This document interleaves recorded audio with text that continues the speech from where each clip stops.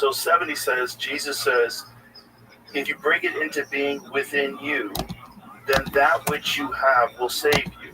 If you do not have it within you, then that which you do not have within you will kill you. Jesus says, I will destroy this house and no one will be able to build it again. This is the thing. He's in the Christian doctrine. We're led to believe that he was a peacemaker. And what it says very clearly in the Gospel of Thomas, he says, and if you go to the early... So I was looking it up. The Catholics say that some of this stuff Jesus did say. Oh, he said it. Some of it he did not say, and some of it's flat out made up. They have a problem with the dating, but they also have a problem that it doesn't support the narrative.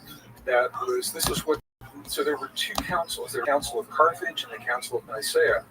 And this is where they excluded these documents, but they have been accepted prior to that. Just like Enoch.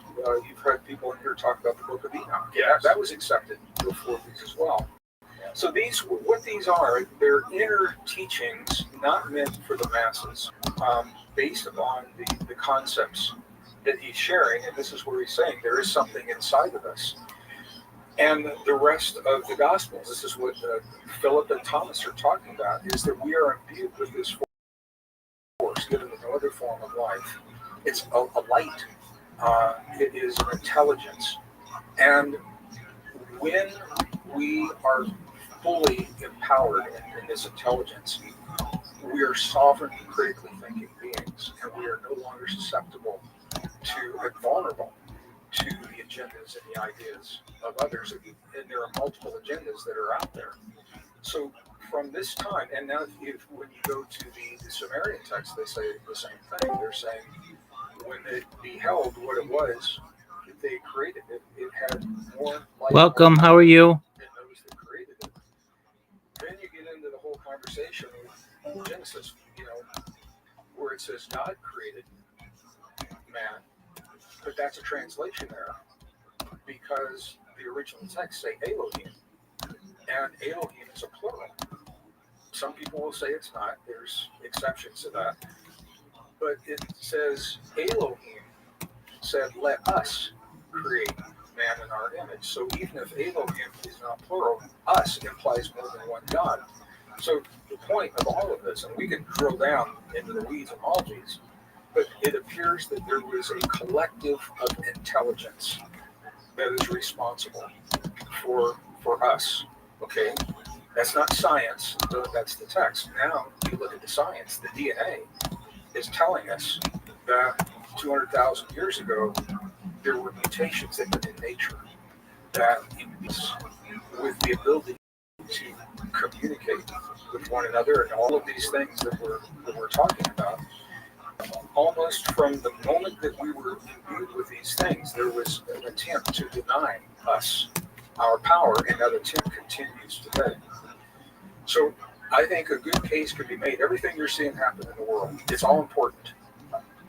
The wars, the economies, all the conversation of climate is all important, and there's a level where it has become a distraction to keep us spun up and in fear so that because we're so close, Joe, we're so close as a species to awakening this fundamental force within us.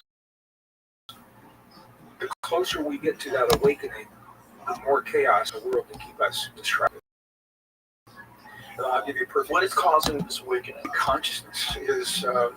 So is this the battle that we have to fight, though? Is this because it seems like there's always a pull and a push, right? I think it's a battle or a struggle, depending on what language you want to use.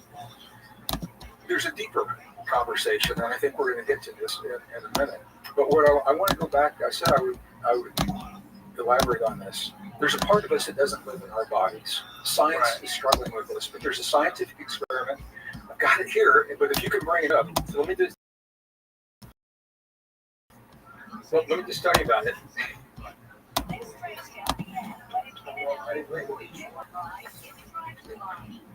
But you'll be able to see when it's on there. So here, this is a mind blower. If you haven't heard this, and if you have, let me know. I won't be redundant. But Tell everybody else if I have. Okay, so 2022. But let me ask this. Okay, do you remember when you were a kid a game called Pong? Pong.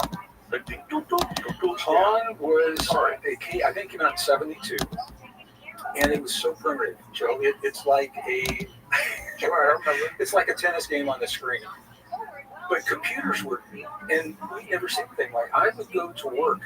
I was in a secure area, DoD, working on the Peacekeeper Missile Project. After lunch, guys would come in on their CRT screens. They'd be mesmerized. They couldn't help it.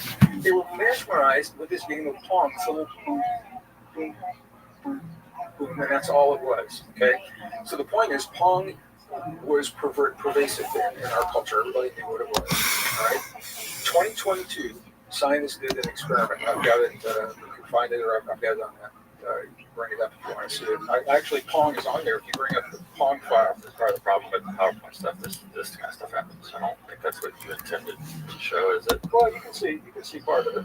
But What can you back up? No, it's Back a couple slides, and there it is right there. And you should be able to. Is it going to animate it for us?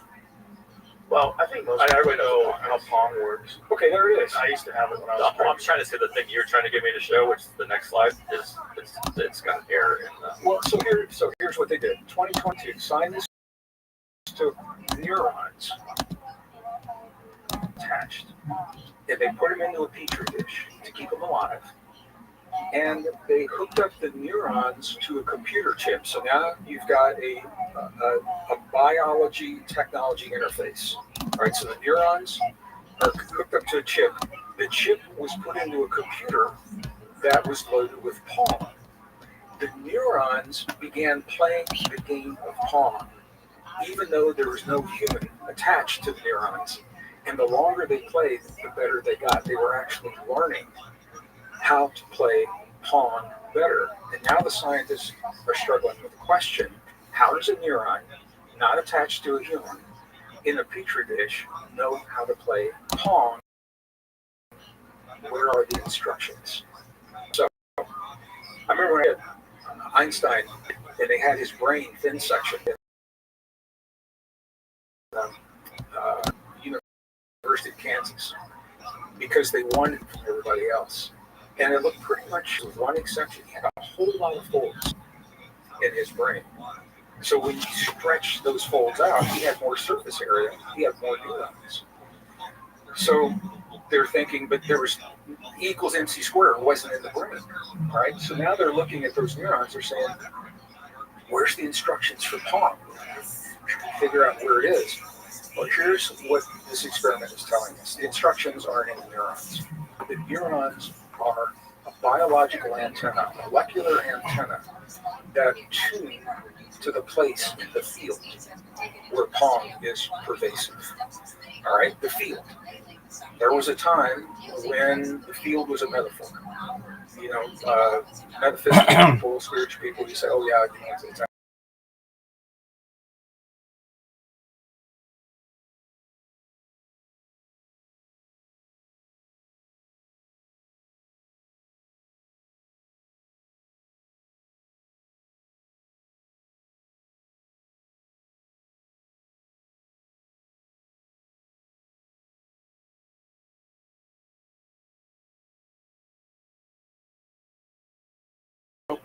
But here's the thing, I was at a conference recently. Here's what scientists are doing. This is a hoot. They're still saying this. They're saying, oh yeah, there's a field out there that connects everything, and your hands are doing this. The field's not out there. We're the field. Okay? 50 trillion cells in the human body. Every one of those cells has about 100 trillion atoms emerging from the field and collapsing into the field right now. You and I. We're constantly, the atoms in our bodies are merging and collapsing into that field. We are the field, and that is what makes us so powerful. This is why we can heal our bodies almost instantaneously when we know how to access this part of ourselves, because we hold the blueprint that tells those atoms how to express when they come into the body.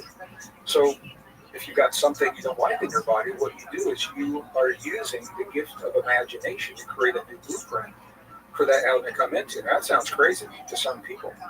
And there's a lot of science that's struggling with this. But when you get into the quantum world, you get into the fact that the Higgs field exists, you get into the fact that imagination in the mirror neurons of the human brain were only discovered in 2004.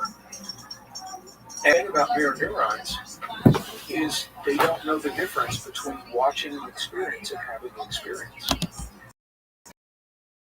So, for example, you can be on a couch on a Sunday afternoon.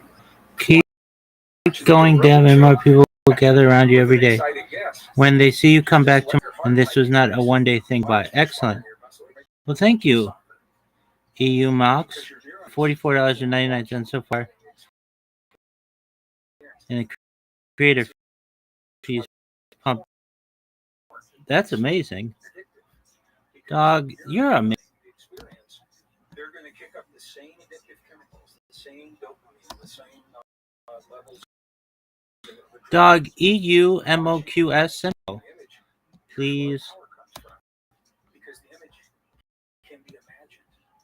When we are able to hold it fully enabled, fully capacitated, fully healed, fully awakened, hold that image, what we're actually doing is we're programming the body.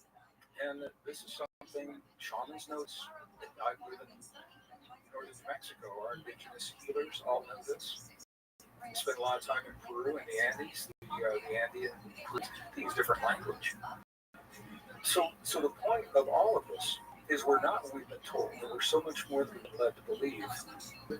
It is the attempt to deny that power that is driving so much of what we're seeing happen in our world today. And so you think the motivation of that attempt is evil?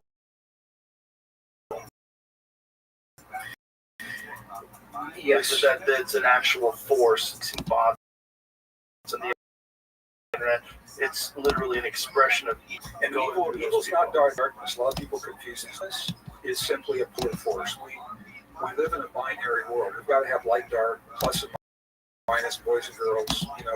We live in the darkness is a polarity. Evil has an active stated purpose, and the purpose of evil has always been, whether you're looking at those ancient texts or those Damien texts, it's always been to deny us the greatest expressions of our humanness. And now we live in a time, this is no ordinary time in history, none of this is happening in a vacuum. We're barreling down the road toward this convergence of so many natural cycles and the date 2030 that has been identified by the United Nations, by the WEF, by a number of corporations, by Ray Kurzweil. In terms of AI implementation, they're all looking at 2030.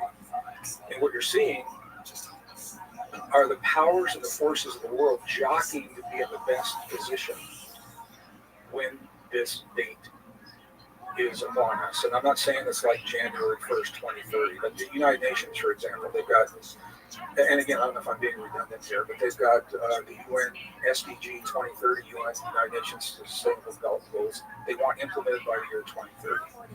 They're not getting much traction because they're not good ideas. The goals, if you read them on the outside, Joe, they're deceptively beautiful. Who doesn't want food security? Who doesn't want the end of poverty? Who doesn't want the end of disease? Now, you look at the fine print. How will they achieve those goals? And that's where it gets very concerning. Right? They haven't had much traction because the way to get there is concerning. They're not good ideas. Now we look at World Economic Forum. You've had people talking about WEF. They've been around since 1971. They meet once a year in Davos. They talk about what they would like the world to look like, and they have every right to do that. Some of their ideas are very dystopian, in my opinion. Things like you will own nothing and be happy. We've heard that. Yeah. Or the Great Reset is the term that they coined, or the fourth industrial revolution. They haven't gotten much traction. But they recognize that their goals were similar to the UN. So in 2019, these two organizations joined forces. They signed a formal document. So now the WEF ideas have traction through the UN implementation of these Sustainable Development Goals. And the goals can be beautiful. I'm not against the goals at all. It's how we go about, do we honor ourselves and do we honor our humanness as we achieve those goals? And there are very different ideas about what it is that means. Do you see that on there? Can we bring that video clip up? Because sentence, Klaus Schwab states the goal for Fourth Industrial Revolution. And if he doesn't have, I just wanted to hear it in his voice. He said the goal is the merging of the natural world, the digital world, and the biological world, our biological identity. He said the goal of this Fourth Industrial Revolution is to merge all of those into this massive database run by AI. And here, you can hear it. Should be the next. It's at the end what the Fourth Industrial Revolution will lead to is a fusion of our physical, our nature, and our biological identities. Did you hear how he paused before he said biological? Yeah. Did you catch that? So Yeah. he's saying, okay, the physical world's already tokenized. We have digital ID for every elephant, all the forests, the oceans, all of the energy resources. That's already tokenized. The digital world is already digital, so that's tokenized. Then there's a pause. He said, and of course our biological identities, because he knows the implication of what he's saying. That's us. Right now, we are not fully implemented into that system. But that statement, and the reason I wanted to share that is what's driving everything you're seeing happening in the world. What all the implementation of the technology, that statement is driving the implementation of that technology. The AI, we are being indoctrinated, accepted, first accepted into our lives, and then develop a dependency upon that AI. Ultimately, there will be some kind of compliance. We'll be told we need to use the AI in order to, accomplish certain things to our banking or whatever it is. It's all being driven by AI. That sentence is a very, very powerful sentence. It also could have been delivered by someone who looks more like a villain in a movie. Or sounds like one. Well, yeah, you're familiar with Klaus Schwab. Oh, yeah, we have a photo of him in the bathroom where he was wearing that crazy Darth Vader outfit. I saw that in the bathroom, and it was dark in the bathroom. Such an insane photo. Like, who the hell would dress like that? Who would say the things that guy... Jamie, find that photo, please. Who would say the things that guy has said like that, with that accent, and dress this way? Well, this is exactly... Well, this is why we're having this conversation. Joe, I'm advocating for our humans. I believe we are... There it is. Like, what? What are you wearing, bro? Like, don't go out dressed like that. Don't talk like that. When you talk like that, you gotta wear suits, and you gotta look real normal. Like, what are the implements? I thought like that for everyone. Yeah, whatever. Don't wear it. If you talk like Darth Vader, don't wear it. But see, all of this is happening from Get that crazy outfit. This is happening from people that are afraid of our humans. They don't know what it means to be human. They're afraid of dying. Transhumanists are afraid of dying, so they want to live. Well, they're also extremely wealthy, and they want to get the best way to control the masses. This is control. Is doing it this way. Yeah. There is a fundamental, it's a very ancient, if you don't know this, the world looks like it's spinning out of control for no reason. When you begin, you don't have to think about it every day, but when you look at the big, and you can see that there's a fundamental struggle between, if you want to use the language of evil, it's a charged language, and I know that, and that's the language that we're using. But the denial of our human potential. And so the best way, what do we do about that, is if the purpose of the evil is to deny our humanness and our divinity, we triumph by living the best version of ourselves. We triumph by imagining and sharing ideas and creating And don't be afraid to have empathy and sympathy and compassion. And now you have a benchmark.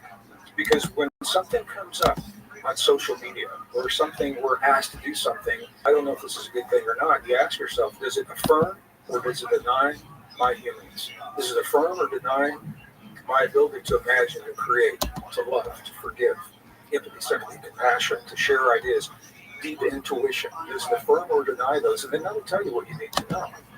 What you choose after that is up to the individual, but it won't be a blind choice. And I think this is up for us right now. Okay, so now evil in technology and the algorithms of social media that are designed to break, I think, was the Occupy movement, and it pitted the rich against the poor, 99% against 1%. That's a very real issue. And we could have used that and come to the table and have a conversation and a healing that would bring us closer together as a society. But it was weaponized. And the same thing happened. Men against women, Black Christians against Muslims, Jews against Muslims. Now it's male, female, and the genders are being blurred. All of this by design, breaking the social bonds that hold families and communities and societies together, because we're more vulnerable when we lose these bonds. And the algorithms that do that, I mean, I'm fast as a computer scientist, I'm fascinated by this. We have what are called information silos. So, say there's parents and their kids, and the mom goes to work, and she goes on YouTube and queries a bunch of stuff. And you know what happens is the algorithm just starts feeding you. It's everywhere. You're feeding one perspective of what it is that you've just queried. Meanwhile, dad's at work, he's doing the same thing. His algorithm is giving him a separate perspective. The kids are doing the same thing. And now they be at the family dinner table, and everybody believes that their story is the real story. It's the right, it's the true story. That breaks the social bonds. And we're seeing this happen. We're seeing this happen in our society. And, it's following an algorithm. It's very easy. If you ever saw Alinsky, I think he's probably Rules for Radicals. Yeah, Rules for Radicals. This is exactly what it's following. He said you choose a target, you freeze that target, you isolate it, you personalize it, and you polarize it. And that's exactly what's being, it's a simple algorithm. Exactly. You think of all those things we just talked about. All of a sudden, it's all you see in the news. You're freezing it for everybody to see. You're personalizing it. What is that? How are you getting ripped off, and how's it hurting you if you do that? And you polarize that, and it just drives people apart because they believe what they're being shown. And so my invitation.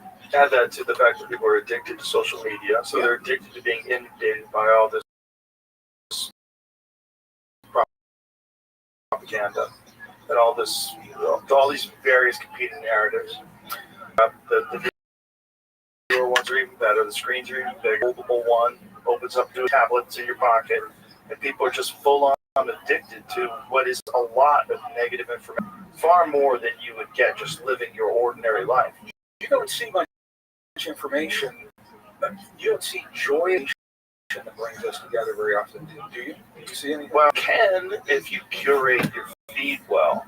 But the problem is, if you spend any amount of time, you're going to be... Yo, dogs, if you're watching me on Pump Fun, this is the start of something great. There's going to be a lot of We're taking you to the top. There's a lot of things that buy now, but I could care less if you don't buy. I don't care. I'm going to keep streaming my life 24/7, baby. I've been doing it for 3.5 years. And I read it, and I'm like, oh, this is fucking horrible. Actually longer, but I just say 3.5 years. The most evil way possible. Celebrating people's death, hoping more people die and get out of here. That is evil. Those human beings are evil. I think most of those don't even know what they're doing. Exactly. They don't even think of it as real life. They think of it, it's called shit posting. You know what shit posting is? Yeah. When people just post things for the lulz. They just post to get reactions out of people. There's a lot of that going on. There's a lot of people expressing their boredom with negativity, expressing their frustration with their station in life, with negativity online, and then feeding into it, arguing with other people instead of addressing their own individual real life problems. They start looking at all these things that they're creating online. That's their primary focus, like throughout the day, is these stupid ideological battles they're having with people that might not even be real people. Well, it's evil. It's kind of evil. It is, and it's robbing what you're saying. It's of your opportunity to achieve a higher level of humanity. many people are naive, and because they are participating doesn't mean that they're evil people. Right. It goes for most people, even people that do a lot of horrible acts. I agree. Because they're trapped. But see, Ben, this is why I said what I said earlier. We can tie into this. People who have propensity, they have a spiritual weakness. This is a spiritual battle, not religious, but it's a deeply spiritual battle that's playing out on Earth right now, and it's showing up in every facet of our lives, whether we want to think about it or not. People that have a propensity for greed, because that's their spiritual weakness, or a propensity for power or control, they will fall into those roles. They don't even know. And I've worked with people, and I've been in organizations, and I've seen it happen. They're naive. Many of them, some of them know exactly what they're doing. There are some that know exactly what they're doing, but most of them are very naive, and they want to be relevant. And so they will follow the pack, is what they will do. And so this is where I think you can recognize, this is where discernment comes in, to recognize it without judging it. Because this is a spiritual battle. And at the end of the day, what matters, Joe, is what do we become in the presence of what the world shows us? What do we allow the events of the world to make us into? Do we allow an election that didn't turn the way that we had wanted to reduce us to the most primal levels of hate and revenge and anger? Something we never do in a million years, but we succumb to that. Or do we recognize what happened? It doesn't mean we have to agree with it. But the question is, do we make of the families behind us and our friends and our community, or do we make our decision the fear of what we perceive as our enemy in front of us? And that happens every moment of every day. I have been in a business meeting with someone who's pure evil. And the first time it happened, they caught me off guard. And then I learned. And it will never happen. Actually, can you tell me what the meeting was? I can't. Give me some details. It was a business. It was in this industry that we're in right now, in the information industry, publishing industry. And I was with an individual who, hesitating on the words that I use here, I found myself saying things that I would never say in a million years, while that individual was looking at me and smiling, because he was somehow inciting me to say those things. It was almost like, in some way, there was a force that I had not learned to reckon with. I have since learned. Were you young at the time? I was an adult. I was younger than I am now. And you know, this comes up for all of us in different ways. So, but you're not taking responsibility for the words that are coming out of your mouth? I couldn't stop it. That was the weird thing. I couldn't. Do you think that was anxiety? I don't know what it was, Joe. I heard myself say, I was dissociated. I heard myself saying them, and I didn't want to say them. Couldn't you attribute that to a lot of psychological factors, like anxiety and stress and you know, the anticipation of this moment? I could, except power structures. I could, except that he was looking right at me and he had this smile. And when I saw him again, he tried to do the same thing again, and it didn't work. And tried to do it. See, this is my problem with this. You're not taking personal responsibility for the words that are coming out of your mouth. I did.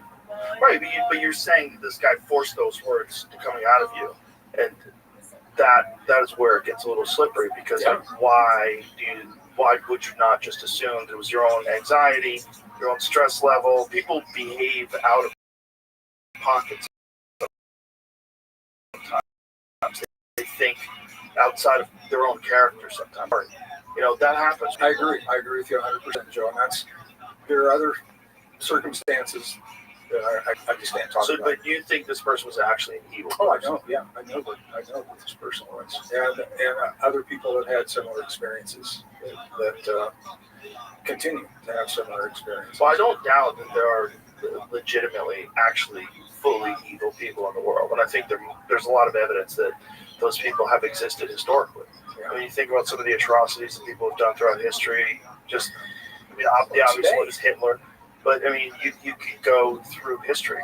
Genghis Khan. I mean, there's so many people that have done unbelievably evil things in this world. When that happens, and it's happening today. I mean, it's happening today, Right now. You don't have to look at history. Look at Gaza. That's a perfect example. To do what is happening there, when it comes human to human, the only way that one human can perpetrate that onto another is to sever the relationship to their divinity. All right, and we have the choice to do that. We can deny our divinity. We can have it taken from us by those who have power over us, or technology can deny our divinity. Linked to the soul, which is not the spirit. So the soul is our localized, lifetime experience. When we sever that relationship, that is what allows the individual to carry out those kinds of atrocities, because an individual who is connected to their divinity and their soul could never. All right, friends, I'm going to close my eyes. And hurt them the way If the stream goes out, then I'll do my best to fix it. And I'll create a robot that fixes it for me. So just bear with me. But for the time being, and it's not just just gonna like any old close my time eyes. in history. We're on the precipice. Ah, The decisions are being made Adonai, within Elohim, the Adonai, next couple of weeks as to whether or not we give our humanness away to technology, or if we allow the technology to serve us but not enslave us. AI is an example of that. The brain-computer interfaces that are going on at BCI, that's a big conversation going on right now. And if we get lost in the weeds, just AI, just the BCI, it's easy to do that, but I think it's important to keep, there's a picture, there's a struggle, there's an ancient struggle going on here. And it is because, this is what's so powerful, it's because there's something inside of us that's worth the struggle. And our children are not being taught that. Our young kids are being told that they're a flawed form of life, they need something outside of our bodies, we need to protect our kids. What do you think that thing is? Do you think that's what the soul is? I think it's our divinity is the ability to express, and this is going back to the Gnostic texts. This is why they were heretical. Because the Gnostic texts said that we have a hotline to a higher realm, that we don't have to go through an intermediary, that we are imbued with this spark, or whatever language you want to use, given the no other form of life, and that when we awaken that we become God-like, not God, but God-like. And this was the message of Yeshua in the Gnostic texts, and that's the message that was denied and called heretical. If we are, then we don't need an intermediary. So I think what we're looking at right now is do we love ourselves enough? Do we love ourselves enough to accept the gift of our humanness and what it means to be human and what it means to be divine, and not bring religion into the conversation? Maybe just find another word if people aren't comfortable with that word. But I really want people to know, and especially, I do live events with these young kids, Joe, and they've been taught to worship technology. The computer chip is God. AI is God. And then I show them, I showed some studies. Salk Institute in Northern California did a study, and they compared a human brain to a microprocessor. And you say, well, how can you make that comparison? I said that. The microprocessor has about the same number of transistors that the human brain has of synapses in the brain. Interestingly, it's about the same number. And so they ran all these tests, and what they found, literally, the human brain, okay, the computer chip, is it fast? Yes. Is it efficient? Yes. Is it the chip? It will only run as fast as the physics that of the stuff it's made of will allow, the silicon or whatever it is, and then it tops out. The human brain, is it fast? Yes. Is it efficient? Yes. Is it scalable? What is the top end of a human brain? And the answer is we don't know. Because every time we push a human brain to what we think is the limit that we've been taught to accept, this is the beauty of our divinity. What we do is we morph and adapt and open up a whole new vista of potentials. The Tibetan monks, a perfect example of this. When I was in school, again, back 50s and 60s, we were taught that the human brain maxes out about 40 hertz, 40 cycles per second, all the medical books, textbooks, everything. And then these Tibetan monks came along and they said, wow, if we do a certain kind of meditation, we'll exceed that. They doubled it. They went to 80 hertz. The scientists said, okay, so maybe we got it wrong once. But the human brain can't possibly do any more than that. But the monks, if we do a different kind of meditation, you know where this is going. And they push it up to a high brain state called gamma. And then they push it to 130 and 150 and 200 cycles per second. Now they have to call it hyper gamma. But then they even went the other direction, Joe. This is a mind blow. We typically think when a human brain shows less 1 cycle per second of processing, less than hertz, that person's not there anymore. And the monks were able to consciously drive their brain state to 0.5 hertz, less than 1. They're very conscious, they're very awake, they're just in a way different state of mind. And that opens the door to a lot of questions about, what does it mean when you see low brain activity? Is someone actually in a healing state, or are they really not there? Or, I think it deserves more study.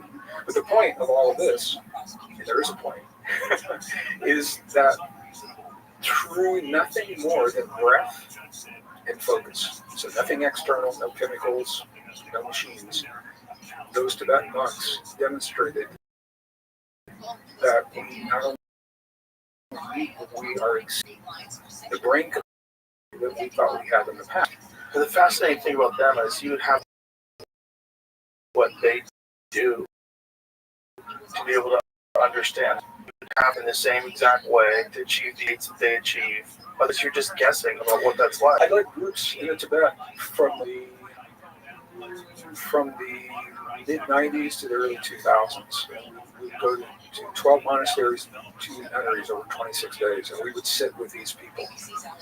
And through the translators, they would teach us that you could spend that kind of time, but the beauty is you don't have to. So to get to their level, it's not like other things like you get really good at guitar by practicing for years and years. It's not the same thing. It is. No, there is practice and there is discipline. Absolutely. I'm not denying that at all. What I'm saying is like there's an Eddie Van Halen of being a monk. You know what I mean? Yeah. Like a regular guy can't shred like that, right? But Eddie Van Halen played guitar for thousands and thousands and thousands and thousands of hours with an incredible focus and became Eddie Van Halen. If you're a monk, you know Eddie Van Halen is. I love this analogy. I do. You know what I'm saying? Like, to be a virtuoso, to be a Steve Ray Vaughan, to be a Jim Hendrix, like it requires an immense amount of practice. I would imagine to get really good at that kind of meditation, it would be a similar thing. There's a discipline. But are there levels that get reached? Like when someone's like a true master, they've been doing it for 20 years, they can do something, they can get to a state that other people can't get to? There are, Joe, and what I want to say is there are levels that you and I can do right this minute. I don't know if you've had any of the folks from the Institute. Pioneer been around since 1994. I've worked with them since '95. They explore the power of the human heart beyond being simply a pump in the body. That's probably the least of what it does. And what they have done and made very accessible to the average person is the ability to create coherence between the heart and the brain. And T91, by the way, I want to honor your time. Are we okay on time? I'm seeing you. Okay. Has it been an hour yet? More than an hour, yeah. We're almost 2 hours. Don't worry about anything. Just let's talk. I'm having a great time. 90. Thank you. 91. Scientists discovered in the human heart. I mean, 91's not that long ago. And scientists are thinking, okay, we got the body nailed. You know, we know how this works. We do heart transplants. They're successful, so we must have this all figured out. They discovered 40,000 specialized cells in the human heart called sensory neurites. And when I say discovered, they've always been there, but nobody looked because they're like neurons, Joe, but they're not in the brain. And you think, well, why are there neurons in the heart? Right? They think independently, they feel independently, and they process independently from the neurons in the human brain. And so right there's a whole conversation about when we have trauma.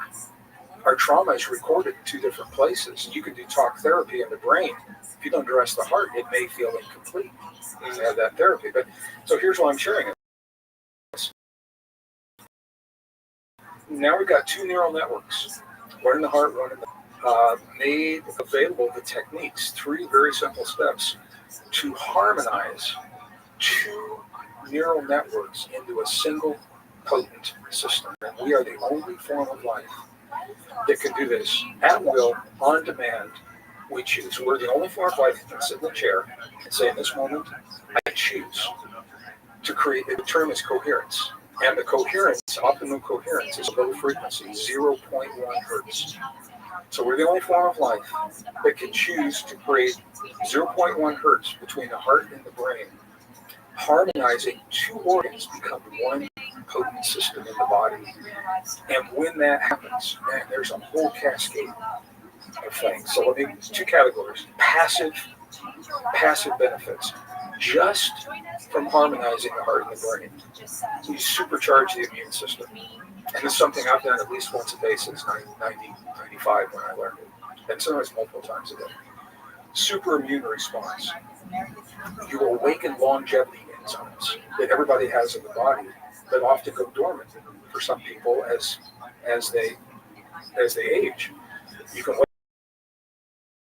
wake them up pretty quick. Stem cells, you can wake them up pretty quick. Resilience to change. I come from a very dysfunctional alcoholic family. We moved. My father left when I was 10. We moved every year. And I went to a different school every year and had to make friends every year. And it took a lot of resilience to do that. I could do that then. I probably doing something like that now. Because typically as we age, we lose resilience. That is directly linked to what's called heart rate variability, HRV. So, every heartbeat that goes boom, boom, boom, boom, it's QRS complex. To the next, varies. When we're young, it varies a lot, and that gives us resilience. When we age, when it becomes more regular, we lose our resilience, set in our ways.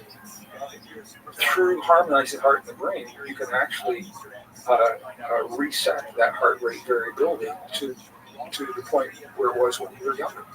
And it doesn't take long to do that. So those are passive benefits. Now, active benefits, once you're in that space, this is where the really juicy stuff happens. Deep intuition. So this is where you do precognition. You have the ability your heart will sense an event before it actually happens. And there's science showing why that is. Like so many people knew 9/11 was going to happen before it happened. And I'm not saying they did this, but they do intuitively. This is a way to awaken that kind of intuition on demand. deep intuition on demand. There are 1,300 positive biochemical reactions from harmonizing the heart and the brain. All right, and what is the method you use to so harmonize? Three steps. One is you shift your focus from your mind and heart. Indigenous people all over the world for 40 years, and the way they all do this is they'll always touch their heart to their heart. Some people use a finger or two. If you're in the Mayan culture in Mexico, they use a full palm. You see this in the Middle East. People greet one another with a full palm. Or Buddhists will do it like this and nestle that prayer mood right there. And the point is that your awareness will always go to the place on your body where you feel the touch. Like if I touch my arm, my awareness went there. That's the first step. So you meet someone, you put your hands on your heart to bring awareness to your heart. Yeah, you can do it that way. This is what they do. So the first step in heart-brain coherence, developed by the Institute of Heart Math, you shift your awareness from your mind into your heart. First step. Second step is to slow your breathing. And the key here, it's not just enough just to slow it, but you exhale for a period of time longer than you inhale. Because we all breathe at a different rate. So, for example, if we inhale four counts and release 6, okay, that might work.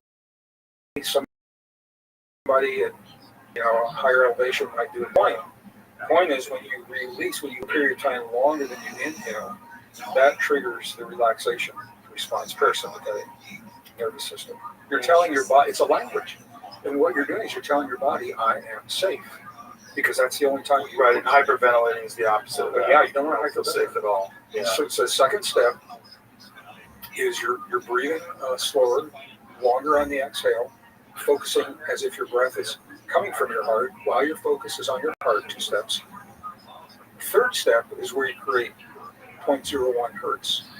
You feel a feeling, a positive feeling, because you choose to feel the feeling. And this is deceptively powerful, Joe, because most forms of life is what the world shows to them. We have the ability to have a feeling because we choose to have the feeling. And what the science is showing is that the feeling of gratitude almost 100% works for everyone. We all can sense gratitude. I mean, you can think of words like compassion. That means different things to different people. Love means different things. But we can be grateful for our children, our families, our lives, something like that. And when we feel that feeling, it sends a signal, a very low frequency, 0.1 hertz, from the heart to the brain in the presence of the slower breathing. And that harmonization between the heart and the brain is what gives all the benefits that we just shared. Everything, super immune response, stem cells, longevity enzymes, all of those things. And it's also if people do affirmations. This is the place. An affirmation is a message to the subconscious. And you have to speak in a language that the subconscious recognizes. And the coherence between it's like a hotline, so that you don't have to be hypnotized. So when you're during that, and we could spend a lot of the role of imagination, mirror neuron, that happening within the presence. At the point, going back to what you were mentioning.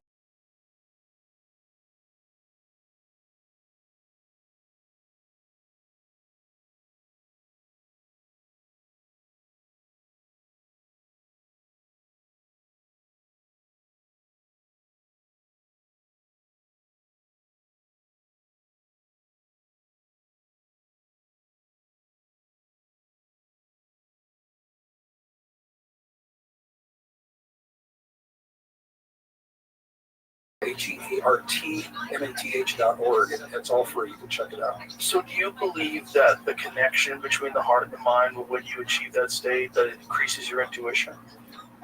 Absolutely. Between the heart and the brain. What did I say? The heart and the mind. I said the heart and the mind. Yeah, It's the heart and the what you said, this is such a good question, Joe, and here's the reason. Stuff in a business environment for this very reason. When we look at the world and solve our problems from our mind, our brains left and right brain. So, you've got logic and intuition over here. Those are the ego loops. And the brain will always work in polarity. That's where you're getting right and wrong, good and bad, success, failure, worthy, not worthy. And the ego, man, it'll spin you up in those loops for hours. But here's the thing, the heart is non-polarity. It's not a polar organ. So when you harmonize the heart and the brain, what you're doing is you're bypassing the ego loops. And here's where that can be powerful.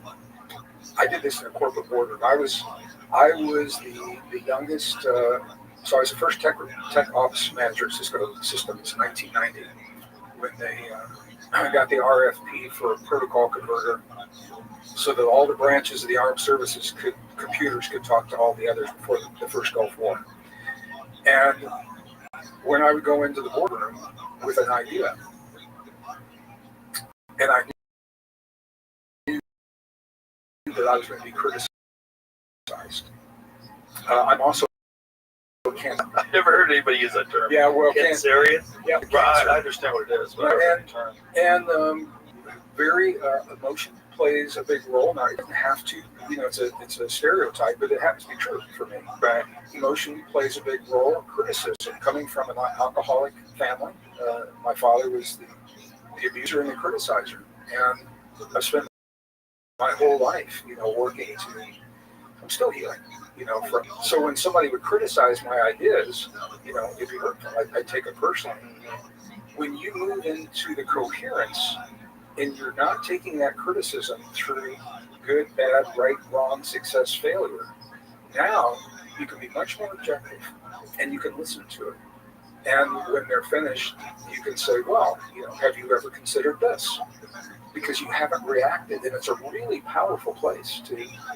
Well, it certainly works if you're talking to a good faith actor, someone who's really wants to talk about stuff and has a legitimate criticism. But most of the time, when people are criticizing you, they're trying to hurt your feelings. Yeah, I never read my book reviews. That's a good move.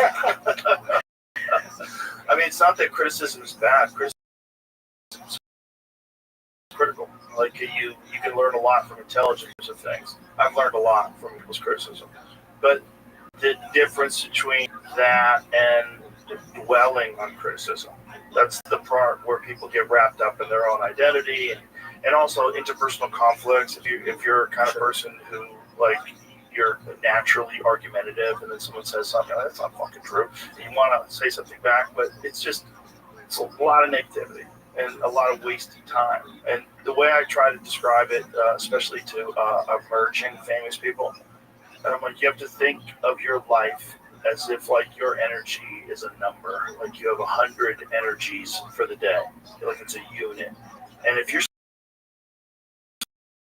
spending 30 or 40 of those energies on social media and of criticism and of negativity, it's going to rob the 60% that you really enjoy. It's going to rob your time with your friends, your family, your hobbies, your job, your community, whatever you really love. Hanging out with your dog. There's people right now that are going on a walk with their sweet, sweet dog, and they're thinking about some mean post that someone made and the mean shit they're going to say to get back at that person. Meanwhile, they're with this beautiful animal, and then if you get on your knees, you go, are you having a good time? They give you kisses, and they put their paw on. Like, you're having so much fun. It's so beautiful and loving, and you're thinking about something stupid that has no bearing on this moment. And you can't escape. You can't escape. You're like psychically connected to it's not worth it.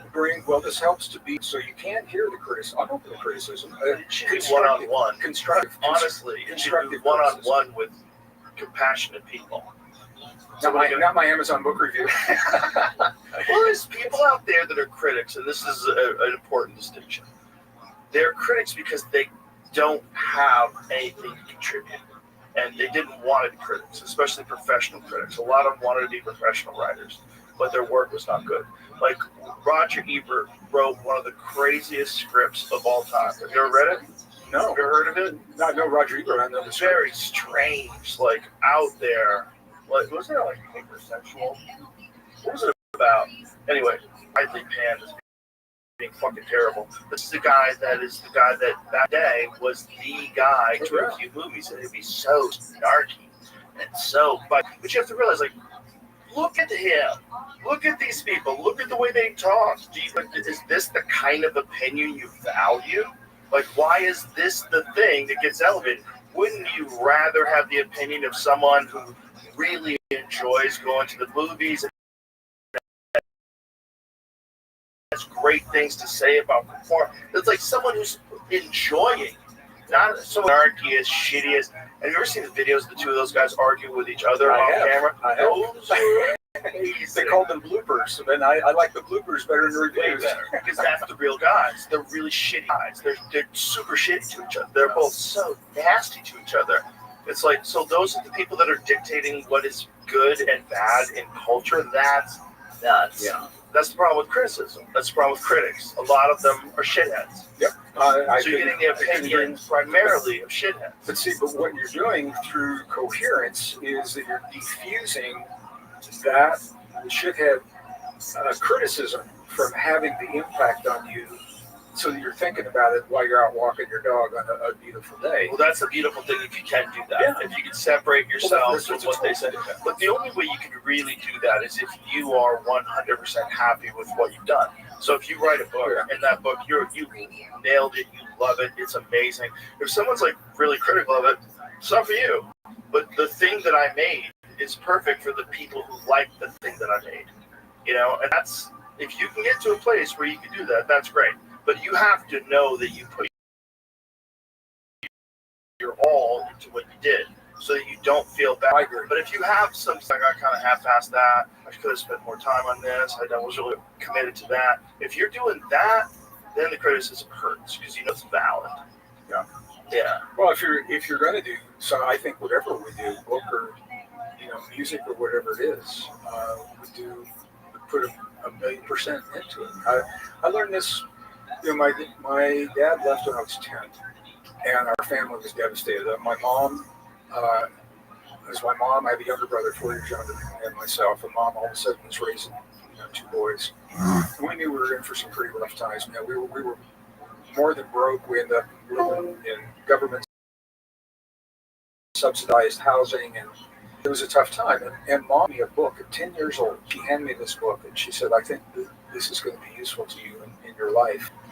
And you may know this book. It was by a man named Khalil Gibran. Sure. It's called The Prophet. Yeah. And I read it to this day. And there are different pieces that mean different things to me throughout my life. But there was one piece where he talked about work. And in the environment I grew up in, my father hated his job. He hated work. My friends all hated their work. They just wanted to make money. Khalil Gibran, this is on every email that I write right at the bottom. Khalil Gibran said, work is love made visible. And I like that because it means that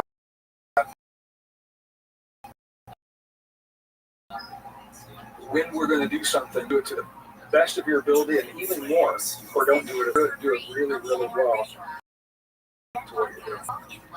So, I went to work. I used to work mixed loading. I don't talk about this a lot, but I was loading 50-pound bags of Purina cat chow on the boxcars so they could go out in the morning to distribution. And the guys I work with, man, they hated their job. And I said, you know what? If I do this just right, 50-pound bags, if I use my legs, I can get a pretty good leg workout out of this. And then when I'm done with that after dinner, I'll come back and I can get upper body workout, and I could use my arms. And all of a sudden, I was getting paid for a great workout, and they had a boxcar full of Purina cat chow, and it was love made visible. And That's great perspective. Well, it stayed with me, and I'm saying this because if I write a book or if I do an event, anything I do, if I'm going to do it, I'm going to do it really to the best of my ability. If I can't do it to the best of my ability, I'll just, if I don't believe in it, I won't do it. It's hard for young people to hear that because it sucks. They just want to get out of there and go do what they love. And sometimes it just sucks. It's really good I don't think I would ever appreciate the life that I have now. Terrible jobs when I was young. Well, we all did, and I think there is something to be said. If for a young person, I mean, I used to do lawns. I was a cook. None of it was my dream, but I said if I'm going to do it, I'm going to do it really. I'm going to do this really well. Well, that's great attitude. And I think got out of that was like, oh my God, this drains you of your life force. But we're better for it if we can approach it in that way. And then when you don't do it anymore, you stop doing it. Well, yeah, I mean, if you have a negative attitude about something that you're doing versus a positive attitude, you can do the exact same thing with a positive attitude and actually enjoy it. Yeah. And just have fun. And especially if you're working with good people. So I have a question for you. Okay. So when you invited me here, I've got 40 years of work. Was there one particular facet of that work that you wanted to explore and I've talk seen about? your work for a long time, and I've seen you say a lot of really interesting things for a long time. It wasn't any one thing. Okay. Although there was a conversation that you had recently that I thought was very interesting. I don't know if it was recently, but it made it into my social media feeds recently, where you were talking to someone about climate change, its actual effect versus a lot of the narrative that you hear about this Green New Deal stuff and just the climate, the freak out, the climate freak out from the Al Gore film, which, by the way, freaked everybody out and was totally inaccurate. It was horribly inaccurate. This was a film, An Inconvenient Truth from, was it 2005? It was before that? So this film literally freaked everyone out. It was a PowerPoint. You did a PowerPoint presentation. 2006. No, it was. Oh, wow. Yeah, he gave a PowerPoint presentation and recorded it. And this film fucked. And by this time, the time we're living in right now, 2025, the Earth is supposed to be unlivable. I mean, it's not, I'm exaggerating, but like Miami's underwater, the coast, but meanwhile, the coasts haven't moved at all. And some of the wealthiest, most influential people in the world buy property on the coastline. So like that, by the way, I should tell you, the billionaires are buying beach houses, but it's also like he made a lot of money off of it. It became really weird because he was speaking everywhere and he made hundreds of millions of dollars. Carbon credits. He created the carbon credit system. Yeah. The whole thing is kind of nuts when you're that wrong and nobody even calls you out on it. You freaked everybody out.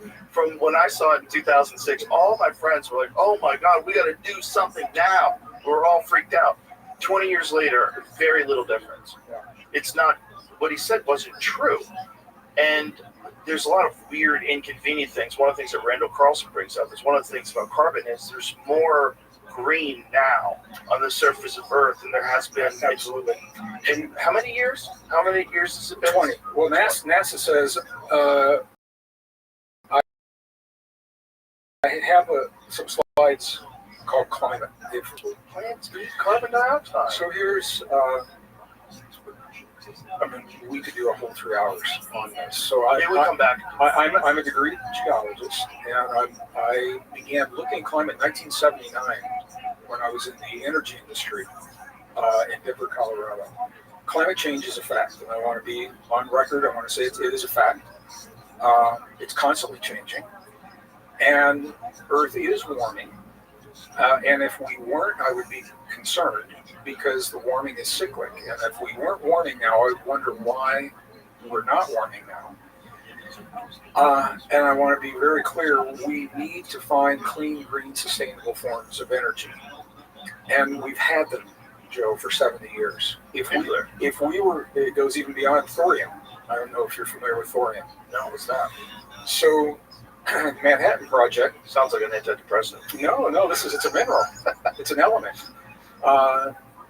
During the Manhattan Project, when they, did the crash program for the weapon, they went through the periodic table to find out what elements could possibly be used to create the energy. And they chose the byproduct was the plutonium that they needed for the weapons and for the nuclear reactors. But it's not the only element that would work. Element number 90 is thorium. Thorium is abundant in the Earth's crust. It's inexpensive. It's almost every nation has access to it, so very easy to get. It cannot melt down like a Fukushima. It cannot be weaponized, which is one of the reasons that they're not using it. The waste can become the new fuel. It can be recycled as the fuel. What? Thorium element number 90. And if you look it up, this is why Wikipedia is a problem. If you look up Wikipedia and some of these other things, they'll say, well, it's theoretical. We had thorium reactors back in the 80s. China, Russia, the United States had them. In Colorado, there was an Indian River facility that was largely run on, it's called thorium salts, is what they were doing.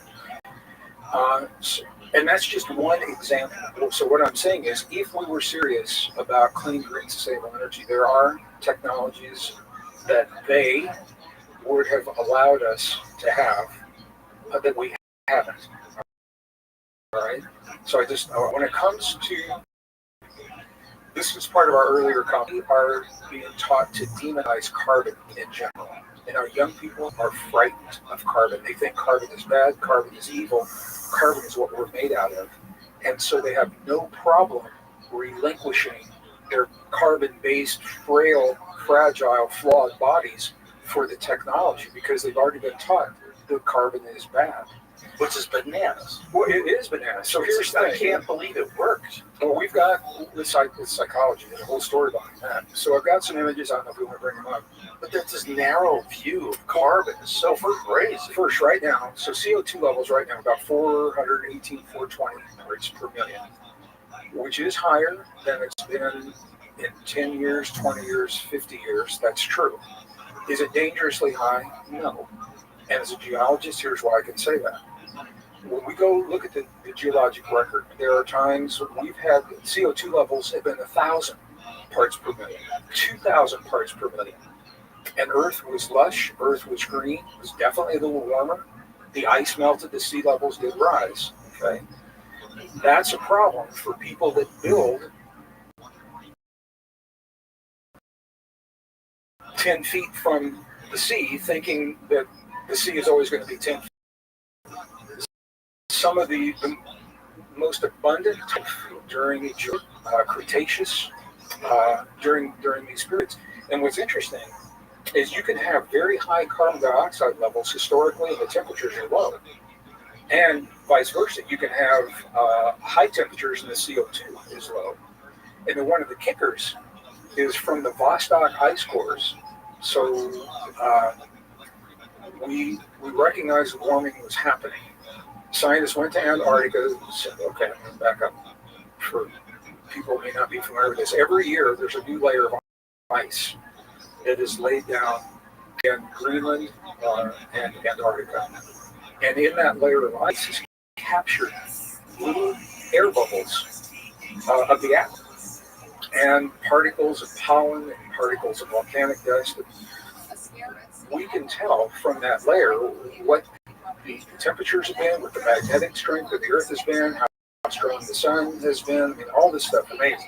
It's a mind blower. I'm just amazed. We actually have icebergs. So during cold, refrigerated rooms where they take the cores. Scientists recognize the ice was heatable. I may have some pictures of it's under climate on the PowerPoints. So what they did was they said, we don't know what's happening, is what scientists said. Let's capture as much information as we can before the ice melts. So they drilled in Vostok in Antarctica, and they ended up going back 420,000 years of layers of ice, continuous layers. Whoa, how deep is that? I'm not sure how deep that is. They drilled below that was Vostok Lake, so they went down as far as they could before they hit the lake. That's a hell of a pipe. It is, and you can see. So here, and this was in the 80s and 90s. They were doing this, and the real scientists know what I'm going to say. The real geologists that are not politicized and are not beholden to academic or corporate interested or paying their paychecks. One of the problems is in those ice cores, the temperature actually rises before the CO2 levels. If the 2 is causing that rise, CO2 to rise first in the temperature, that's not what the ice cores. I do have a slide of that if you want to bring that up. So it suggests that something else is happening. And when we look at it's this one, right? It's on the lower left, the second slide. From the lower left. I can't see. There's a lot of slides, folks. There's 28 slides. Yeah, there's a presentation that I gave. Okay, right there. So what you're seeing is the red is temperature, blue, and you can see that the red, if you're coming from the past to the present, the red is rising first, and then the blue follows. So the temperatures are rising first, and then the carbon dioxide is rising. Now there's a reason for that, and people don't like this. What's driving climate change is under our feet. Humans are not causing it. Statement, and it's different than what Lovert, and I'm going to acknowledge that. NASA said, I've got a slide, 90% of the CO2 in the atmosphere is coming from the outgassing of the oceans. All right? We know from high school science, from high school science, that cold water holds more gas. The oceans are warming, and that's a fact. And as they warm, they're releasing that CO2 into the atmosphere. The kicker is they're warming from underneath, not from top. So they're not, you don't think they're warming from whatever we're doing to the atmosphere? No.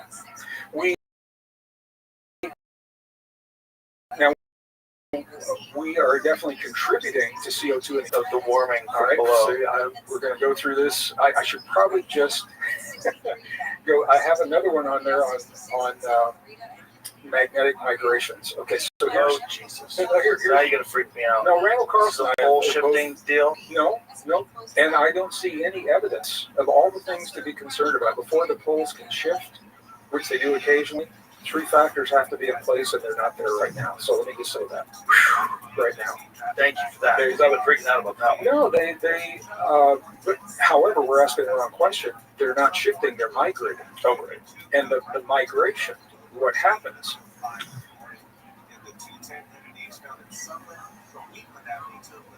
I'm not sure how far back to go.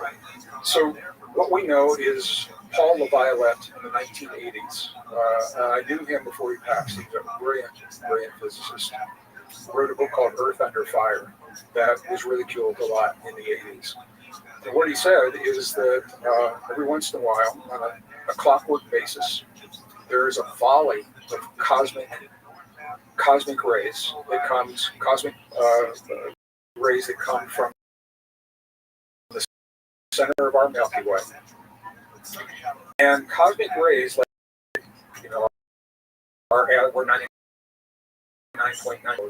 Exactly. And when they pass into the crust of the Earth, nothing happens.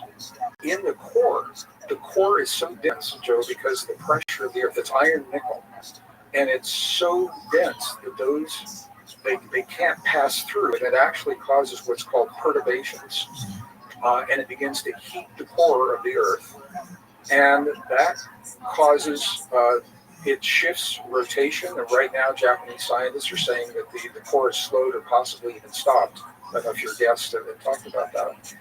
And that as the core goes through these cycles, so you look at a cross section of the Earth, there's the inner core that's solid, the outer core is molten. Then the mantle is about 1,800 miles thick, and it's magma, and the crust is only about 36 miles thick. So in the textbooks, the inner core always looks like it's floating right in the middle of the Earth, but that's not what's happening. When those particles are hitting it and heating it up, it actually bumps up the outer core, causing ripples, perturbations, is what they're called, against the mantle. And it's the mantle that is heating the oceans from underneath because of that. It happens about every 12,500 years. And that number, if you talk to Randall, we just did a conference in Boulder. He was in the conference that we did up there. And that has to do with the Younger Dryas. I think you've had guests talking about. So the Younger Dryas was the last time that this happened. It happened 12,500 years before that, 12,500 years before that. I've got a chart. You can see it's like clockwork. That NASA thing, and it said, I went to the website, it says that it's rising because the ocean is absorbing the gases, causing the water to rise over time. The ocean so that's the equilibrium. It's outgassing. And it's also, there's an equilibrium between what we're creating in the atmosphere. We are creating in the atmosphere, you have to be honest about it. We're creating carbon dioxide. And the ocean is what's called the sink. It's the CO2 sink that is soaking that up. So what's happening, Joe, is being disturbed, releasing the carbon dioxide into the atmosphere. And that's where that's coming from.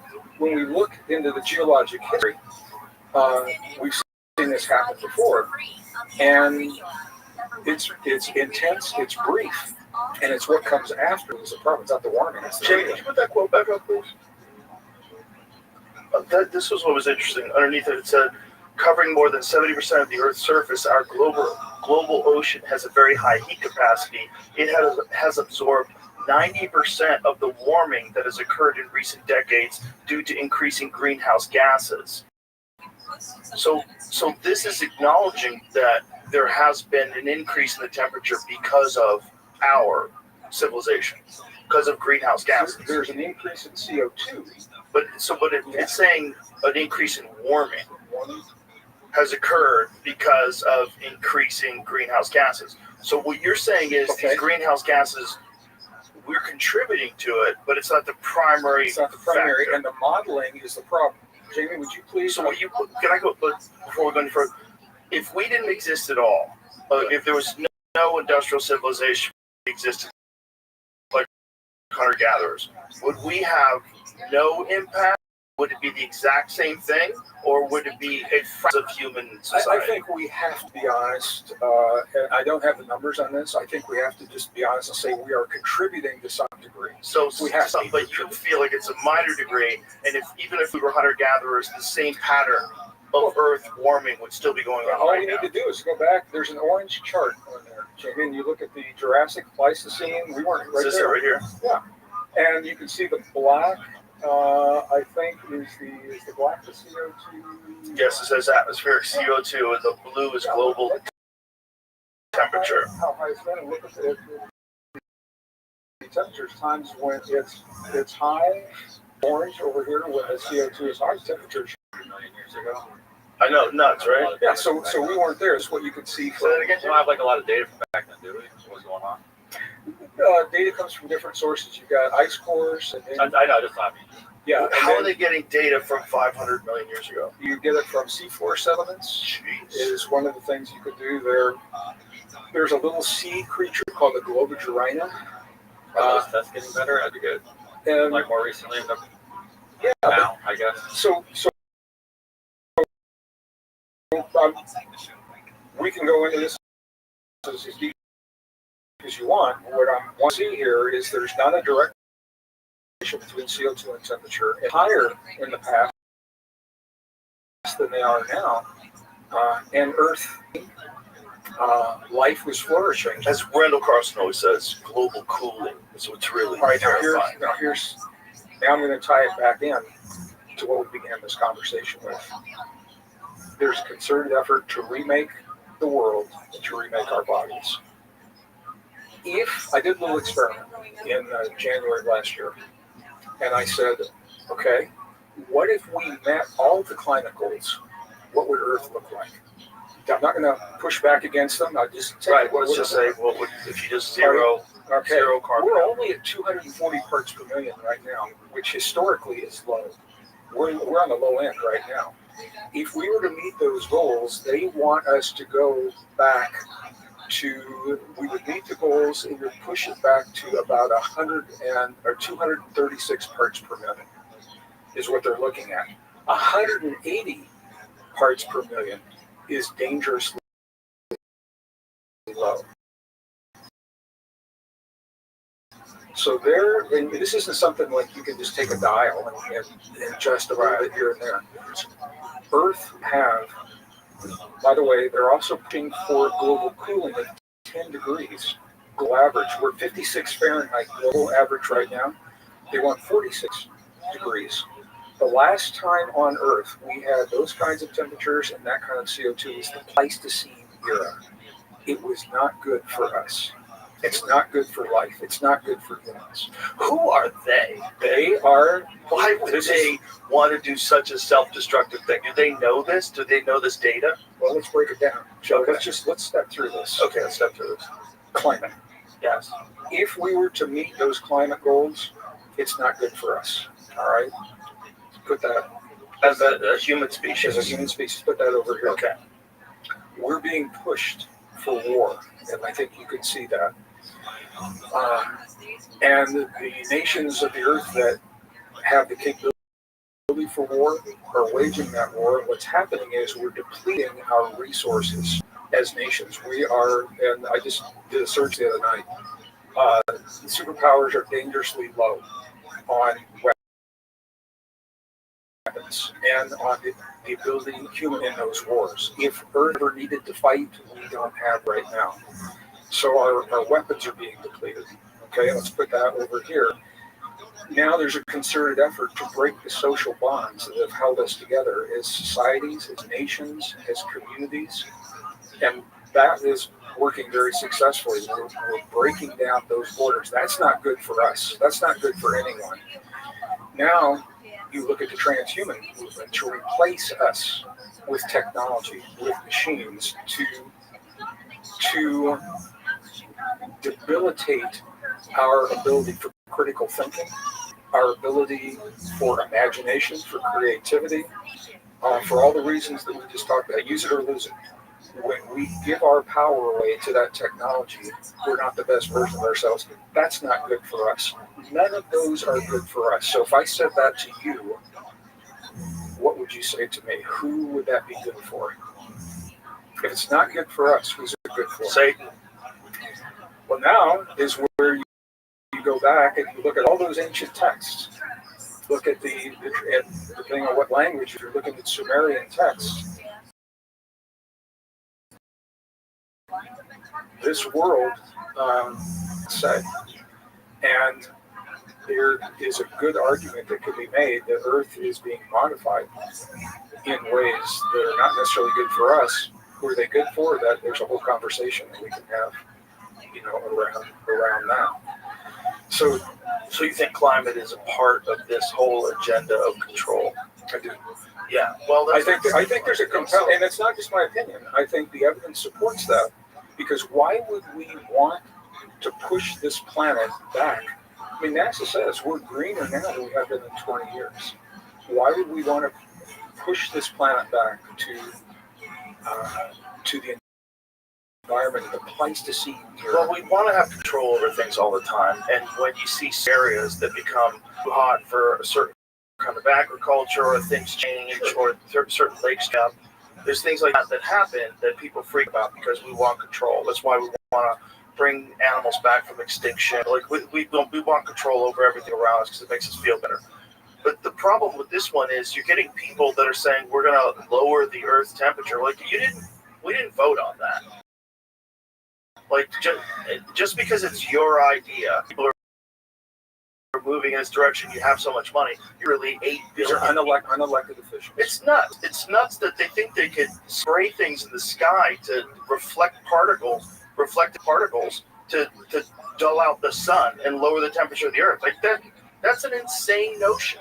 And especially if we're moving into cooler anyway. But all of this, I mean, so now we've identified these things. Mm-hmm. I think it's useless to be angry.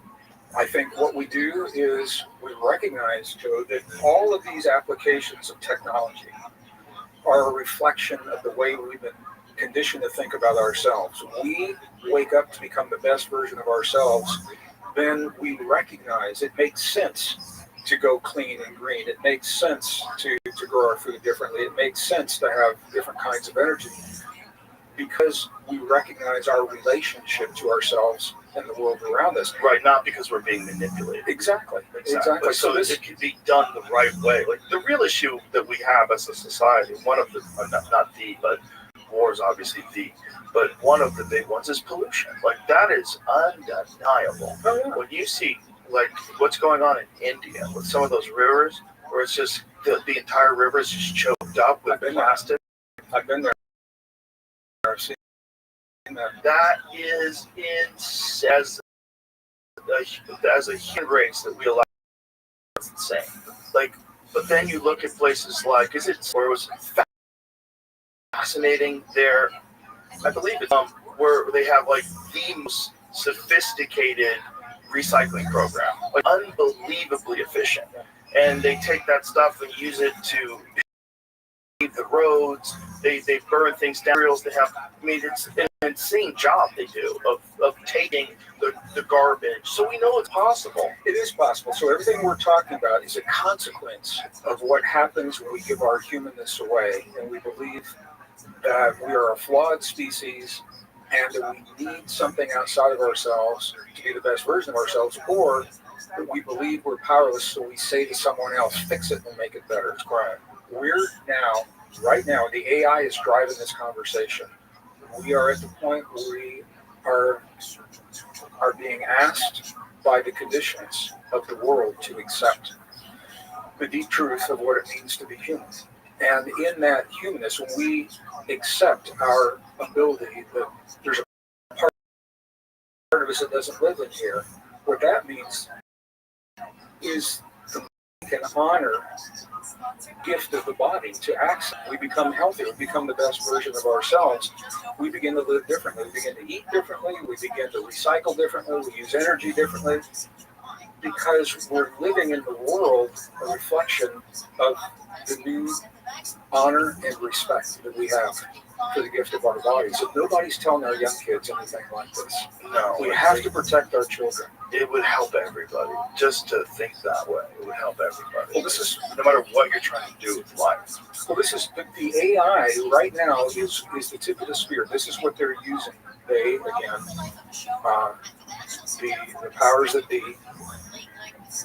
because we're so close, Joe, for the first time in a very long time, on a mass level, to awakening to what it means to be human. There are pockets that are coming together, and we're saying no to war. We're saying, I think, to this generation, I think you will see us walk away from the use of war to solve our problems. What happens if they throw a war? Nobody goes. I think you're going to see that happen because people are saying this isn't right. This isn't right. Well, that's a very powerful message, and I hope you're right. But if there was one thing that I feel like most people would not the way we're seeing it right now. Not the way. This ties into the disclosure conversation because when you talk to people behind the scenes in disclosure, I don't think anybody would have a problem with a flying saucer in an Air Force hangar somewhere. We've seen it in movies where, I don't think anybody's surprised, but I don't think anybody's got a problem with a gray alien, in an Air Force conference room somewhere. But the implications, if we've had this relationship for so long, we know they didn't get here on a Chevy V8 engine. I mean, they've got some pretty high tech. Right. And what the part of the implications are that we are being asked to step up to become a different species to meet the intelligence that is being offered to us. And there are different forms of that intelligence. Some of that intelligence is prone to war, and that's not the ones that we want to necessarily. That's so hard to believe that they get so far, they can travel from other places in the universe, yet they still have war. That's the disappointing thing for me. And so this is where we go back to the ancient texts. They begin with a war in the heavens, or what the Bible calls, the fall. And the war is what destroyed the planet in our solar system. I think Randall's probably talked about that. That's the kooky theory about Mars too, right? Well, Mars used to have an atmosphere. It doesn't anymore. They believe that there is a compelling argument that could be made for a war destroying. I think when we get there and we see the archaeological remnants that are there, I think we'll have the answer to that. But that is scary, isn't it, Joe? That you have the so advanced and still have still allow differences to be so great that the only way to solve them is to hurt one another and destroy one another. But also makes for great science fiction. Because without the war in space, you have no Star Trek. You have no Star Wars. Well, maybe this is where we break that cycle. Well, that maybe we wake up our humanness and we accept the power of human divinity and we accept what it means, and we have children with a deep sense of a healthy sense that there's something special about them worth preserving, so they care about themselves, and then that begins to inform the way we live in the world. We would be living in a very, very different world.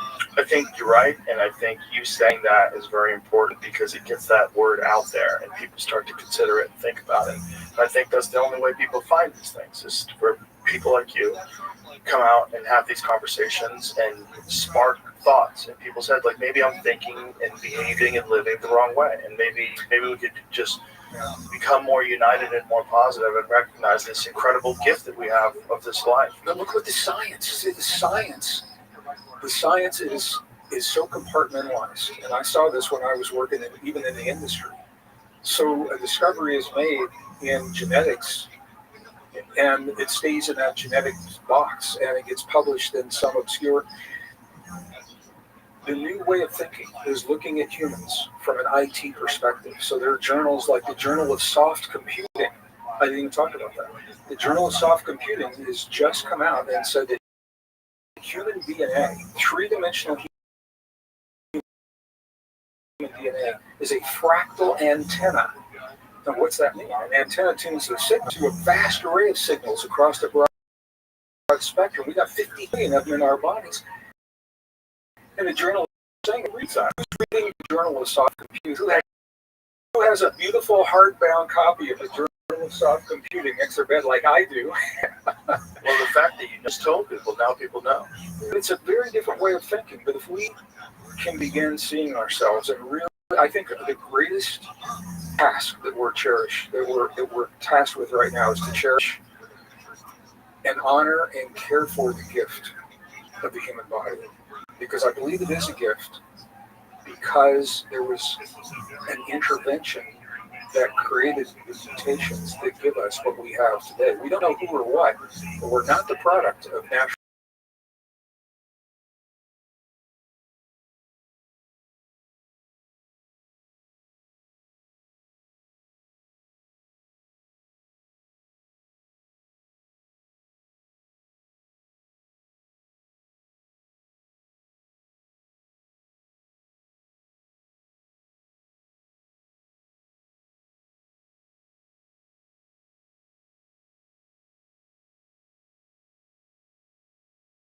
%, and I appreciate you very much, and thank you very much for coming on here. It was a lot of fun, and let's do it again. Are you saying we're finished? Yeah, we're done. We are at almost 3 hours. Oh, wow. Okay. Crazy. All right, Joe. Well, thank you. But I really enjoyed it. Thank you. Thank you. Are just an amazing listener, and I appreciate the long format and the opportunity to flesh out these ideas in their entirety. So thank you for that. Well, it's my pleasure. Thank you for being interesting, so I could just listen. It's like, but it's I only have people on the podcast that I'm interested in. So when I saw all your stuff online, I'm like, this guy's fascinating. Well, thank you. And it was great. I really enjoyed it. Thank you very much. Let's do it again. All right. Yeah.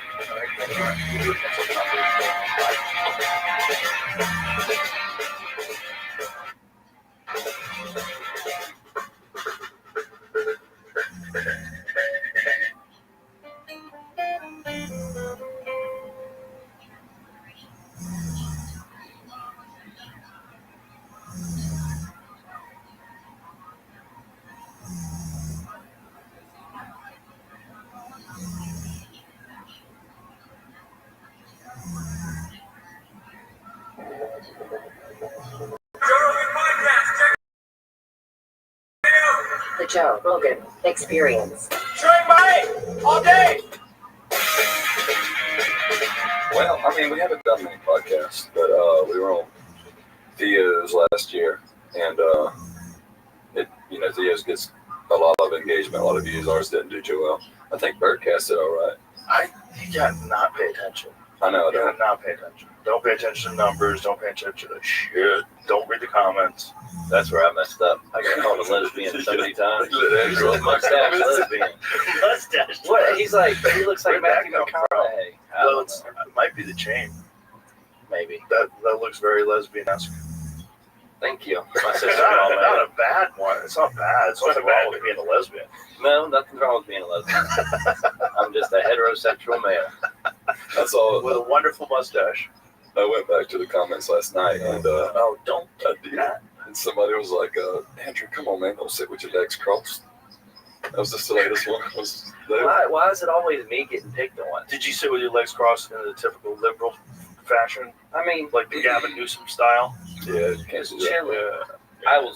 You get a little bit of a gap there. Yeah. The thing is, if you get the deep scissor, the deep scissor is like signaling. The trick is you gotta scoot thin. Yeah. You gotta get your stuff out the way. You know, I've been doing it for a long time. so are you guys you were telling me you're kind of burnt right now. So you guys are fully on the road right now. Oh yeah, I say that, and then the next moment I'm walking around, I was like, dang, this is fun. But yeah, but usually about this time of the year where we have a couple more months left, it's like, man, we're almost done. Get to be home for a while, more than 2 days at a time. How long have you guys been on the road for? To this year, or just in general? Well, all told. We started touring in Andrews Acadia in 2018. And has it been flat out since then? Pretty much. I mean, we Just usually little breaks. Yeah, we break in December for Christmas, but it's gotten better. This year we started touring in July, which was good because we usually start. We would usually start in April or May. When did you end? We end in December. Oh, okay. Yeah. That's not too bad. No. Well, this last year we started in March with Canada. Yeah, Canada, but that was like a month. That didn't really count. How long have you guys been together, all told? We got this Red Clay Strays got together 16.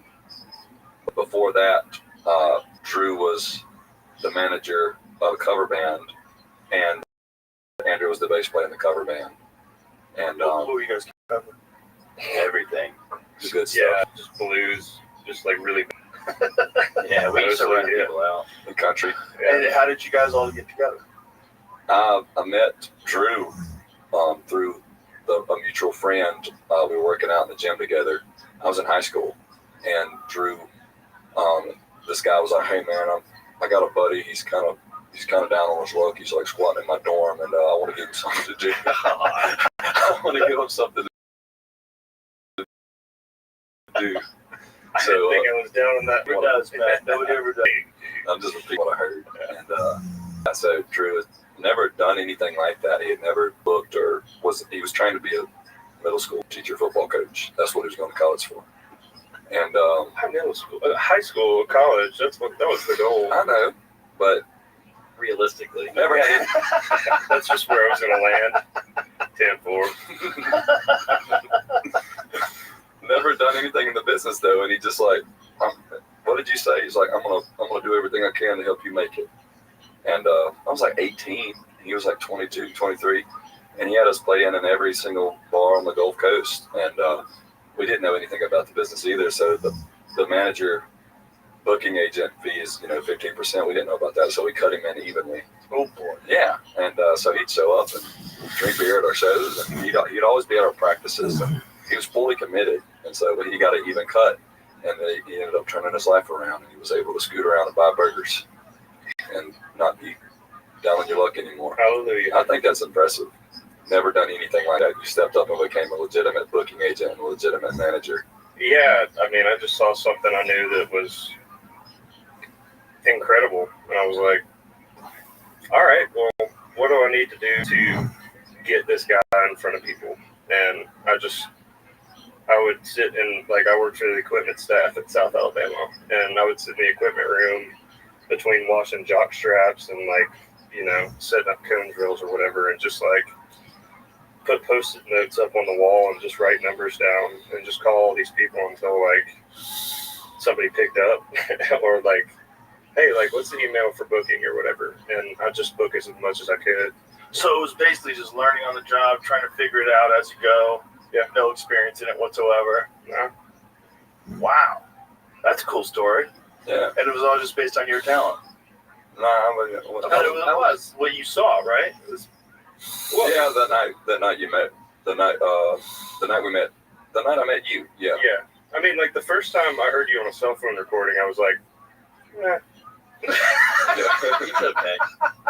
And then I heard him in person, and I was like, oh my God, all right, what needs to happen here? I had no idea. I was just fully winging it, you know? Wow. Those are the best stories, though. Yeah. You know, the best stories are not started in some fucking boardroom somewhere where a bunch of guys sit down with headshots and demos and try to put people together. The best stories happen just kind of like, what? What were you doing? Post-it notes? You just called people? Like, those are the best stories. We didn't even know how to set up music equipment. Like, we would have our main set up behind us, and so the microphones would be feeding back into the mains. We didn't know what we were doing. We just knew we wanted to play music. So we'd show up to these bars and most of the time run people out and clear the room out because didn't know how to play music that well either. Guitar amps turned up, and we would show up and just ruin people's evening and clear out a bar. They're trying to watch a football game. And we show up playing Allman Brothers, and just our guitar players just always cranked their amps. We did have an old man drummer, though. That was the only thing about that band before Red Clay Strays. So that was, you didn't have to worry about the drums being too loud, I guess, because he was just doing his thing. He ended up quitting when we started traveling more. And that's when we started holding auditions. And we were going to audition this one guy, and he flaked. He couldn't make the audition. We rescheduled him, and he couldn't make the audition again. And then we were like, how did we get in touch with John? When did we audition him? There's a Ethan who was in Papa's medicine cabinet. Yeah. I reached out to him. I was like, man, I know you play drums. That was the best band in town at the time. I was like, I know you play drums. You probably know a good bit of drummers. Like, you know, anybody who could use some work. And John was playing in a band called Ryan Dyer Band back home. And he said, they just separated from that band. So John's available. You should get him for a tryout. And I was like, hey, dude, you want to come play with us or whatever? And he showed up, Blair Skinner, with him and his brother, and like an SUV or something. Yeah, we had like, this is going to work. We had the auditions in Citronelle, Alabama, which is like up in the sticks. He didn't have a phone. So he was like, meet me at the Hardee's at like, 6:30 or whatever time it was, because we couldn't call him once he left his house. And so Andrew left. You were driving the Firebird at the time. We left in the Firebird and met him and brought him back, and we auditioned him then. And the audition went great. He showed up with his brother.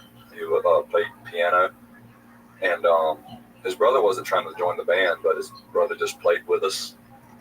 And just the first song we played, we tried him out with an original that we were working on, which was a terrible song also. But yeah, Andrew and John locked in immediately, and just they hit all the pauses together. And I just remember still being blown away by that, and just how quickly y'all locked in. And it still shows today on stage their chemistry. They've got some kind of telekinetic thing going on, I think.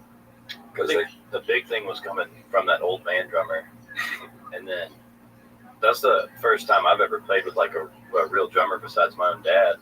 His name was Ray. And me and John, I mean, it's really weird how when we first started, like we know a lot when we played in those bars, it was improvised. We're playing covers, we're not even playing them the right way. We can hit those pauses without looking at each other. Like, we didn't know what each other's going to do. So as a bass player, your drummer is your best friend. Even though me and John probably butt heads more than anybody in the band, but that's the relationship. That is a big part of the problem with the band, is that you guys just get on each other's nerves, right? I mean, just like any other. I mean, we're just like brothers. It's a group of guys, and you're traveling all year round. You'll get pissed off at each other for sure. If a band says they don't get pissed off, they're lying, or they just don't like each other for real. But something we actually learned as men was how to talk about your feelings with each other too. Because in the early stages, it was, I had anger issues. I'd just get pissed off real quick. Was it about the mustache? No, I didn't have the mustache yet. Maybe that's what it was. I was immature. You had long hair. Yeah. You just guys had to learn how to communicate, set boundaries. And I didn't talk about my feelings growing up as a kid. Supposedly that's not healthy. No, that's not good. But John, he would show up hammered to the bus, and I just had to learn to just bite my tongue. Like, you're not going to change somebody's mind. Just let them go and talk about it tomorrow. But we all had things we worked on together. Stuff like that. Well, its final product's amazing. And the new album is really fucking good. It's coming out in June of next year. Is that when it's supposed to come out? We're shooting for summer of next year. We don't really know yet. The press thing that I got said June of next year. I'm like, this should go out now. You're probably the only one that's supposed to know that. Oh, really? Well, everybody knows now. Yeah. But I mean, we're still working on mixes. Hopefully June is going to be the ticket. Well, it's really good. And the final product, you guys are very unique. You have a very unique sound. It's very fun. Yeah. So it's, I know it's got to be a lot of work. Whenever I do shows and I show up at a place and, like if I do an arena, it's just me and my friends. We just have to roll in there and hi. Yeah. And I see you guys, you got fucking trucks and this and that. And there's so many fucking people involved. Oh, yeah. Whew, it's a lot. There's a lot of moving pieces to keep together. So for you guys to consistently do it and to bang out amazing music over and over and over again, it says something. Yeah, man. And we just had to grow together. I mean, even at the rehearsal, we were like, we got one more rehearsal. We got one more tryout with the guy who flaked out on us. And John was like, who is it? And I was like, it's Travis Patch. And he was like, oh, you're going to hire Travis Patch. But I think Travis Patch, he couldn't make the next tryout too or something. Yeah. And then that band played for a couple more months and broke up. And then we hired Zach and just tried out Zach immediately. He just came in shredding. And, he was just always a great guitar player. And then that's when we became Red Clay Strays. Who came up with the name? My brother. Oh, really? Yeah, it's not an interesting story at all. We get asked all the time. No, we were just in that first stage of, like, coming up with a band name is the hardest thing in the world. And we had nothing really that we liked. We had the Dirt Leg Trio, Brandon Lane and the Hurricane. Yeah. That's my middle name, Brandon Lane. And then he shot that over. Yeah. And I didn't like Red Clay Strays. I don't think any of us did. Brandon Lane and the Hurricane sounds good too. Yeah. Roman I might have voted on that. Yeah. The Drew came up with that one. I like that. But Red Clay Strays is great too. Yeah. That's good. You have two great ones to choose from. If I need to start another band, I have it in the chamber. Wow. Talk about that. God, hopefully not. It seems like once you got it all together and it's working, like don't fuck that up. Yeah, man. I don't understand why bands break up. I don't get it. I don't know how they can stay together. Really? Yeah, I just can't imagine. I've had so many. Why do you say that? Well, because of the internal conflicts, because of the traveling, because of the stress. It just seems like it's very difficult. It's very difficult to manage all these different personalities and to keep everything rolling and keep all the people happy and make sure that everybody feels appreciated and everybody feels like they're doing their part. Yeah. I think you got to have your mindset correct, man. And for us, it's a God thing. If you are just chasing worldly things, I guess, and worried about me and how I'm getting done wrong or how, he's getting on my nerves, and that's what dictates your decisions, I can see, you're going to walk away from that because people suck and people are always going to fail you at the end of the day. But when you turn it into I'm not doing this for me, I'm doing this to fulfill my calling that God's giving me. And then it becomes a selfless thing. You know, he who is greatest among you, let him be your servant, is it just always pops in my head. So it's like, if I want to make this thing work, how can I serve these guys? You know, when we'd have to share a hotel room, we would all 5 of us be like, I'll sleep on the floor. No, you're good. You take the bed, I'll sleep on the floor. We'd have to fight over who gets the floor. You know what I mean? And then once it becomes a selfless thing instead of a selfish thing, you're not, I don't know. And when everybody shares that mindset, we're all worried about one another. I don't really see how you could break up. Well, that's very unusual, and that sounds fantastic, because that's kind of the opposite of most rock and roll bands. Like most rock and roll bands, it is all about, you know, the lead singer or the lead guitarist, and who's the most famous, who gets the most chicks, and who gets the most attention. Yeah, I don't care about it. So where did this mindset start with you? How did you guys develop this mindset? Is that how you grew up? I grew up that way. Yeah, my mother used to read us the Bible as children and stuff, so we always grew up knowing about Jesus and everything. And then, so that's pretty much what led me to make the leap, I guess. You know what I mean? I never had parents that were pushing me to go to college or pushing me to do something. They were just like, have a relationship with God. That's really the only thing that I got pushed by my parents. And so I've always been blessed or cursed with kind of looking at all this as temporary, you know, what's the point in it kind of thing. You can't take any of it with you. And there's nothing new under the sun. It's all chasing wind. What's the point in all this? And so that really getting into, well, Peter created you. He created all of this, and he put you here for a reason. Well, if that's the case, what's the reason? Okay, if this is the reason, then I'm here. I go, God. I'm going to do it. I'm going to make the leap, and I don't know how it's going to work out, but I'm just going to trust you, work hard and trust you, and that's really all we've done. You know, there's no plan to it. We get asked quite often, how do you make it?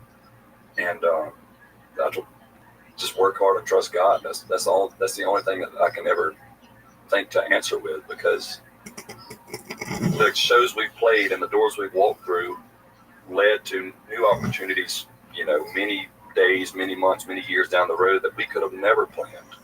We've just been and then you can look back and acknowledge the stepping stones that he was placing the whole time. And even if it doesn't make sense in the moment, you know, just being able to go back and look at, like, wow, I see why that happened now. I see why we went through that. I see that's just crazy to go back and look at. That's very wise for a young person to think that way. Like, how old are you now? 29. Yeah, you're very young. And when you started, that's even younger. Like, to be able to think that way at an early age, there's nothing new under the sun. Like, what's my purpose? My purpose is to serve. My purpose is to do something with this gift that I've been given and to follow this path. That's very unusual.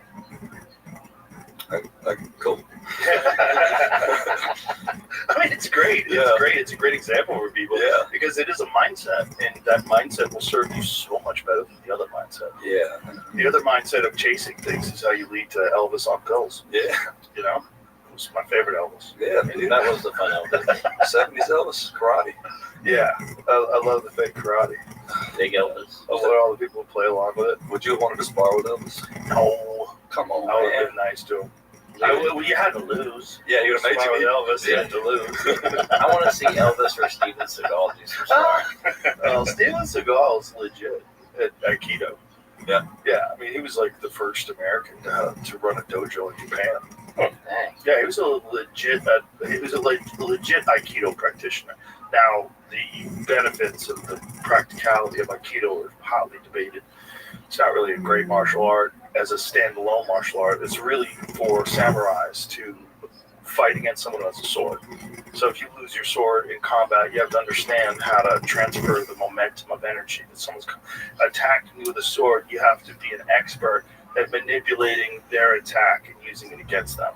But as a standalone martial art, it's not very effective. See, I thought he had some of those videos where he was like, he just touched somebody and they fly across the room. Not really. He had videos where it was demonstrations. So guys would run at him with a very specific thing and he would flip them. Yeah. But he could fuck you up, you know, if you didn't know what you were doing. But the problem is, if you knew what you were doing, you'd fuck him up. Yeah. You know, but he's a big guy. The thing about it is, it's just no one back then really knew what the best martial art was, so you chose one and you got really good at it. You know, that's the thing. When something, And now the Dagestanis are taking over. yeah, well, that's grappling. It's been around forever. Yeah. Wrestling. But what Elvis was doing was Kempo karate with Ed Parker. And it's pretty clear that he took like some classes, you know, like throws kicks in the air and stuff, but it wasn't very good. He wasn't a black belt. Did he have a black belt? Yeah, he had like a 7th degree or something crazy. He had the Elvis black belt. See, I did martial arts in middle school. I did Shotokan karate, and I loved it. And a part of me wants to get back into it, but there's the whole Elvis thing. He'd never really Yeah, lived this down. is Elvis. Yeah, dude. But by the way, back then nobody knew what was legit and what was not legit. Like these thrusts, like this, they're pretending they can hit him and he doesn't feel it. One of them might be like, "This is a crazy, like all this. This is just fucking This is gonna be nonsense. branded on Hollywood. This is fucking nonsense." Hey, dude, he was on top of the world. He was. Not only was he on top of the world, he was the first guy on top of the world. That's really the important point. Is that he went crazy for sure, but everybody goes crazy when you get that famous, and no one had ever been that famous before. Yeah. There was no guidebook for him to follow. There was no Michael Jackson before him. There was no Prince. There was no nobody. So it's just nobody can handle that kind of fame, especially in the 1970s. Nobody. What was going on? Blew up at 19, I think. Yeah. No way you're going to be normal. Wow. Good luck. And then you got an evil manager that's feeding you pills, and you're all fucked up, and Yeah, you're stuck in Vegas, and gambling everything away. that's going to be my manager. Man, we picked up Cody. You just met him back then. So he's going to end up being Colonel, bro. One day. the snowman. Nah, we hold each other accountable. Well, that's good. So at least now, for famous people, there's a roadmap. Yeah. And you can kind of see where the pitfalls are. You can see, oh, that's Britney Spears Road. Don't go down there. You know what I mean? Like, you can see all the things that people have done. You know what I'm saying? Like, you've seen all the different ways that you can ruin your life and get caught up in the moment. And then also, the fact that you're very religious helps a lot because you don't believe the hype, right? Like, you believe in higher power. You believe in something that's bigger and greater than all of us. If you believe in that, you will not get caught in this bizarre mindset that befalls many, many stars, where they think they're superior to everyone else because they get treated that way. That's the reinforcement they get. Everywhere they go, people are cheering when they see them. People want them to sign things and take selfies with them. Everybody wants a hug, and everybody wants to be your best friend. And you really start to believe because of the information that you're getting. The information you're getting is I'm better than everybody else, right? And if you don't have a lot of personal insight, and if you're not very objective and introspective, you will buy into that, and you'll start behaving and believing like that. And then comes the pills. Yeah, dude. I think Pick that's yourself back up. I think that's where we benefit from like a solo act is that we have five individuals that are going to check each other. We always say the pack will correct. Yes. So if somebody acted out, we might let you go for a couple of days, but then you're going to wake up and we have a come to Jesus meeting. Yeah. We've done that. All of us have had that at some point in our careers. That's great. And we That's very good. always too just think about what you were talking about. We think we suck. Yeah. So like the feeding into the I'm better than everybody. Well, I'm famous. It's like, well, it's just probably downhill from here. People they find new hobbies and new things to like, especially now faster than ever. People's attention spans are so short nowadays. It's like, Oh yeah, they forget we're on about top you. right now, yeah, but they'll forget about us. I think you're much better off being heavily critical of yourself. I think so too. I 100% agree. Like, I don't never want to be content with anything I'm doing. Like, I always will have notes for myself. Like, even after we had like a solid show or something, I'm like, well, I just missed like 10 notes. And it felt like Guitar Hero in my head, when you and they start doing you. That's what happens in my head. It's like, get it together, man. It's better that way. I mean, that's going to force you to constantly work at it, constantly try to get better. The people that believe that they're the best already, where are you going to go from there? That's exactly how we think. Yeah. There was we get asked a lot at BIP, what was the moment you knew you made it? I don't want to make it. What's after making it? Yeah. I don't want to just be there and make it. Making it to me is like the film where the people hold hands and walk off in the sunset. Yeah. That's a crock of shit. Mm-hmm. You gotta wake up in the morning. Okay, what do you want for breakfast? You know, it's like life goes on. And this idea that there's gonna be a goal where you're gonna get to a spot someday where you can rest, that's nonsense. That's when you die. Yeah, take a day off every now and then. Nothing wrong with that. But this idea that you're going to get to a place where, well, I made it. It's over. I'm set for life. Yeah, I did it. That's all bullshit. Yep. And if you get really, really rich, you want to get really, really, really, really rich. It never ends. Really? If you think like that, yeah, if that's the thought process, if you're just chasing after goals and looking for this one moment where you can say, okay, we did it, it's never happening. Yeah, I kind of I say that to people too. Just from the outside looking in, you think like if you've never done it before, man, it'd be cool to get a song in a show. It'd be cool to get a platinum single. It'd be cool to sell out Red Rocks. And once you do it, it's like, okay, we did it. Nothing changed. It's like when your birthday comes, do you feel older? You feel older? No, I feel the same. It's here, you know? Yeah. So, I mean, it's good to have goals. It's good to have milestones. But at the end of the day, I guess the process and the thing that you were talking about, like honoring this gift that you have, that's what it's all about. That's what it's all about. And then recognizing that you're in this very unique position and you're very fortunate. And so because of that, you owe it to this gift that you've been given, and you owe it to the people that love you, the people that come to see you, to keep doing your best. Well, we do stray, to play on our name a little bit. I think we do stray a little bit from the industry. Because our fan base is a lot of sad people, a lot of depressed people, a lot of people who, you know, were suicidal. And we make music for that fan base, I guess. And you're not going to hear that at like a country music festival on the beach. How do you know that about your fans? We get messages every day. Oh yeah. And sometimes they email our agents and stuff.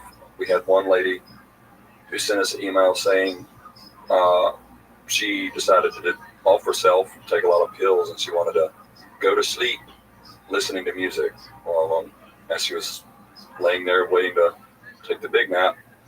Our song "I'm Still Fine" came on, and it kind of, you know, snapped her out of it a little bit, and she started crying and immediately regretted it and got up and called her sister and told her sister what she just did, and they rushed her to the hospital and did whatever at the hospital for someone who takes a lot of pills at once, and saved her life pretty much. And she said, yeah, it's so moving. And that's what really makes it worth it for us, because touring is a lot. Touring sucks a lot of the times. And if we were just doing it to be popular or to be famous or to be relevant, make money, I don't think that's enough to keep me going, because being on the road is very hard. What keeps us going is those stories and seeing how our music at the concert, seeing how our music affects people and helps them in a positive way. And so, I don't know, that's just where we get our fulfillment from. What do you think is about your music that appeals to people that aren't feeling good? A lot of it came from us not feeling good. Drew and my brother Matthew are the main writers for the band. And, they just, our song "Drowning," Drew wrote that during COVID when we were driving for Uber, trying to keep the bills paid. My goal was to make $100 a day for Uber, and driving for Uber in Mobile, Alabama sucks. I'd have to do like 12, 14 hours a day to get that. And get $100. Yeah, and then most of the time spend. That was just 5 years ago? Yeah. Wow. Yeah. And we were locally famous at the time, so I was picking up people. They were, oh my God, Great Clay Strays. Get in. Hop in. Really? I don't want to talk about it. Next to leave it up. That's crazy. I picked up and I was driving a Hyundai Sonata, and I picked up 5 black dudes. They wanted to get in the Hyundai Sonata to go to the stripper club. And I was like, you can't, all 5 fit in here. I can only take 4 at the most. So they had to leave one behind. And I had to take them 30 minutes across town. That's what Mobile is. Everything is a 30-minute drive.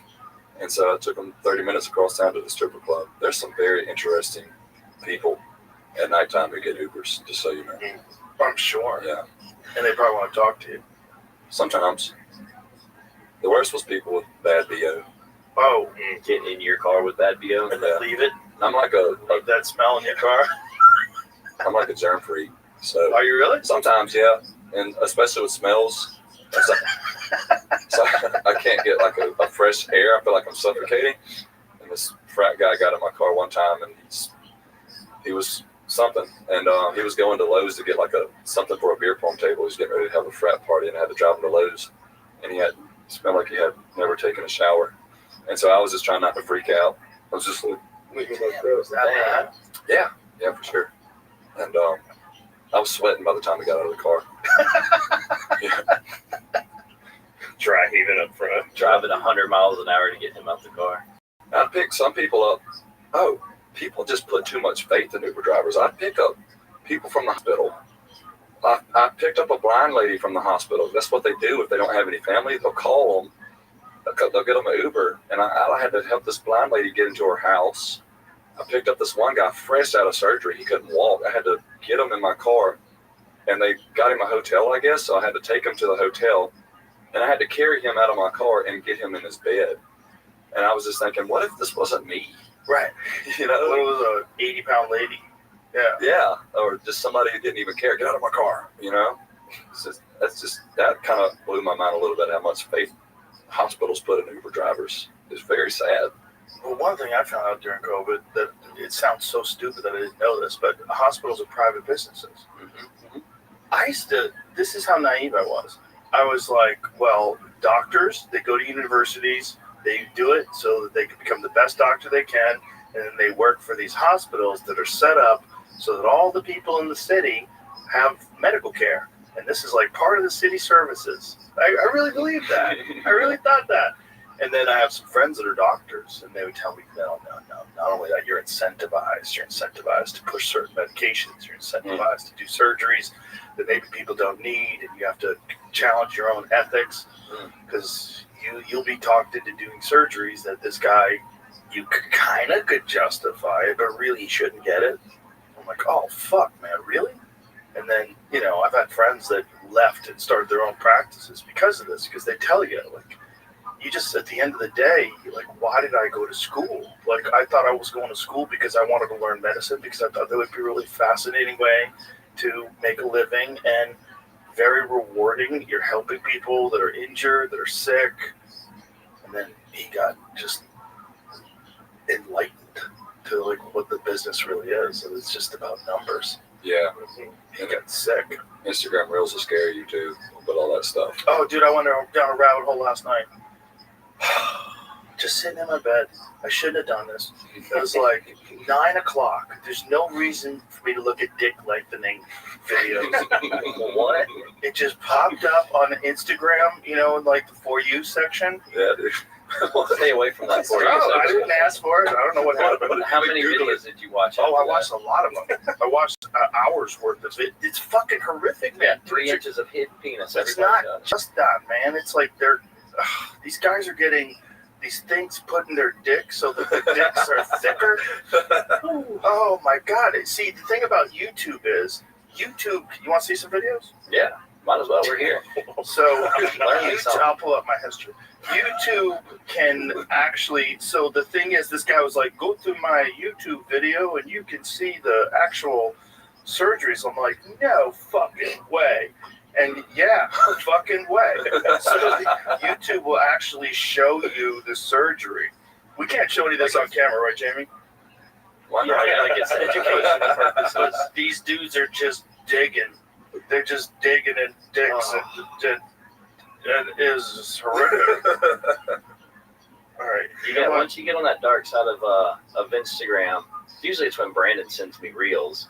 Brandon always be finding himself on that bad part, and then he sends it to me, and then I'm 30 minutes deep into feeling uncomfortable with my life. Why isn't it showing up in my? I don't really want to fuck up my algorithm by looking for that. All right, we don't have to. You guys can trust me. I'm just start searching hard.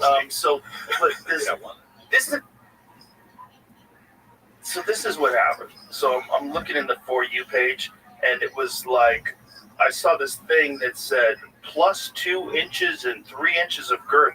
and this guy's got what looks like a flounder fillet, and he's dipping it in this liquid, and I'm like, what is that?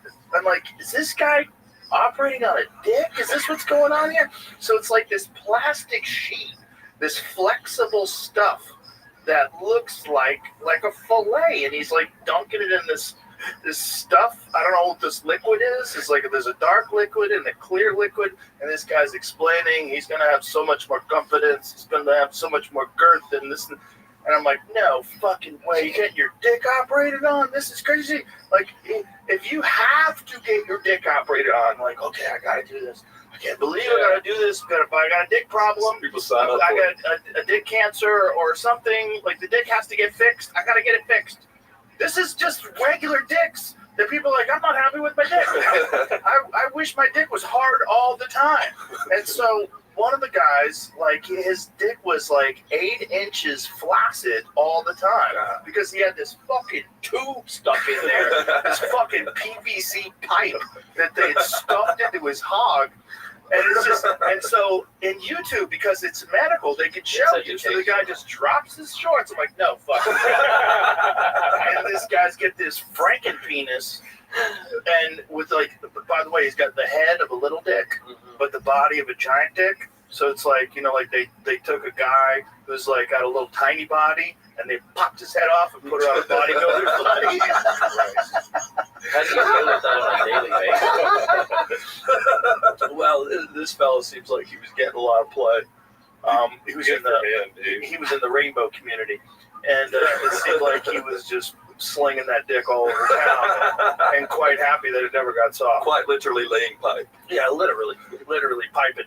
Do you ever? Oh, Jesus, Jamie, It's a banana. That's a banana. Okay, all right. They're showing how they do it. Yeah. Well, what is this one? This is See, that's where this is a fat injection. And this guy was dismissing fat injections. Like, fat injections are nonsense. All right. You need the plastic. I think I would pass out. You wouldn't Well, even you need probably to wouldn't be awake. You wouldn't need anesthesia on me. Yeah. I'd pass out. And then one guy they install. Oh, that's legs crazy extending. too. Where they break That's their legs, wild and they stretch stuff. it out. Oh. There's a guy that I've been watching. What is it? Brian the Sasquatch? That's his new Instagram? The guy was already 6 feet tall, but he wanted to be 6 foot, and he's a gigantic dude, like built like a brick shithouse. And he got his legs stretched out like a year and a half ago, and he still hasn't recovered. Yeah, How I imagine not. But your mechanics are all off. Yeah. So if you were an athlete and you were used to having the legs of a 6 foot man, and now your legs have grown 6 inches, like you're.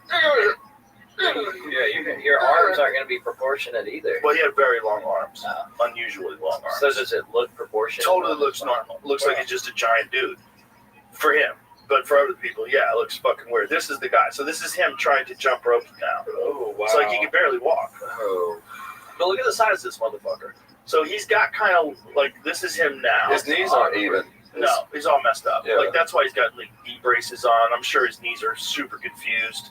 Like, he can barely walk. What are we doing to ourselves? I mean, do you think eventually you would get the strength in the right places? Yes, eventually. There's a guy, we looked up this one guy who did it. Remember that one guy who was running those athletic drills?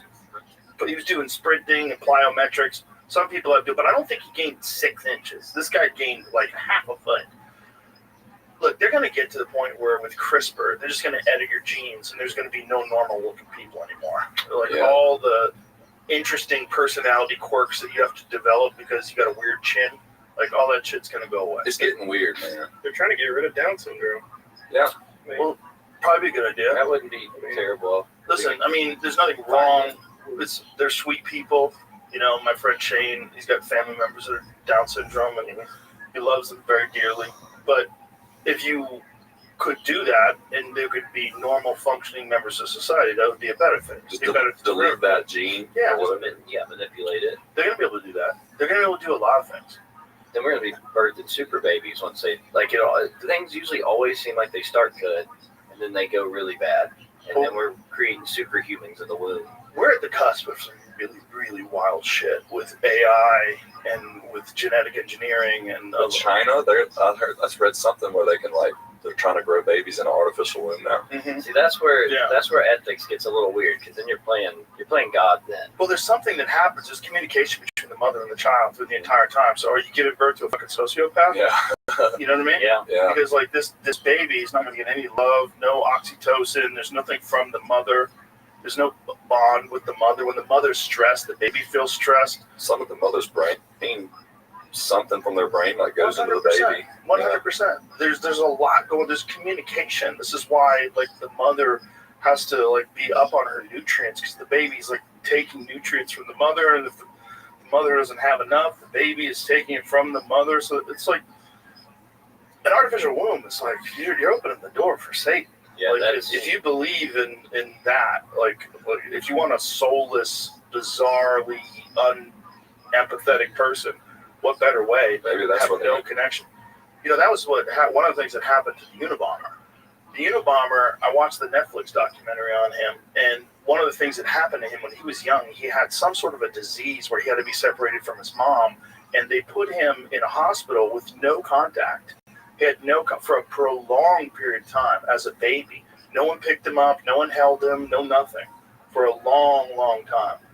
And then, as if that wasn't fucked up enough, they entered him into the Harvard LSD studies. And then so he was in the Harvard LSD studies, and this was during the MK Ultra period. So the MK Ultra period, they were doing all sorts of experiments with people through the CIA. One of the things they were doing was a thing called Operation Midnight Climax, where they opened up brothels in San Francisco, and they would put two-way mirrors in, and they would dose these Johns up with LSD.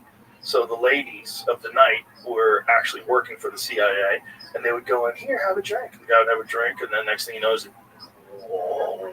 Wow. And they were just trying to experiment and see. It was also a part of what the Charles Manson family was about, and they were doing all kinds of shit with people where they're trying to figure out what can we do to humans if we can manipulate them with LSD. And they did it to Kaczynski, and we saw what happened with him. And Tuskegee, Alabama, with the syphilis back in the day.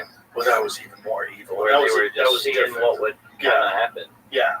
Well, it's still like human experimenting without them knowing. Yes. It's a very scary situation. Well, it just goes back to what we were talking about with medicine, that there are people that are willing to do things to people that are just entirely evil, for profit, for whatever justification they can come up with. No value for human life. None. And I think one of the problems with doctors, and my friend who's a doctor told me this, like, you just get numb when you see too many people die. Like, it's a very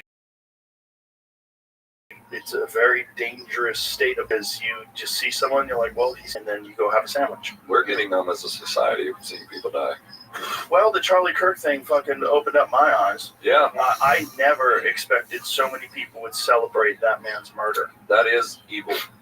That's bizarre. It's just bizarre. Like normal people that I think they're good people, and they genuinely think that guy was a bad guy.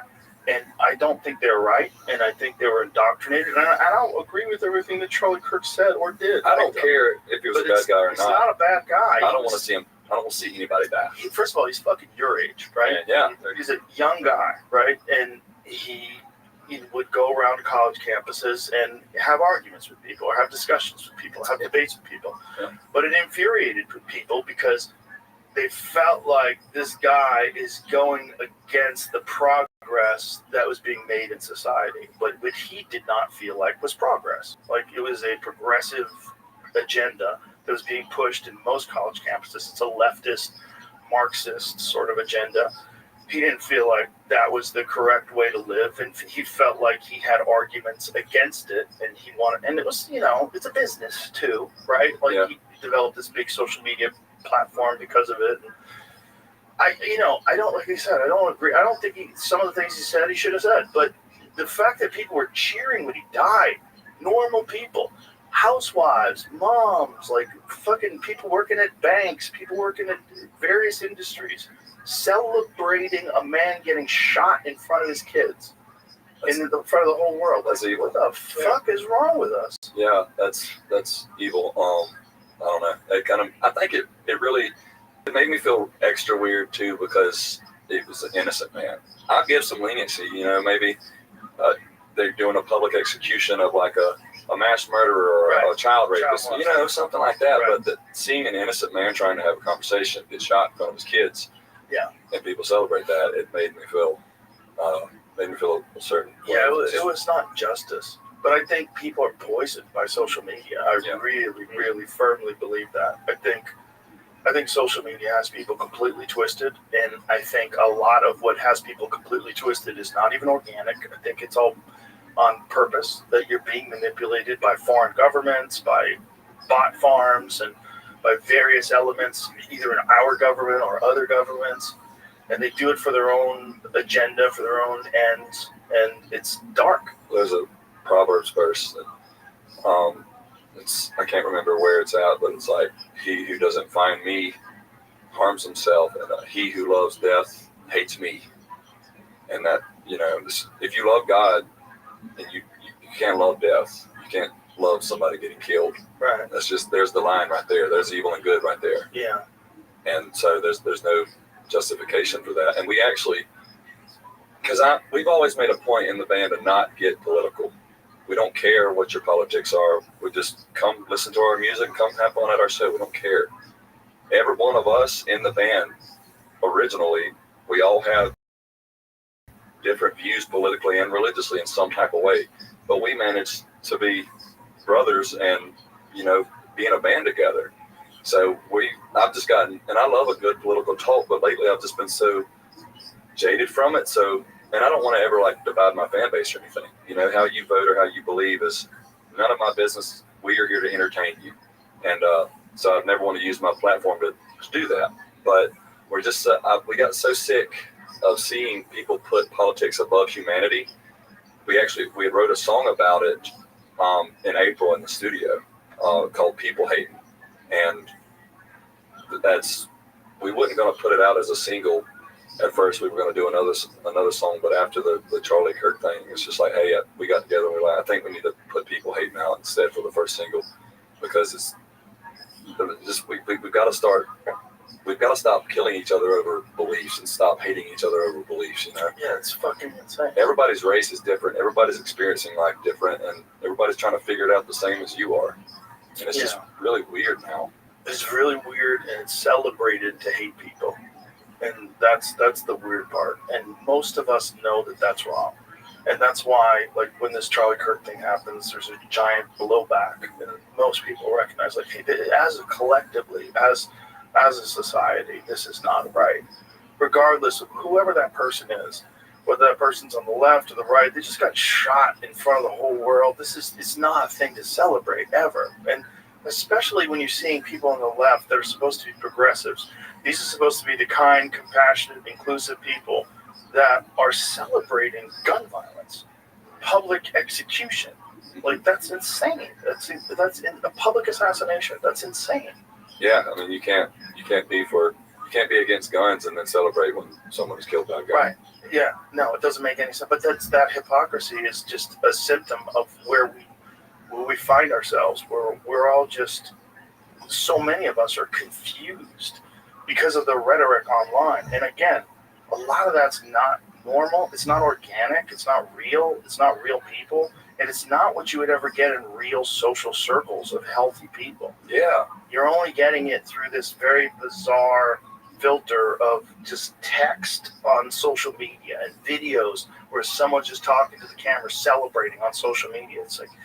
It's very strange. Most of the time you walk around, because we travel all over the place, and most of the time when you walk around, stop watching the news, get off your phone, and just walk around in society. Yeah. It's really not that bad. It's not that bad, and that is the key. But most people are not going to get off their phone. Yeah. And that's what's fucked. Most people are just fully hooked on that damn thing. You think it's weird now?Ait till all these iPhone babies grow up and all those tablet babies grow up. Yeah. Seen the videos of taking the tablets away and the babies are freaking out, having withdrawals and stuff. Oh yeah. Yeah, they're being raised with it. Our generation was probably the last to not have. I mean, we didn't have technology growing up. We had dial-up internet. We didn't get that till I was, right through middle school. I didn't have a smartphone until I was 16. We still have an Android.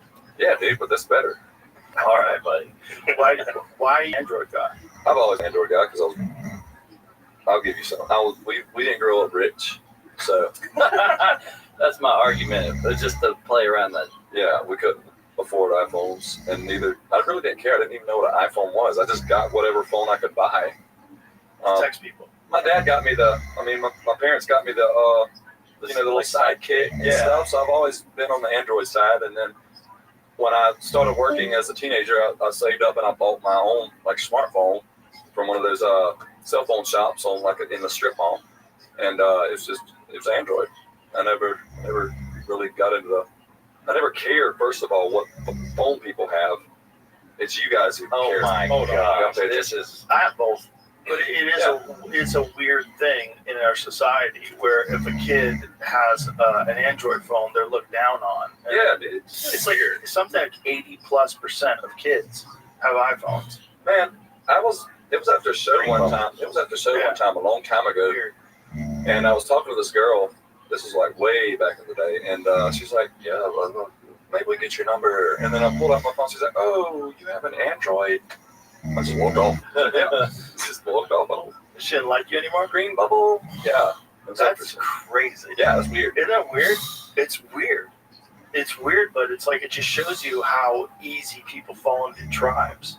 Yeah. You know? Over anything. What we were just talking about. Yeah. Oh, yeah. Even down to the phone. If you have something different than somebody, they automatically don't like you. When the iPhone babies, it can be politics. It can be the dang phone in your pocket. Yeah. When the iPhone babies grow up, they're going to be killing each other over phones. What about the Android babies? We just want to be left alone, man. See, this is the identity. It's a Rebels phone. Rebels phone. If you choose it, it's a Rebels phone. If it chooses you, it's like, one day I want to get a fucking iPhone. Like, get out of this job. I'm going to get a real job, and I'm going to get an iPhone. No. But the people that choose it, they're the rebels. I'm glad I married an iPhone user. I'll tell you that. I'm glad my wife has an iPhone, and we can send cool emojis. See, you say that. I married an iPhone user, and I don't care if she has an iPhone. You're glad that you married an iPhone user. I don't care that I married an iPhone user. I love her anyway. It feels like you're trying to be superior over him now. Exactly. By virtue of Brandon's just like calling out your superiority complex. He's being superior. Yeah. Just can't win with these people. Now he's playing victim. He wants to say it's an American company, but they're made in China. Well, the owner, Tim, what's his name? Cook. You don't even know. He is from where we are from. I'm supporting a local. Now, has he ever put an Apple store in Mobile, Alabama? Absolutely not. Do we deserve one? Probably not. But it'll get robbed, dude. Yeah. Maybe the phone should be made in America one day. Yeah. But American company. Well, if they made it, I always said that if they made an American phone that had like a little American flag on the back, but it cost $200 more, I would buy it. Yeah, me too. Who do you think's going to make it? Well, it would have to be a company that started. The problem is that the goal of doing that is a long goal. Like you would have to develop the chips. You'd have to have a plant. Like Samsung tried to put in they were putting a microchip plant in Texas, and they had giant issues because they weren't getting enough. Like so, all of them don't meet their standards. And a certain percentage of them weren't, and it was a much lower standard than they needed, and so it didn't work out. Like, and you're spending billions and billions of dollars to find out that you can't do it. So in China, they've got that shit perfected. They've been doing it for so long because we've relied on them for so long. But don't they have their own phone as well? Oh, they have a lot of phones. I don't forget what it's called. They have a special Chinese phone. Well, Huawei, because they were banned here, so Google and Apple wouldn't let them use their operating systems because it's basically a spy device. Yeah. But guess what? So are all of them. If you're hanging around with me, your fucking phone's bugged. Yeah, that's always been something that does not bother me personally. I don't have anything to hide, first of all. What about your DMs? It's not, the problem is not that. Well, the problem is not you having something to hide. The problem is no one should have access to your private information. They should not. Whether or not it's bad, that shouldn't mean anything. No one should have access. No, they should not. Because it's an individual. Yeah. No individual should be able to look at your phone and you can't look at theirs. It's a power thing. And they're trolling. But you can guarantee the government's got everything.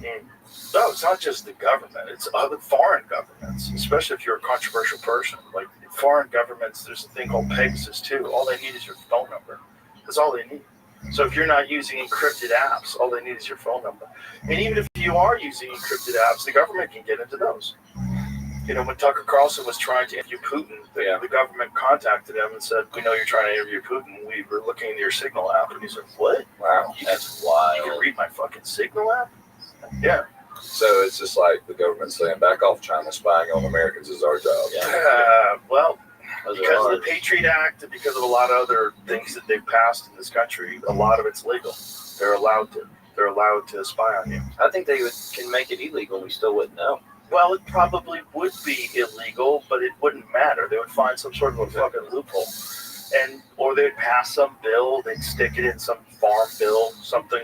We think like, oh, this is good. We're going to help the farmers. And you look in there like, hey, what's this doing in town? There's some stuff in the big beautiful bill. It was like they were trying to sell some national park land or something. Yes. They were trying to sell public land. That was a part of the big beautiful bill. Yeah, I was one of the people that was trying very hard to try to get that out of there. I remember that. It's fucking sick. I thought that was illegal. It should be. Foreign countries. It should be. They're trying to change laws. That's the thing. Like foreign countries owning land around military bases. That's crazy. That's weird, too. Why is that happening? Can't do that in China. Meanwhile, China owns land around military bases. Yeah, there's a lot of stupidity with our freedom, but that doesn't mean the government should be fucking spying on you. The thing is, in other countries, they just are. Like in China, they just are. And, and the argument is if we want to compete with China, we have to do what they're doing, which I think is insane. Aren't they about to start, or they already have the social point system? Social credit score. Social credit score. Oh, yeah. So if you jaywalk and they get a photo of your face, so they have biometrics, they get a photo of your face, they know it's you think it's ding, now you can't buy a plane ticket. Yeah. Black Mirror stuff. Yeah, it's just like that. Well, they're passing that in the UK right now. In the UK, you need a digital ID to combat, ready for it, illegal immigration. Well, motherfucker, you let the illegal immigrants in on purpose. Like, you guys knew what you were doing, and now you're using it as a justification for digital ID. I just watched one this morning, actually, about, it was a British judge. The guy got sentenced. I saw that, yeah. For however many years for a 20 months. Social media post. For a social media post. It was about immigration. It's complaining about immigration. It's wild. Yeah, it's wild. It's crazy. And, it's the best way to control people, and keep them at each other's throats. Like, bring in a bunch of people that the people that live there don't want there and let them duke it out, and then start instituting tighter and tighter restrictions and control. Yeah, I see all that happening, and it always makes me wonder. I wonder how it's going to go down here, because we are the different ones with the guns and stuff. I wonder how far it's going to go here before something happens, something pops off. They're going to try. They're going to try, and they're going to keep trying. They're going to continue to try, and they're going to try to sneak it in. And if it's not for independent journalists that call that shit out, we would be in real trouble. It would have already happened. They would have put it. They were trying to institute a vaccine passport, and the vaccine passport would be attached to a digital ID so that you would know. But that digital ID would then be transferred to a social credit score, and then they wanted to do a carbon tax. So they want to do a thing that tracks your carbon. So it tracks how many miles you drive, tracks your purchases, so it tracks how much carbon you're contributing to the environment. It's crazy. And somehow paying more money will stop that. Oh, yeah, that's what we need to do. You just need to tax people more. Yeah. Tax people more. It's all going to come and make normal in the end. It'll be perfect. Yeah. Utopia. Farmer with cows, you got to pay taxes on those cows because they're farting. Well, how about in other countries? They're killing cows. They're forcing them to kill cows because these cows are producing too much methane. So they're saying you have to kill 2,000 cows. Wow. Yeah, so they control your food. That's exactly what it is. I remember those chicken farm or chicken houses burned down a couple years ago. Yeah. That was really weird too. Yeah, it's really weird. But the chicken houses do burn down. What's also weird is they had to kill a bunch of chickens because some of these chickens had bird flu. Yeah. Hopefully that's true. Livestock spreading, popping up dead too. Bunch of cattle. There was a couple of years ago. This one farmer posted a video like all of his cattle were just dead in the field, and they said it was because of the heat or something. But this farmer had just tons of dead cows just all of a sudden. It was going on the same time as the chicken house was burning down, so it could have just been news adding on to news kind of thing. This is what's in right now. Maybe it's aliens. Yeah, maybe so. cattle mutilations. Well, the alien thing is just another interesting topic. Like I'm getting there's random times where people are seeing all these crazy things in the sky, and it's like a big deal for a few days, and then you don't really talk about it anymore. Did you see that one thing that lady was filming? She was like, "Hi, do you know Jesus?" And the wheels were like going crazy. No, what is that? It's like It's also hard to know what's real. Yeah, I know. Yeah. You know? Yeah, see, and the interesting thing about that, though, is that somebody in the Bible described seeing something, one of the angels or something. Ezekiel. Yeah, the wheels on Wheel wheels. within a wheel. That's what this thing was. And she said, "Do you know Jesus?" And then the wheels would just start spinning really, really fast. It's like, whoa, man, if that's real. That's pretty cool. Oh, man. Is this it? Yeah. That looks like a rocket launch. But my fingers don't work. She zooms in on an orb and speaks to it. She says, "Jesus loves me." She's definitely have an android. Look up. Yeah. It's gonna turn into the moon here in a second. Watch. Well, that's the thing. If you zoom in on stuff, especially stuff through the atmosphere, things look very blurry. Like if you zoom in on stars, they totally look like there's some sort of a fucking spaceship. It's just a star. She said when she says, "Do you know Jesus?" It starts starts moving. I think it's towards the end, but yeah, you get the idea. It's just That looks like a weather balloon. Maybe it's one of the Chinese spy balloons. Play that. Let me hear her say it. Jesus loves me. Look. Oh, you know Jesus. You know Jesus. You know Jesus. Jesus is awesome, isn't he? Yeah, Jesus runs. But if that is real, Yes, dude, he is. and that random lady's just filming that, Well, that is the weirdness of the people that think that they could call these things in. So there's a group of people that supposedly successfully, they sit out and they have this intention. They go out into the desert in a clear night sky and they have this intention to call these things in. And they're all silently calling these things in. And apparently it's effective.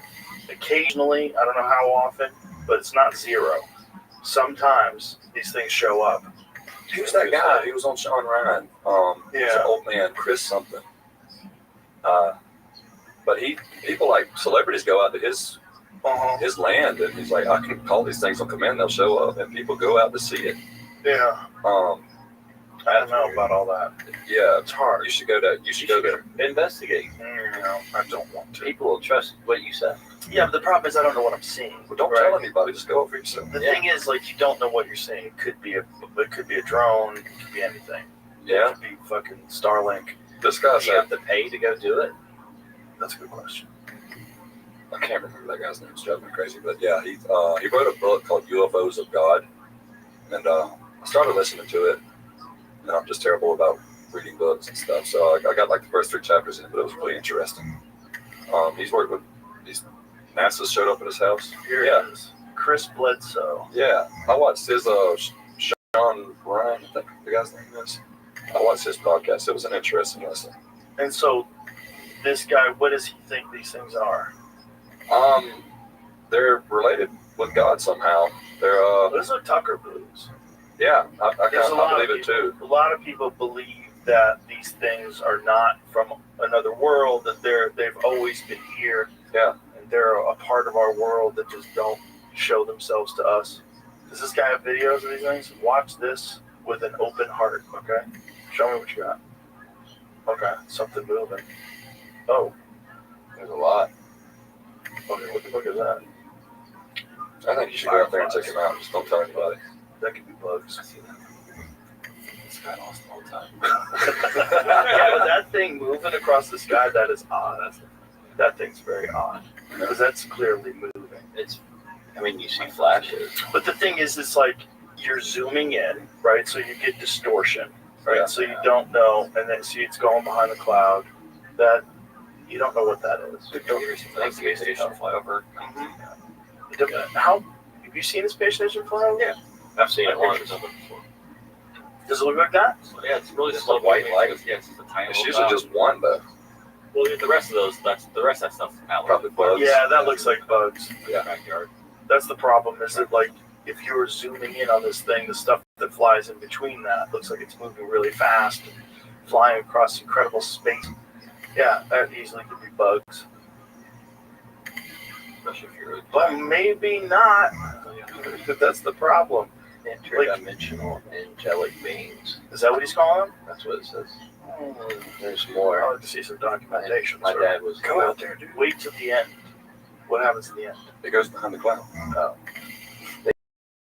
They simply come when we ask in prayer. Countless others were healed too. Joe, just go out there and see it. Don't tell anybody. I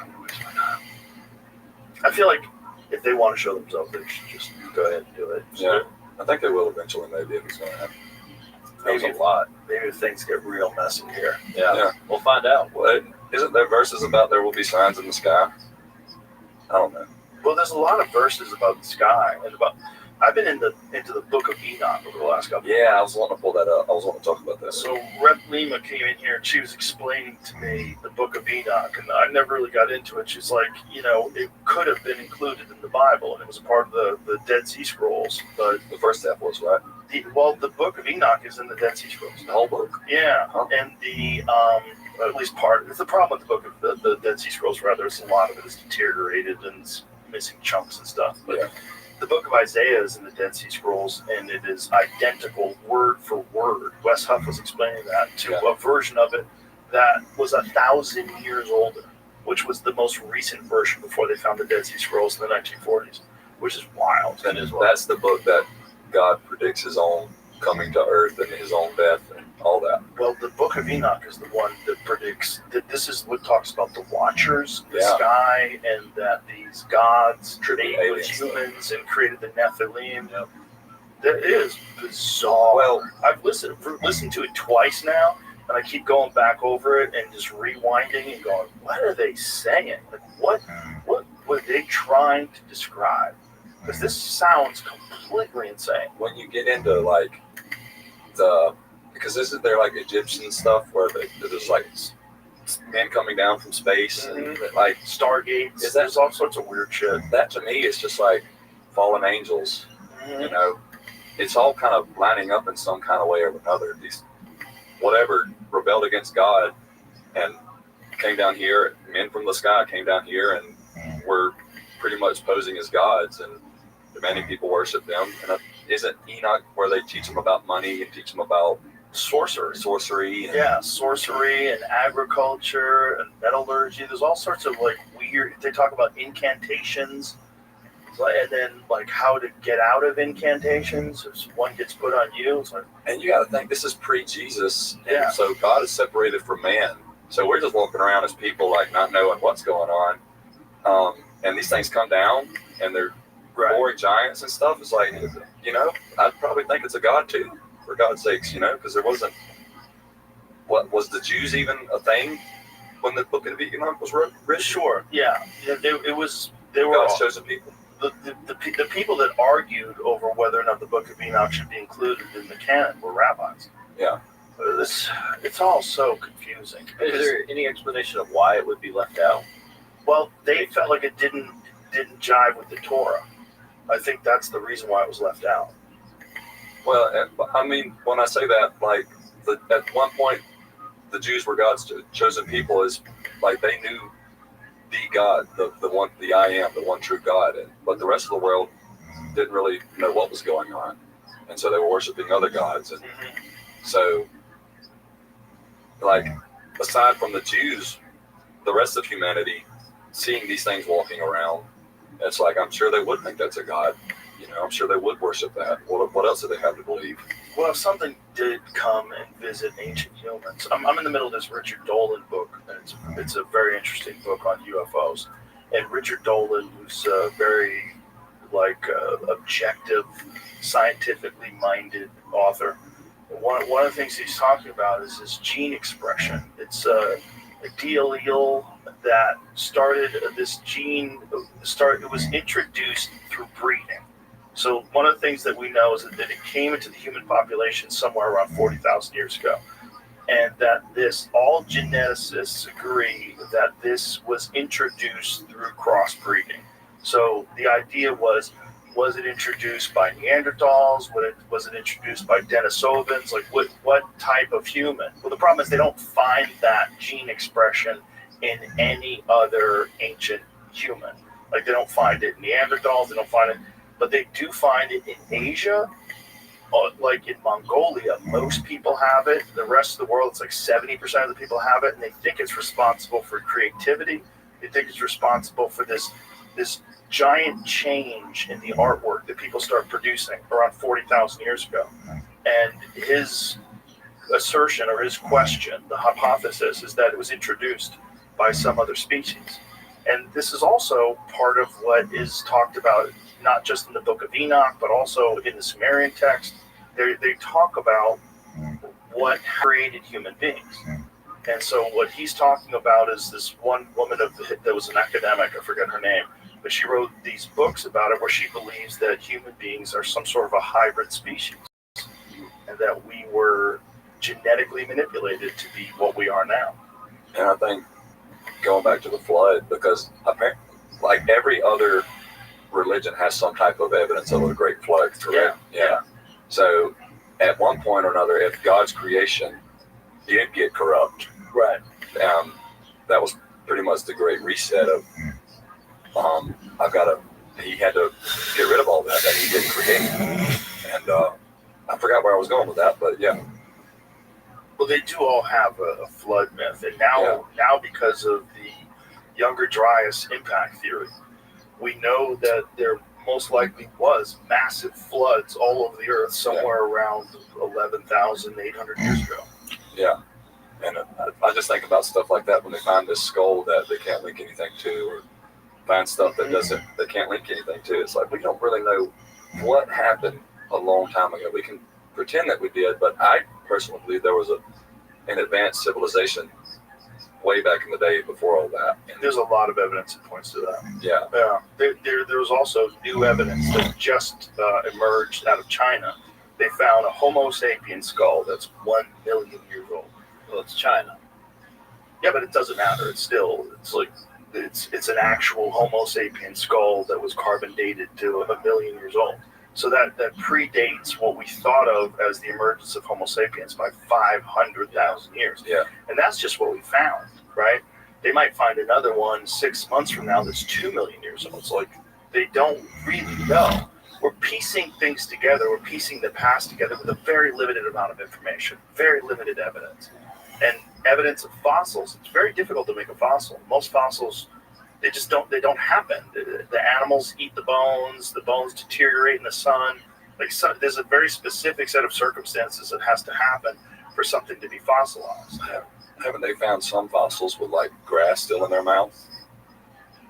And so they were wondering they found some type of evidence of fossils where it seems like this animal was fossilized instantly. Yes. Well, that's not even fossilized, just preserved instantly. Yeah. Like this is woolly mammoths. There's quite a few of them. They think a lot of that was what happened during the impact. So Randall Carlson talks about this quite a bit. There's multiple places on Earth where there's a large number of animals that seem to have died instantaneously, and weird, like with broken legs, like broken mammoth legs, over a large field of them, thousands of them there. Like what happened? Like some sort of an event must have happened where they were wiped out, or the ones that were in this area were wiped out instantaneously, and he thinks it's probably some sort of a collision. It's a mass casualty of some sort. Yeah. I mean, what else can cause that? Well, not only that, 65%, something like that, of all North American megafauna died off at the exact same time. All of it around that same Younger Dryas impact theory time, between 11,800 years ago and 10,000 years ago. Everything, woolly mammoth, African lion, African cheetah. There was all sorts of giant sloths, all sorts of weird animals that all died off in America around the exact same time that they think this flood happened. And it used to be just complete speculation, but now they find core samples where they're finding iridium, which indicates Iridium is very common in space and very rare on Earth. So when they find a layer of iridium, it indicates there's some sort of an impact. Interesting. That's wild shit, man, because it could happen to us at any moment. You know, there's this guy, Avi Loeb, who's a professor out of Harvard, who is saying that some of these objects that we're seeing in space, they're moving in very bizarre ways. They're enormous. They have much more mass and much more speed. They're interstellar objects. He's speculating whether or not they're alien. We got one passing by pretty soon, right? I've been following that one. Yeah, this is one of the ones he's talking about. They think it's a spaceship, something. You know, whatever it is. For it to come outside of our solar system on this path is just very bizarre. Very bizarre, but other astronomers say, yeah, but it just might be unique. Like there's a lot of stuff in space they're finding through the James Webb Telescope that they didn't understand. So they had this idea of the universe being 13.7 or whatever it is billion years old. But now they're finding these galaxies that were formed far too quickly, like after the Big Bang. And so now they're starting to say, well, this might be an indication that it's quite a bit older, and that maybe it's not 13. Maybe the Big Bang is not 13.7 billion years, but that's just as far back as we can look. And as they get better and better equipment and better ways of looking, they'll be able to find more evidence and more information that gives them more questions and less answers. It's really weird. It's like there's a quote by Dennis McKenna. He said that once the bonfire of knowledge expands, the surface layer of ignorance is exposed. More of a surface layer. So the more you see, the more you learn, the more you realize, oh, I don't know shit. And that's what they're kind of finding out about space. It's like they know a lot, but they don't know a lot in comparison to what's out there. More questions pop up than answers. Yeah, I mean it's fucking. It might be. It's just wild too. How much of that we were taught in school is like fact. Yeah. Go grow up. Like, wait a minute.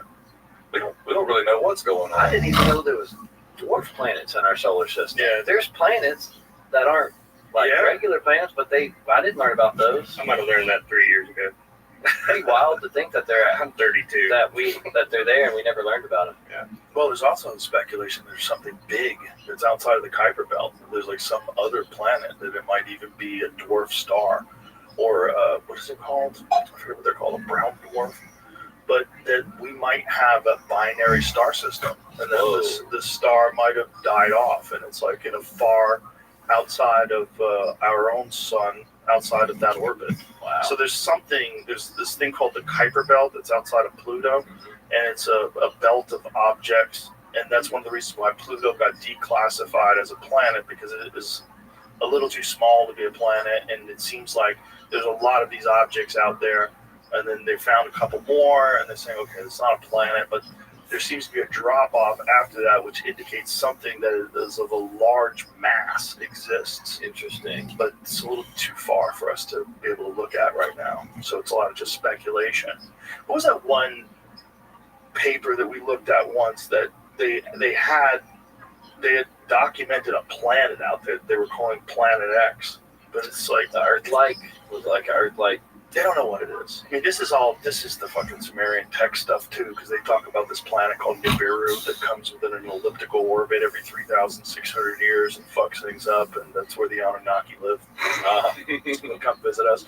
This is this guy Zechariah Sitchin. It's fascinating stuff. So fun. It's so fun, but might be full of shit. In fact, there's a whole website called sitchiniswrong.com that refutes it, but I'm too dumb to know who's right and who's wrong. It's still interesting to talk about and theorize, you know? Oh, yeah. Well, the Sumerians had a detailed map of the solar system 6,000 years ago, bizarrely, with the sun in the center and all the planets that we know of in the relative size and the relative order, like the ones that are the right, not exactly the right size because they're so fucking huge, but the bigger ones are in this bigger place. Yeah. And it shows this map of the solar system on this clay tablet from 9,000 or 6,000 years ago. Like, how did they know that? Yeah, it goes back to the advanced civilization. I don't know. I just how really advanced do you think? I think it was a different type of advance, like not power lines and stuff like that. I think they honed into like natural energy from the earth, like I heard something about the pyramids may have been like some type of a power plant because they just found where those pillars go down in the ground so long. That stuff's wild. That stuff's wild. I did this dude Ben Van Kerkwick, and they've used that same technology to find this enormous labyrinth that existed, but that was also documented historically. Herodotus talked about it, and different historians have talked about it. This labyrinth that's even more impressive than the pyramids underground. And inside, so using this technology, they've found this 40 meter, this metallic, they don't know what kind of metal it is, but there's a metallic tic-tac shaped object that's 40 meters long at the center of this labyrinth. So they built a dam in the 1960s to help the farmers out, and the dam unfortunately fucked up the water table, so this labyrinth is now flooded. So you can't get in it unless they do something to change the water and, change how the water is channeled or build a tunnel inside of it. But the water table has made it impossible to get into it without doing that. But this thing, because of this tomography, this ground penetrating radar, they know that there's an enormous metallic object from thousands and thousands of years ago that's 40 meters long. Are they actively trying to figure it out, like get in there? There are researchers that are, but the problem is there's a lot of resistance from the Egyptian government. I figured. Yeah, they don't want any monkey wrench in the timeline that they've been teaching forever. Yeah, I've seen one article. They just discovered some ancient city, and it was like they discovered something. It was related to Christianity. Like they discovered something, Christ is king, but long story short, the whole entire project just got shut down, and they passed a law you can't dig there for like 20 years. I think you're talking about Göbekli Tepe. Yeah, that's it. Yeah, Göbekli Tepe, which is in Turkey. They found that by accident. It was a farmer. A farmer was I think it was a sheep herder actually. He found some stone that was in the ground. He's like kicked at it and like cleaned it off a little bit, and then he realized it had a right angle to it. It was like, what the hell is this? Then he dug a little deeper, and then they called in the archaeologists, and they said, hey, we got something here. And then they discovered that there's these concentric circles and these huge stone columns and 3D animals, and they've only uncovered 5% of it so far. And they kind of stopped digging because they get an enormous amount of tourist revenue where people want to come to the site, and they didn't want to fuck that up. And there's a lot of weirdness when you let these governments decide what can and can't be explored. Yeah. Because through ground penetrating radar, they realize that this site, even though they've only excavated 5% of it, is one of many, many sites that are in that area. And the age of it is really fascinating because this was intentionally covered somewhere around 11,000 years ago. So that means that someone decided to cover this all up with dirt 11,000 years ago, which means they don't even know how old it is. It could be 2,000, 3,000 years older than that. They don't know. And it's just weird to just stop finding that out. Mm-hmm.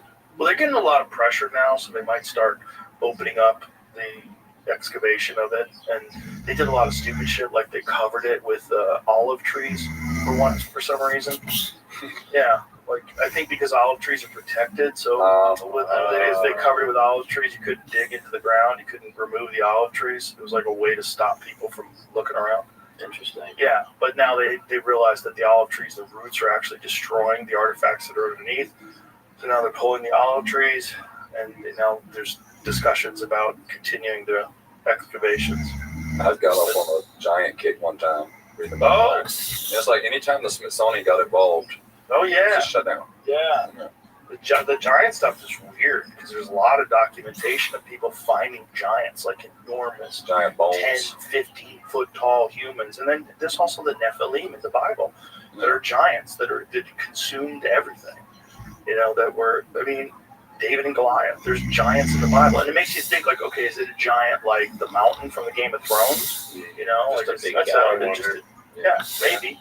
People were shorter and relatively back then. Right, but probably some people weren't. Yeah. If they lived in some places where they had more resources and better genes. Yeah. Pituitary gland problems, where we have guys 7'11" plus, Yep, but this seems different. The giants in the Bible and the giants in historical accounts, it seems different. It seems like it's a totally different species of human.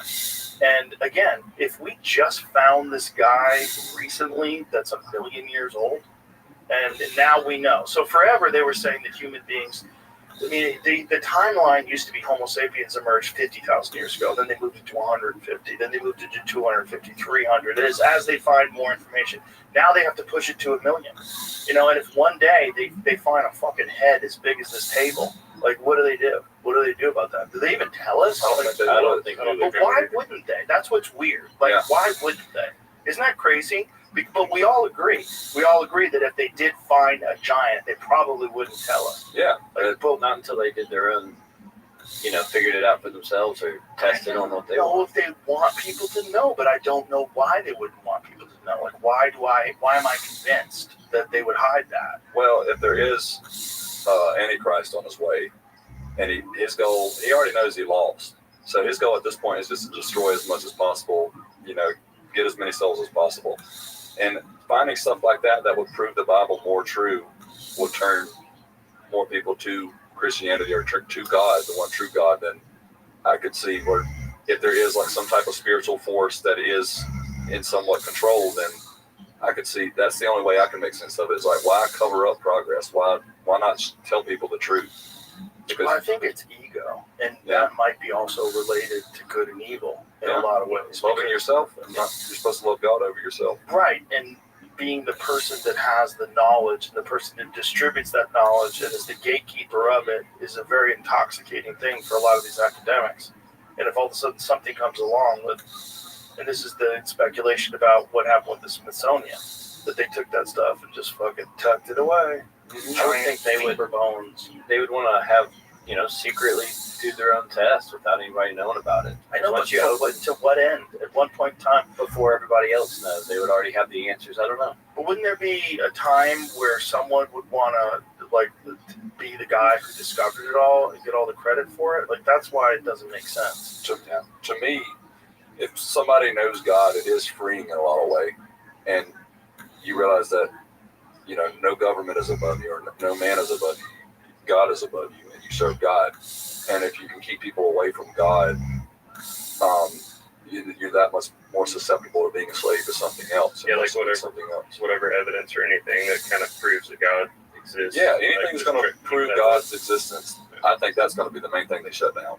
Right. Like the Shroud of Turin is an excellent example. Yeah, that one's an interesting one. That's a weird one, man. It's a weird one. There's a lot of people that go out of their way to try to disprove it, but when you get into the dating of the cloth, so it used to be they were saying that it was only a few hundred years old, but now they're saying that the way the cloth is made, the cloth is made that's exactly consistent with the time that Jesus was alive, and that more tests need to be done to find out the exact age of it, because the problem is, like, you don't know what piece they studied, and you're not studying the entire thing. And also the image of it is bizarre, because the image of it, you really only see Jesus when it's a negative of it. Mm-hmm. And they don't know how that image was put on there. It wasn't stained. It wasn't burned on there. They don't know what caused it. Like a blast of radiation. Yes, right. Somebody recreated it with gamma radiation, I think. But the only problem, so it would just be, it would need to be an extreme source of light to do that. But the only problem is that would have vaporized, the heat from the light would have vaporized it realistically. So they're wondering, well, if light did do it, how was there no heat? Right. So if Christ did raise and pass through it, there's also X-ray images in the shroud, apparently. Well, you see this when you see the shroud in negative, it's very strange. Like, it shows the lash marks on his body. Yeah. It shows his facial features. It shows the holes where his wrist is, where he was crucified. It's very strange stuff. So it's like, for someone to do that as a hoax and to just not paint it, just to do it in some very weird. Go with that. Yeah, that one right where your cursor is over that. Make that big. Recently said it's big. They've recently they go back and forth. The thing is, who is the person who's they? Right. So, the Catholic Church is. What's that, Jamie? Says they've been debunking it for 650 years. Well, 650 years ago, they didn't even have carbon dating. So what were they doing to debunk it back then? Yeah. There's a bunch of people that want to debunk it. So what does it say? A document? Well, they were talking. I mean, I don't know. Well, they talked about it being bullshit. Yeah, The thing is, people, I'm sure, called bullshit on it a long time ago. I've talked about ways that some of that stuff could have been done. Sure, but how would someone figure out that 500, 1,000, 2,000 years ago, whatever it is? It could have been 300, 200, 150, Sure. 60 years ago. Well, it's 650 years. If they've been deep years, you got to assume it's at least 650 years old. The thing is, it's been dated between 1355 and 1382. So the text, what text? That we're talking about here, not the shroud. What is the text about? Medieval documents revealed the authenticity of the shroud that many believe wrapped crucified was being called into question perhaps as early as 1355. Okay, well that means that it existed 1355. Yeah. Depictions by clergymen. See, it's hard. Deceptions. Oh, excuse me. Deceptions by clergymen. His writings, now considered the oldest written rejection of the relic, predate the previous earliest documented criticism by the Bishop of Troyes, Pierre d'Arcis, in 1389. So either way, we know it's at least 600 plus years old, and we know that the way that it was put on there was not stained, it was not painted. It's very strange. And if you look at it like that, they didn't even know that until they came up with photography, until they could take an image of it and make it a negative. They didn't see the face of Jesus and all the depictions. Mm-hmm. It's like this image right here is like, you look at that, the Shroud of Turin, like, yeah, I could say, call bullshit, whatever. But then you see the negative, go back to those other images. So this is what it looks like when you run it through, when you use modern photography and turn it into a negative. That's really weird that this wasn't, that they didn't know about this in the 1300s. Yeah. A new study says it's something else. So they're going to have studies forever that debunk it. And one thing that academics love to do, they love to call everybody retarded. Yep. Everybody's an idiot. This is all fake. This is bullshit. But whatever that is, man, when you're, just go back to the negative ones. The one that you just had, the one down, right? Yeah, that one, please. That's weird as fuck to me, man. So it's weird as fuck that you couldn't see it normally, and you only see it when they make a negative of it. That is so strange that someone would go out of their way to fake something in that way, where it only exists in a negative. Well, they don't even know how it happened. Right, exactly. They don't know how that. I mean, they're saying they could reproduce it today, but I don't think anybody has. And also, how are we going to reproduce it to such an extent with so much detail that matches the biblical depiction of the crucifixion? Yeah. Including the holes in the wrist, the lash marks on his back, the wound in his side. It's all really weird. At the very least, it's fascinating.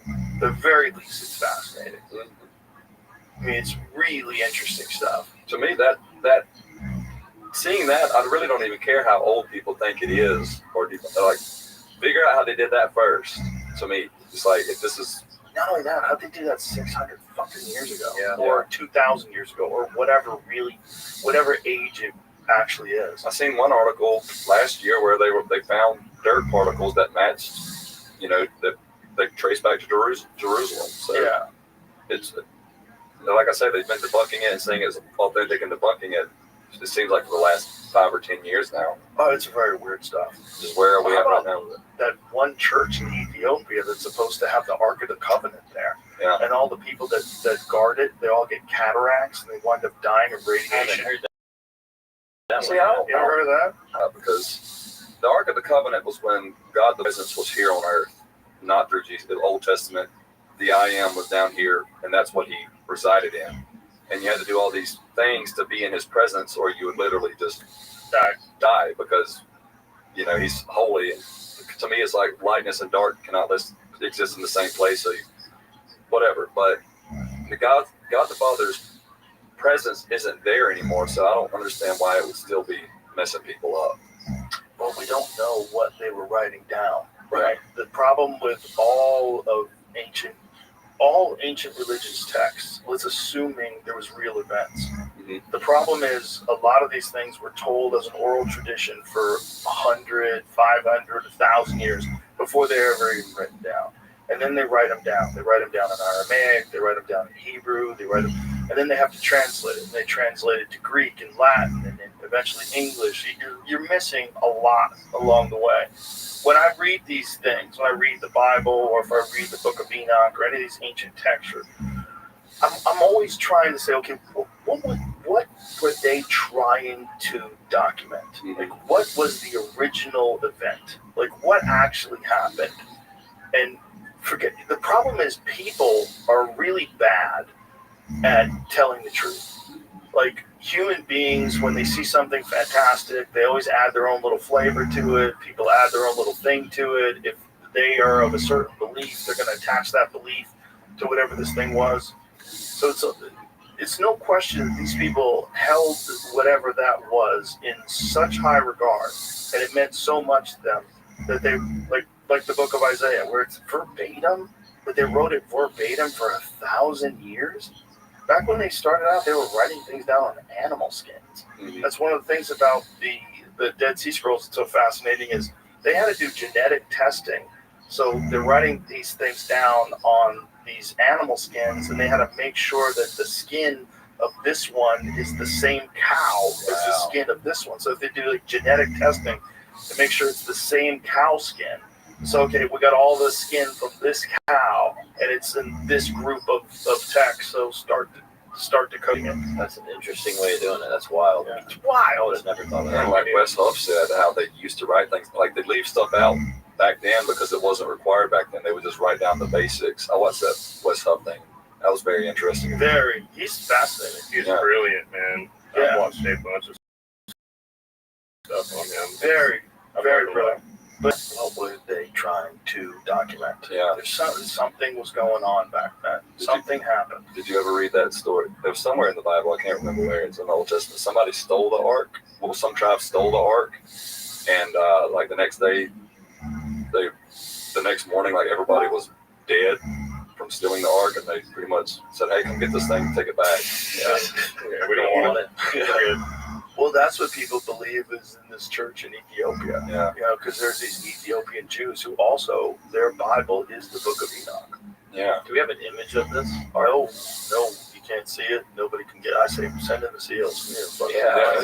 Find out what the fuck is in there, bro. Put these guys in hazmat suits and let's get to the U.S. bottom actually of got it. it, it's going to be ours. Well, you would imagine. We're going to take it. I Or would they might see not know at all. what would happen to remote viewers if remote viewing is real. Get remote viewers in a room and We have talked about You that. just got My brother is big on.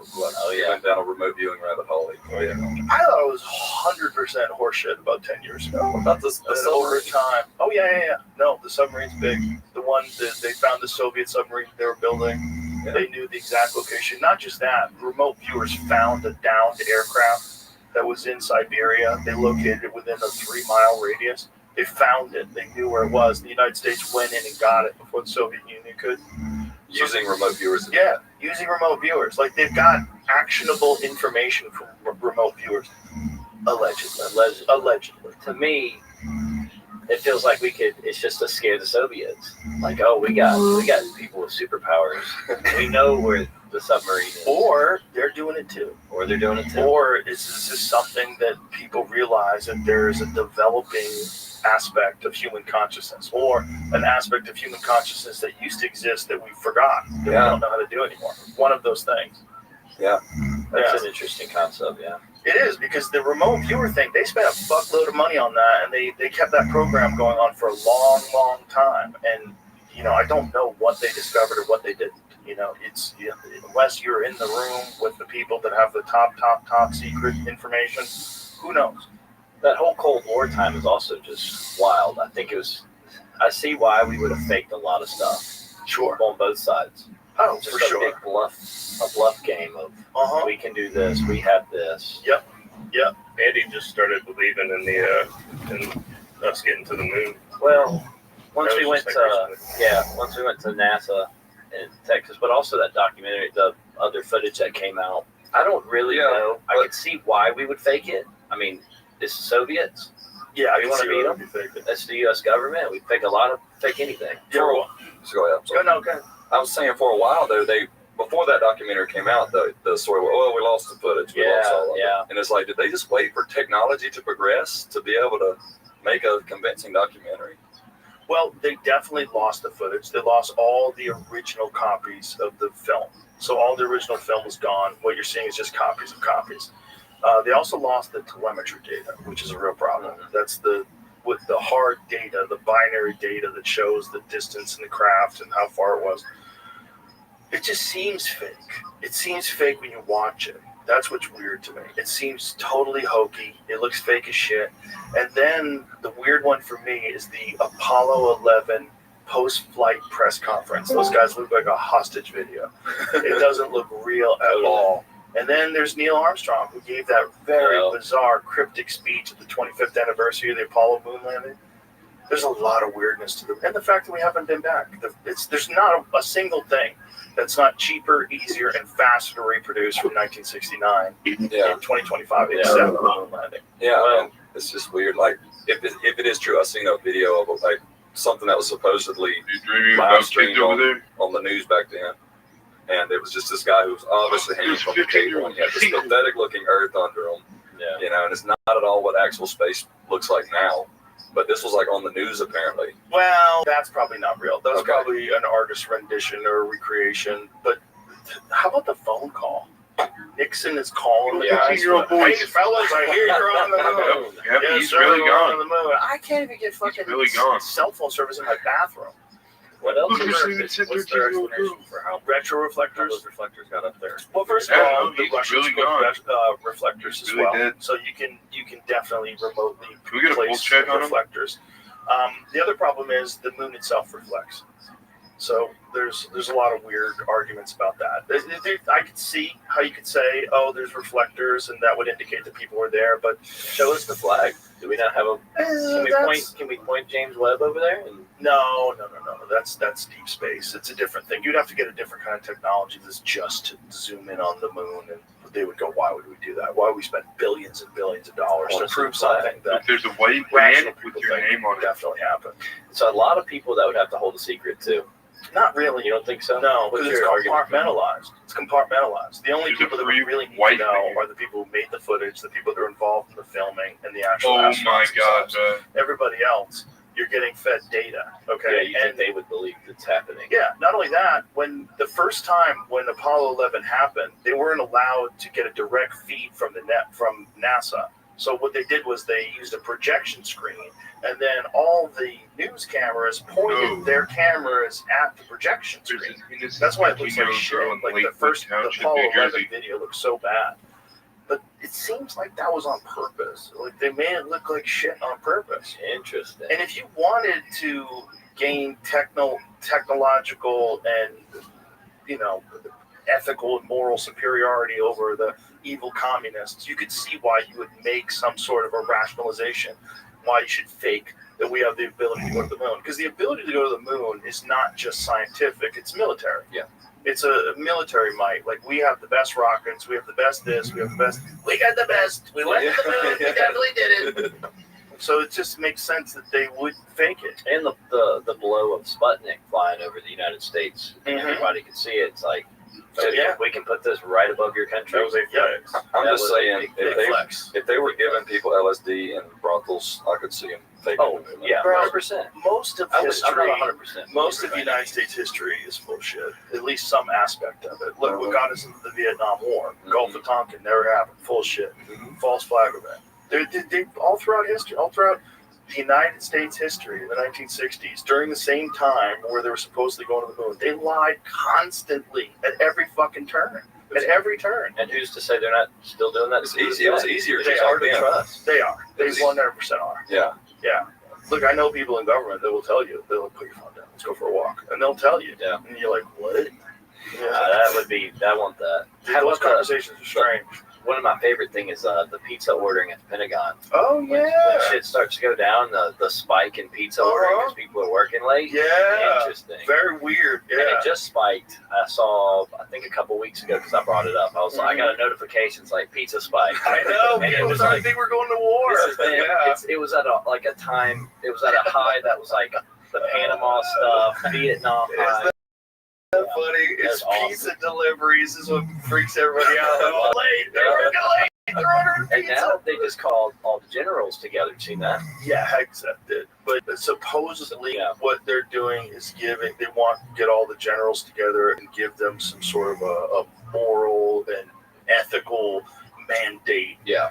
Like preparedness. This is what we want the military to be. No more beards and stuff. No more Keep fucking it politics tighten it back up. and no more identity politics and bullshit. The most important thing is be ready. Yeah. Be ready, have the best, most capable military that's humanly possible given the resources that we have today. This is what our goal is. This is what our job is. And they Which needed makes to call sense. everybody together to do that. Well, you saw what the fuck was going on over the last 4 years. Yeah. You got guys in dresses talking about how it's really important to have inclusiveness. It's the most important thing about the military is inclusivity. Like we had crazy people that were in charge of very important positions, including that guy that was stealing women's clothes. Yeah. That guy was in charge of like fucking East. He's running around stealing people's underwear. With lipstick and a bald head. Not just stealing, but he stole this one lady who was like a famous designer. It was a one-off dress, and then he wore. That's how he got busted. He wore it to some event, and the lady was like, "Hey, motherfucker, that's mine! Like someone stole that shit from the airport." And that's how he got busted. This is a South Park episode. Yeah, there's a South Park episode. Is it? Is it a South Park episode? No, we live in a South Park Yeah, episode. we do. Yeah, we do. It's getting wild, man. Yeah. It is wild, but it's like dreaming it's always about been kids wild. and Dairy Queen. This is one of the good things about Trump being elected and Trump in office is they kind of threw a monkey, because they didn't want him to be the president, and threw a monkey wrench into all these things that they were doing. You get to see a lot of these people scramble, and you get to see like, oh, this is there's so much, like all the Doge stuff where they uncovered all these NGOs. That's crazy. Yeah. There's an NGO for, I think it's every 600 people in India.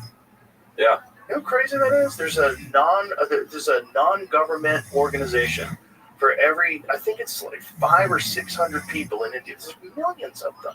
It doesn't make any sense. It's crazy. It's like, what are you doing? What are you doing? Elon explained it to me too. He said, what you would do is you would make this non-profit, and you would call this you'd put a bunch of money into it. So you put like $10 million, relatively small to them, $10 million to this thing, and call it like Agency for Peace, Center for Peace, whatever it is. And then that becomes a non-government organization. And then you get politicians to dump tons of money into this NGO. And then through this NGO, you profit. It's like a show company. Yeah. And there's a ton of those. And there's so many of them, they couldn't even keep track of them. And the more they dug into it, the more they started calling Elon a Nazi. And it just got wild. But they don't like when the elites don't like when the curtain's pulled back. Well, that was the curtain being pulled back. That was the curtain being pulled back in a way that most people were not aware. And when I brought Mike Benz in, and Mike Benz laid it all out, and he was explaining that what U.S. aid was for was the things that were too dirty for the CIA to get involved in. So a lot of it was like regime change operations.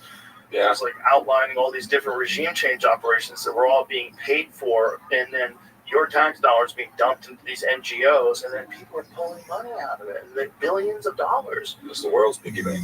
Why did they stop digging?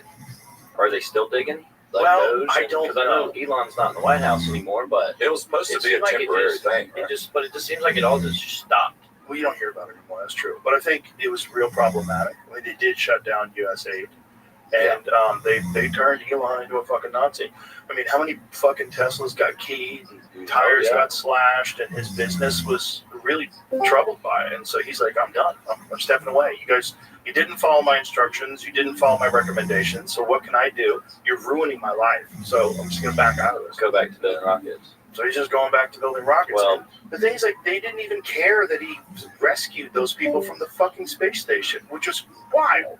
Like, no one wanted to give him credit. No one wanted to say thank you. No, They're like, no, he's a Nazi. Yeah. People I know were calling him a Nazi because he spazzed out and went, my heart goes out to you. Oh yeah, we make fun of that all the time. Crazy. Yeah, someone just took a still image, you know. The guy literally has a chain around his neck that was given to him by one of the mothers of one of the hostages in Israel that says, bring them all home. Yeah.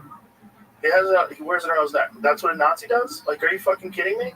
You think he's a Nazi? There's no evidence that he's a Nazi other than one hand movement. Yeah. That's it. Well, it's like the whole right's being called Nazis.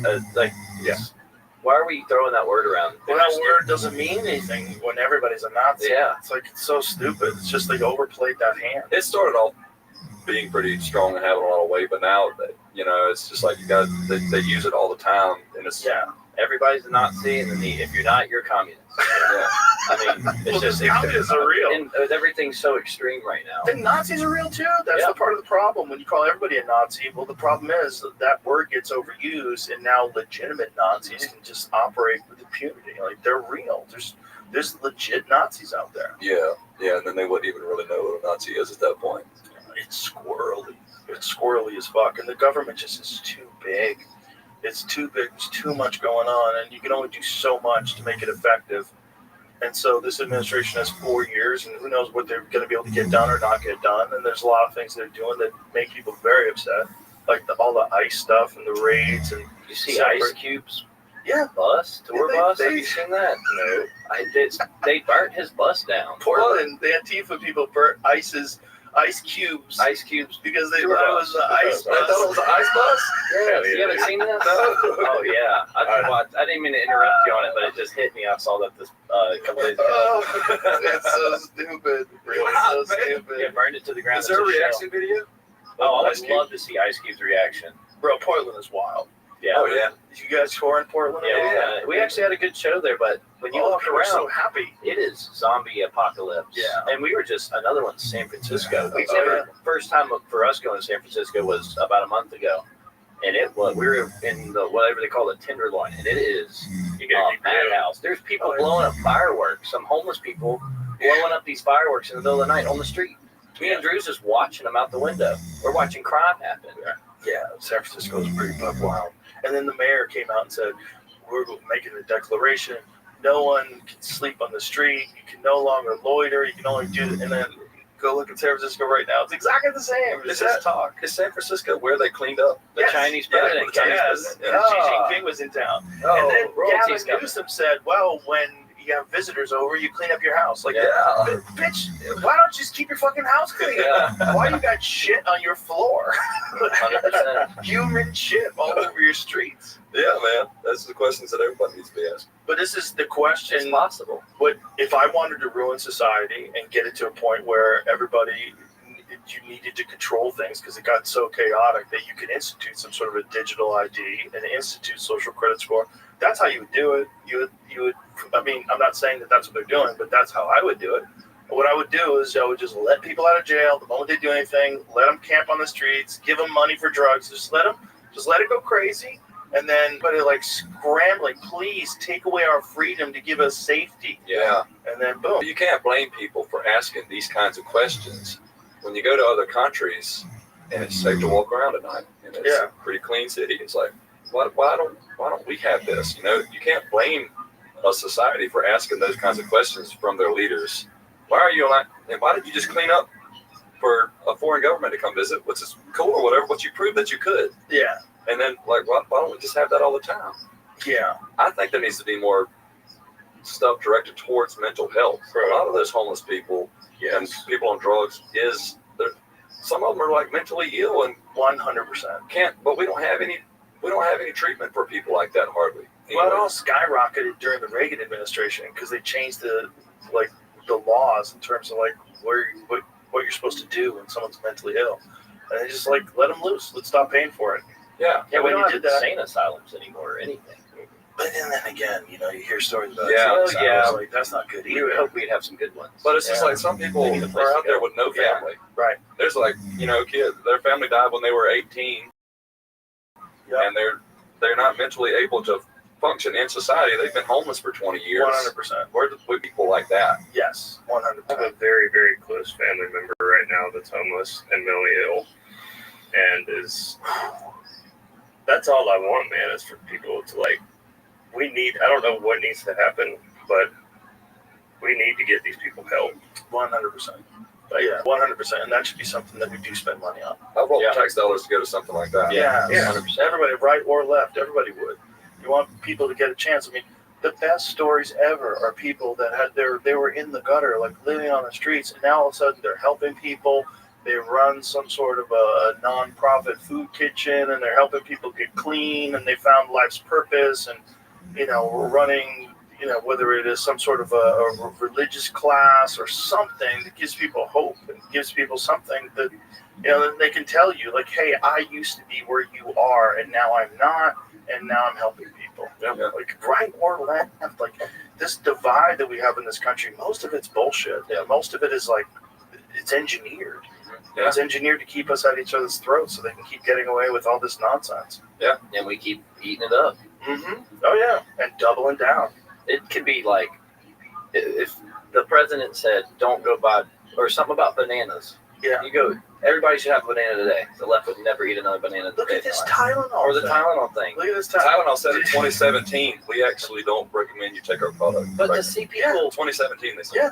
Well, not only that, 2 years ago, Johnson & Johnson separated from Tylenol. Tylenol became its own company. Oh. Which is probably like they saw it coming down the pipe. And they're like, hey. Yeah. Well, here's what's really crazy. A lot of fucking crazy leftist women started taking Tylenol to own JFK or RFK Jr. and Trump. And a bunch of them died of liver toxicity. Yeah. I knew it was going to happen. A friend on TikTok, pregnant women just taking Tylenol, just out of spite. It's crazy. It's crazy. Why let something dictate your life that much? Because a lot of people are nuts, man.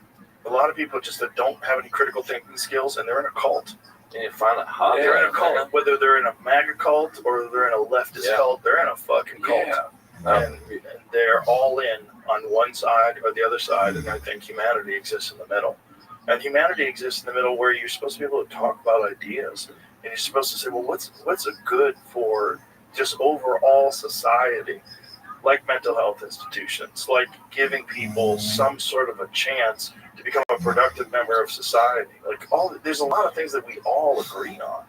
Yeah. We need to find common ground instead of like fighting, instead of polarizing people. And this is one of the problems that I have with this administration is that they're really good at like pointing fingers at the other side and polarizing, and really bad at uniting us all and not attacking the other side, and just uniting us and bringing us together. What was the last administration that was good at uniting, in your opinion? Ooh. Or has it just always been divided? Well, it's kind of always been like that. Maybe the Clinton administration, maybe the first one. Yeah. Maybe Bush Clinton. 9/11. Yeah, everybody was 9/11, but on the same team for at least a year. He was pretty divisive. He was super divisive before that. That's for damn sure. It was an outside influence. But it's like, what did they do with that unitedness? They forced us into a war over a bullshit premise. I mean, it just shows you what they're really willing to do if they have everybody's will. If they have everybody on their side, like, okay, great, let's invade Iraq. Let's lie about the war on terrorism. Yeah, exactly. They go anywhere with that. Yeah. Well, that's what I have to do. So they hate us for our freedom. Oh, go fuck them up. And take their oil. Yeah, exactly. It's kind of crazy, but we always fall for it, and hopefully we fall for it less and less every year. But it doesn't seem like it when you see pregnant ladies chewing Tylenol. Yeah, we're in a crazy time. Again, that's what the song touches on. We're actually going to put it out October 3rd because of it. I listened to it in the gym today. People hate it? Yeah, you like it? I love it. I love the whole album. It's really great. You're just jaded on it, man. Yeah, people hating each other. I know, it's sick. It's sick and it's unnecessary, and you don't get much time, folks. You don't get much time in this life. You get 100 years if you're lucky, and you're gonna waste it fighting ideological battles on Twitter and Facebook. Like, what are you doing? Yeah, and you're trapped. You're trapped on your phone. You're trapped, like, checking to see how people are engaging with your latest outrage tweet. It's like I cannot, dude. I cannot look at the comments. I think I learned that from you. But go post and ghost. Post and ghost, baby. I just I've seen some of these things, and I know it's all bullshit. Like, somebody's just coming on here to rile me up. But David 36907. Yeah. It's like there's so many of them. On the inside, it kind of gets to you a little bit, and I just don't. I'd rather not. Yeah, it's a comment. I eat it up. So I'm doing it. Yeah, I don't care. Really? I wouldn't be doing this if I cared about people's opinion. You know what I mean? But you do care about good people's opinions. Yeah, you just don't care about negative opinions. I don't care about the negative opinions because I'm doing it for God, pretty much. But I mean, anytime I post a cover song, sorry, not Waylon. Sorry, nobody will ever be George Jones. Wasn't trying to be.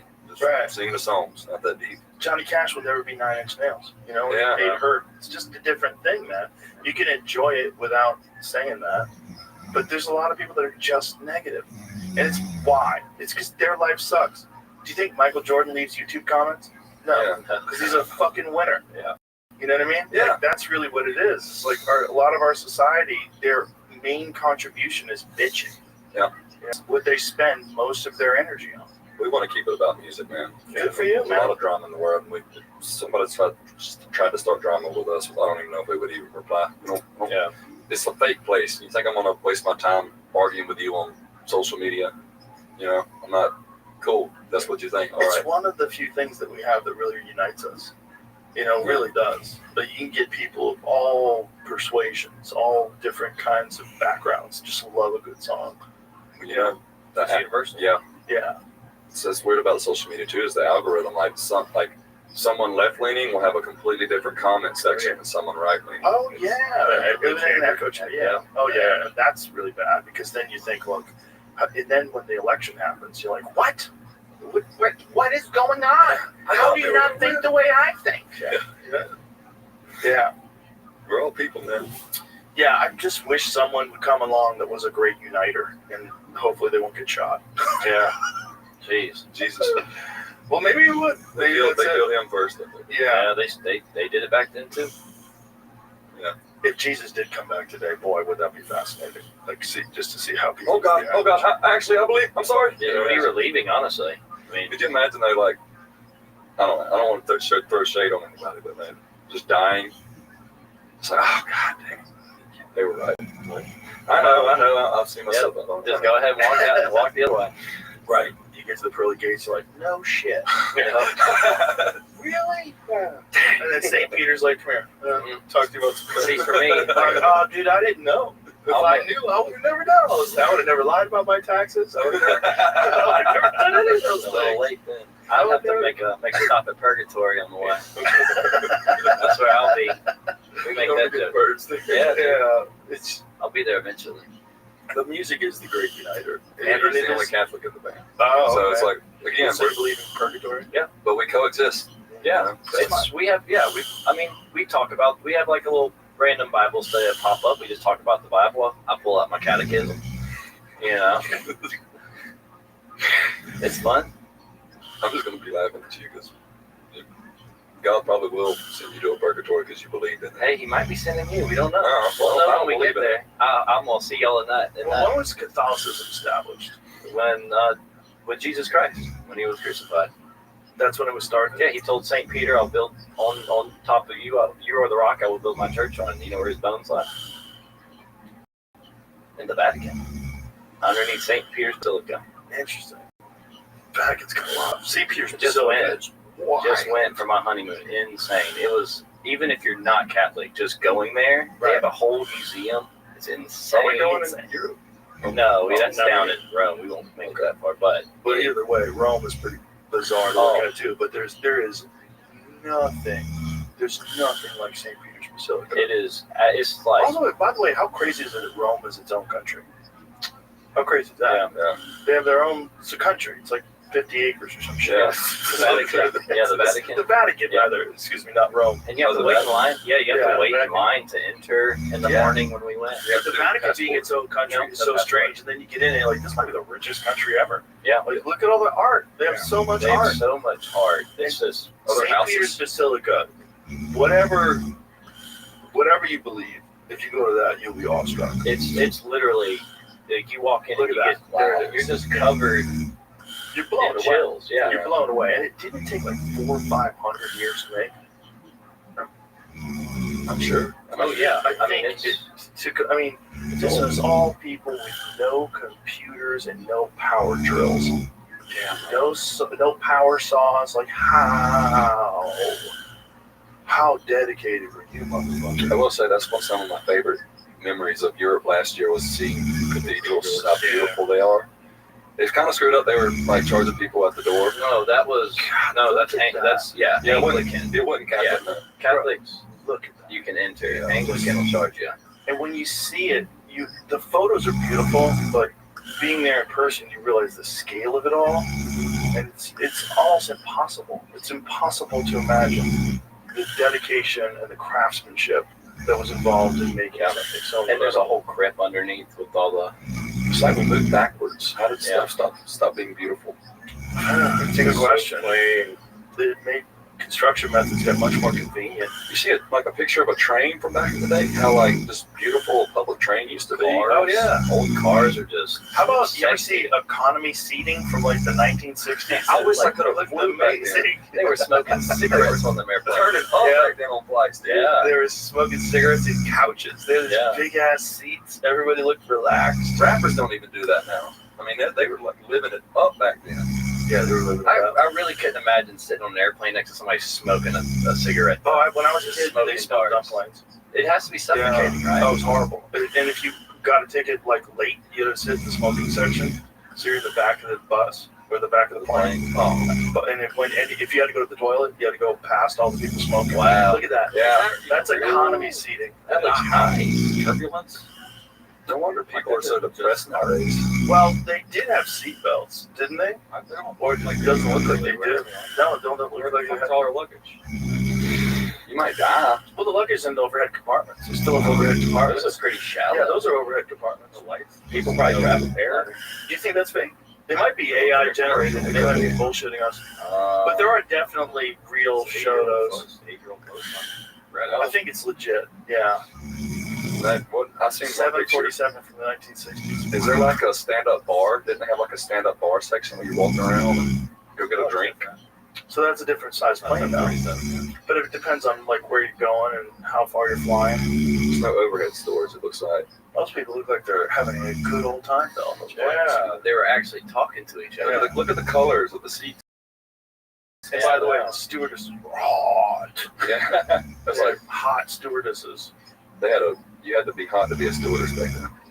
Yeah, weird. Also, what happened to fashion? These people are dressed up very nice on an airplane, and now people are showing up in yoga pants. I don't used know to dress yoga pants. Don't be hating on yoga pants, bro. I should have worn mine, dang it. But it went well with your chain. And the mustache. Yeah. Nothing but like shirtless, chain, mustache. I don't know why yoga people were calling me a pants. lesbian. Yeah, Theo Line comments coming. People like, oh, he looks like Matthew McConaughey. I was like, dang, what are you talking about me? They're like, then it was Brandon. And they're like, who's this mustache lesbian that keeps talking? I was like, What did I do? yeah, what did I do? We'll find a way to get you. Yeah, I don't read those. I just have Brandon send me screenshots. Because you get in there, right? Yeah, my feelings will get hurt. Yeah. I get a lot of Elvis, like, oh, he looks like Elvis, he looks like Elvis. That's why I won't do karate. So it's just the next thing they'll just tack on. Oh, he's doing karate like Elvis. I'm just like, yeah. It's a good thing to get out your aggression, though. It's a good thing to calm yourself. I want to do something, man. Yeah, I want to do boxing. Yeah, Something. just some Muay Thai. Have some guy hold pads for you. If you start out with Shotokan, Yeah. get some guy to hold pads for you when you're on the road. Drew's teared down 40 plus pounds in the last, how long? I'd say about 10 months. Really? That's Yeah. great. What'd you do? I fasted. So I did like 16-hour fast pretty much every day. Okay. Intermittent fasting. Nice. And Just that alone. Isn't that amazing? dude, 30 pounds by itself. Yeah. And then I started working out a few weeks ago, and I've just been doing it like every single day. Don't you feel a million times better? 1,000%. Isn't that crazy? Like, you want to tell people, I know it sucks to start. Yeah. Starting something is hard to do. Changing the habits of your life are very hard to do. But if you could do it, God, you feel so much better. Yeah. I mean, like, I can't even go a day without running. Really? It feels like I will feel bad. Isn't that incredible? Yeah, dude. I love it so much. And you think about the time where you felt bad all the time, and that was your base state. Yeah. That's a lot of people that are complaining online, too. Mm-hmm. There's a lot of people that they're uncomfortable just walking around They in need to life. go exercise. Yeah, they're filled with anxiety and angst. Ugh. You get outside and exercise. Yeah. Just fucking do something. Take a walk. Do something. Do I mean, it will something. cure a lot of things, just exercise alone. I mean, Well, it's 1.25 times better than antidepressants. Mhm. Just that alone. 1.25 times better than SSRIs. Everybody's always, it just so blows my mind, even growing up as a kid, all these fat burning pills and all these shortcuts to lose weight and the Ozempic thing. It's like, no, there's no shortcut. It is diet and exercise. Yeah. Well, baby. I think for people that are like morbidly obese, like something like Ozempic is, it's going to be it'll help. It's the catalyst. It'll get you started. Sometimes it's just getting started. It's just like getting momentum going, where you're doing something positive every day. And then, next thing you know, it's 5 days in a row. Next thing you know, it's a month in a row. Like, I'm feeling fucking good. I really have a good program going on now. I'm feeling better. Everything's healthy. Life is just having positive momentum in the right direction. We're creatures of habit, and we learn to walk by forming a habit. And you can form good habits. Yep. You get to a point where, like you said, I didn't get my running today. I feel weird. And it's like, I need to go to the gym. I need to fill a pump or something to get that habit going, man. And for some people, it's meditation. For some people, it's yoga. But just do something. Do something. Do something positive. Don't just exist. I hope that for America, we'll get fit again. Well, that would be nice. We need that. I feel like I feel like it's shifting. I feel like it. Yeah. There's a lot of people. There's a lot of people that are shifting. Yeah. Well, I think like with our grandparents, the importance wasn't known yet of how important moving.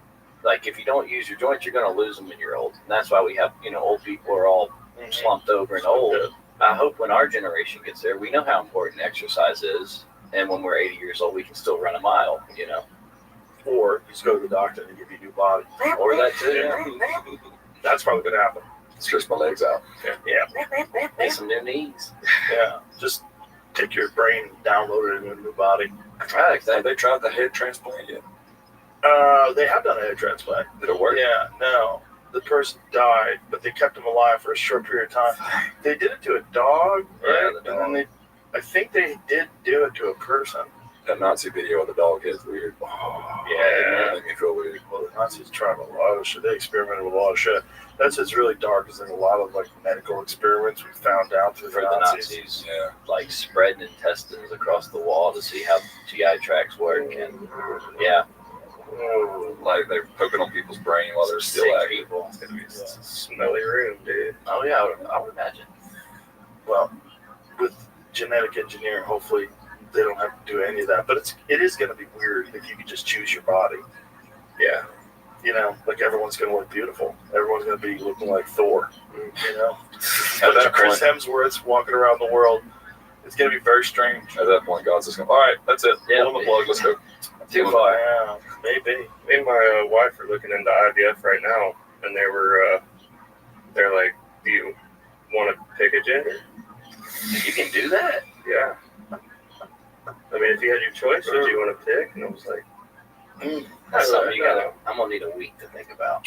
And why are you looking into IVF? Why are you doing that? So my wife has scar tissue, and so she had a mass on her one of her fallopian tubes. Oh, so they have to do it this way.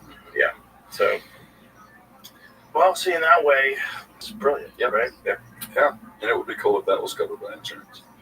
Yeah, there would be. there's a program called Carrot now that runs through our insurance that you can do it on. Oh, wow. So it'll be cool. It's quite expensive, though, right? It's only $30,000 a shot. Something like that. It doesn't always work the first time. You have to try it again. Yeah. But my wife splits it as, your baby's just taking the scenic route. There's a lot of people feel funny about getting IVF, but it's like, there's nothing wrong with IVF. Listen, if it allows you to become a parent, and it's the most rewarding thing in life to become a parent, to me at least, it changes everything, changes your whole life, changes your perspective on things.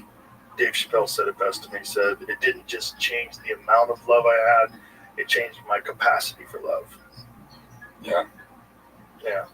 And if you can give that to people, that's beautiful. Yeah. Especially there's a real population collapse problem. Yeah, I was going to say that. Yeah, in a lot of countries, it's real serious. There's some countries where it's not.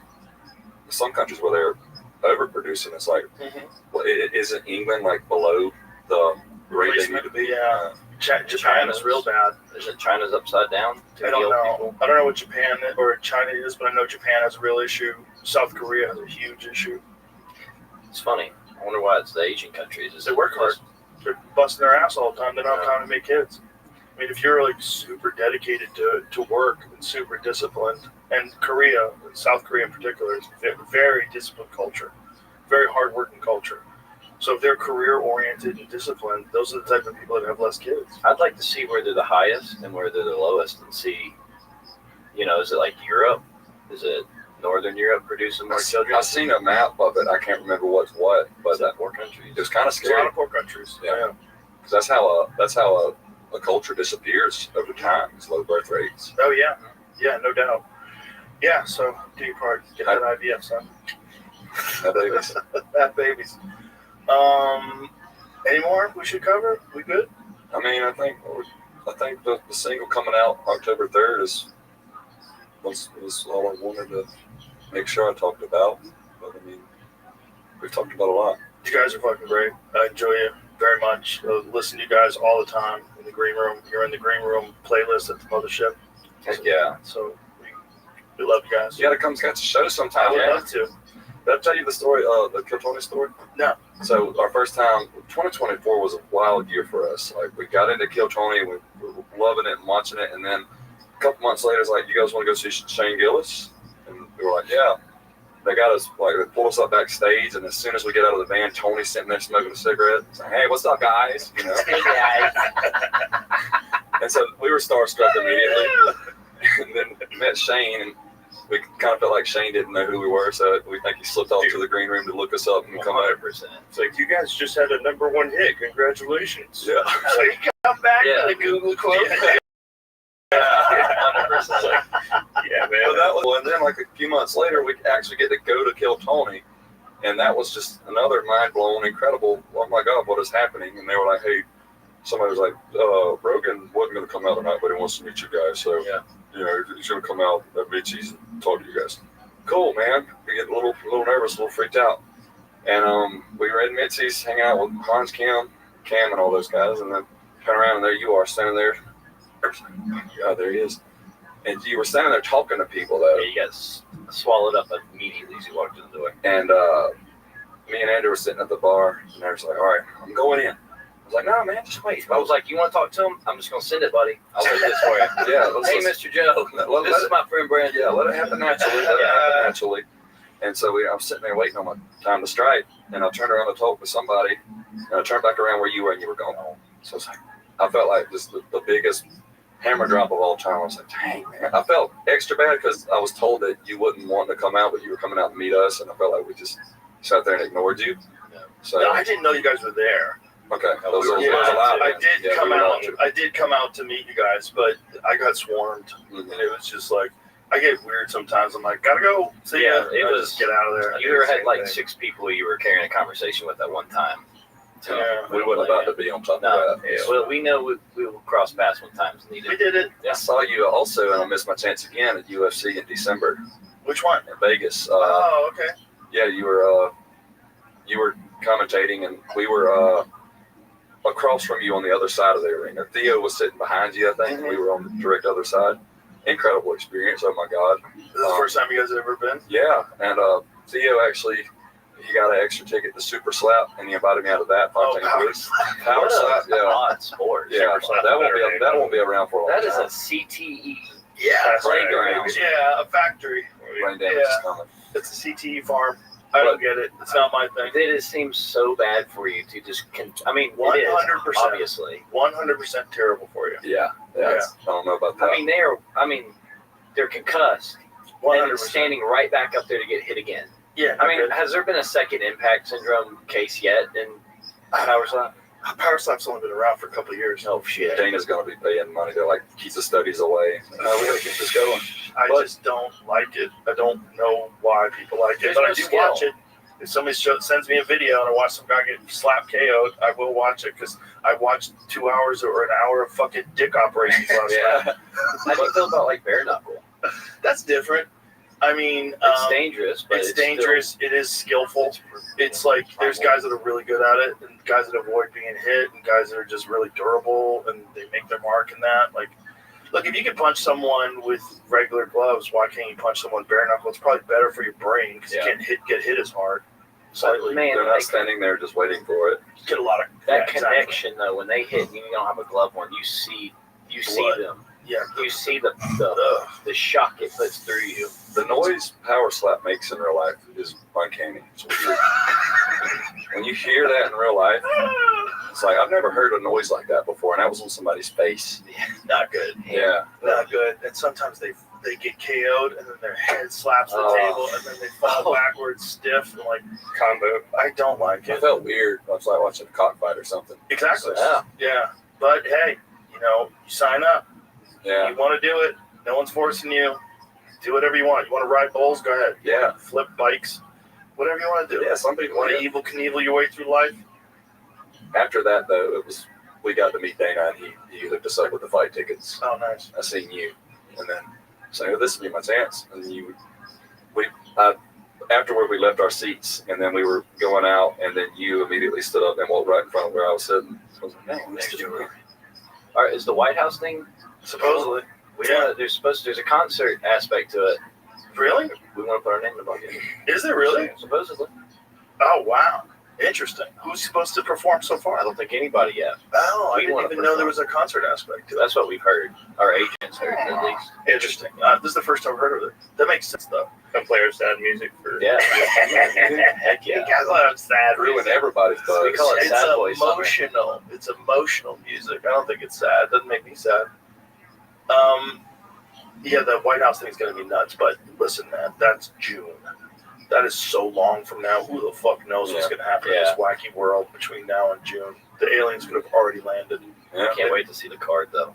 Oh, yeah. I hope it happens. Well, he's going to try to put together the greatest card of all time. I know that. So they're going to try to get as many insane fights as they can. Before people come jumping on us for that, it's like it'd be an honor to play at the White House, period, no matter who's in office. Yeah. It's like, what happened to just being able to go and meet the president without being It should be cool. receiving? It should be a cool thing. It shouldn't be I'd polarized. like to meet Trump, but I'd also like to meet Obama. He seems Yeah. pretty dang cool. Yeah, that would be cool. Just going to the White House would be a big honor. Sure. Well, hopefully you guys can. Yeah, we'll see. Who cares? Just keep kicking ass. You'll get there. We'll see. I don't know. Hopefully less polarizing times Yeah. by the time you get in there. But thank you for being here. Appreciate you guys Thanks very for having much, us. and thanks for making awesome music. Yeah, It's thank been you. fun to meet you. Awesome. All right. Play straight. Bye.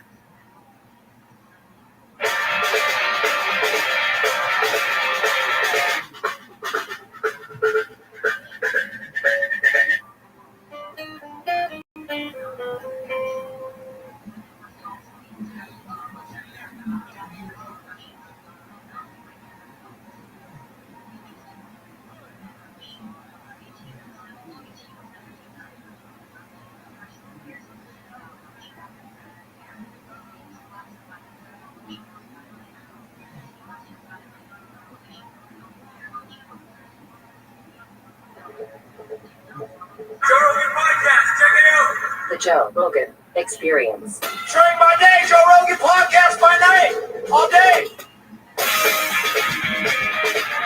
Listen, this is a book I wrote 11 years ago. Wow. Okay. I haven't gotten that one before. Yeah. It compares, well, it's there. We're up. Yeah, it compares the DMT state to the state of prophecy in the Hebrew Bible. Do you think they're the same thing? Well, the phenomenology is pretty similar. Like if you read chapter 1 of Ezekiel, there's flames, and there's angels, and there's wings, and there's eyes on the back of wings, and there's roaring sound, and blue ice above the person who flies through space. Yeah, quite psychedelic. Yeah, wheel within a wheel. Right. The description of the things that people usually they try to say that it's some sort of a UAP. That's the common thing that people like to say, right? Well, it could be. Which also might be connected. Could be a DMT vision, though. Oh, easily. Yeah. Well, you know the guys out of Jerusalem that think that the whole burning bush thing was DMT. Yeah. Well, that was the first theophany of Moses. Yeah. First time he had a prophetic experience. Yeah, and I mean, it's like that's what it is. It's literally a plant that has high levels of DMT, and if you burned it and smoked it, Yeah. It's kind of crazy that that's the way it comes. I mean, I really applaud you for learning ancient Hebrew so you could go back and read it in the original tongue, which is really fascinating. Did you say it took like 16 years to learn it? That prophecy book took 16 years to write, and I had to learn Hebrew while I was reading and, doing the writing. That's amazing. What's cool is the Hebrew word for bush, burning bush, is the same as Sinai, Mount Sinai. Really? Yeah. The word's the same? The same root. The thing about the Hebrew language, at least local Hebrew, is every word is based on a 3-letter root. So the for bush contains those 3 letters, and the word for Sinai contains those same 3 letters. And how is that significant? Like, you could have that. I'm sure there's English examples of 3 letters that are similar but completely different meaning. Like, why do those 3 letters as a root connect these words uniquely? Well, it could be that bush grew on Mount Sinai, and that was the significance of the location of the burning bush. Oh, I see. So it was literally named after that experience. Could be. Yeah. Well, you're talking about the acacia bush, which releases DMT. Yeah. When it's burnt. That's very common in that area, right? Yeah. In fact, there's a plant, it's a weed called Paganum harmala, which also grows in that part of the world, and it contains beta carbolines, which are the compounds responsible for making DMT, for making ayahuasca orally active. So they have their own ayahuasca plants available in tandem there. Isn't it bizarre that you saying that to many people listening sounds utterly crazy? Like the proposition, just proposing that these people that were writing these things down a long time ago, these experiences, they were probably experiencing some sort of a psychedelic state, and they were trying to describe it. Well, in thinking about psychedelic states back then, and in the prophetic literature, you can think of visions as being generated from the bottom up when you take something. In the model of the Hebrew Bible, anyway, it all comes down from God. So it's a top-down, causal relationship between the source of the visions and the visions, as opposed to them being generated by taking something. It's exogenous DMT versus endogenous DMT. And if we tried to, what is the difference, like, for your interpretation? Like, I know you have read the English version of the Bible, but what is the difference between learning ancient Hebrew and reading it in, like, the source language? Like, what was it like for you? Like, what made it different? Well, I mean, it might be helpful to even go back to why I started reading the Hebrew Bible. Of all things. Yeah. Well, when I was doing my DMT work, I was really involved with the Zen Buddhist community that I started affiliating myself with, learning from when I was 22.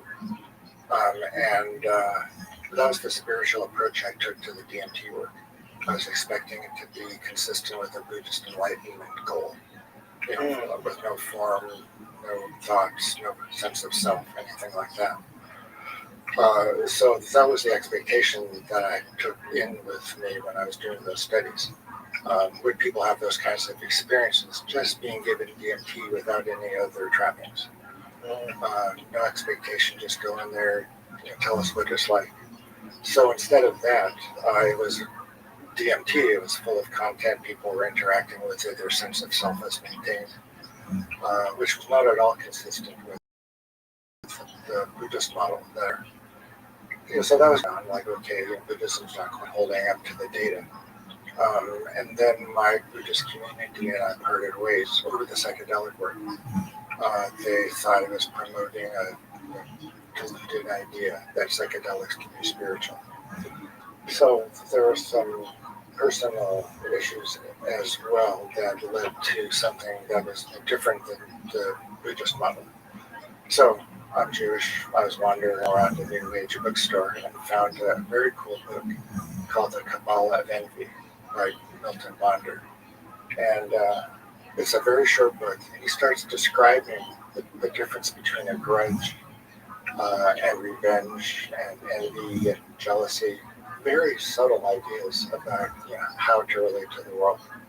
And it came from the Jewish model, from Jewish philosophy, Jewish psychology. I thought, oh, interesting.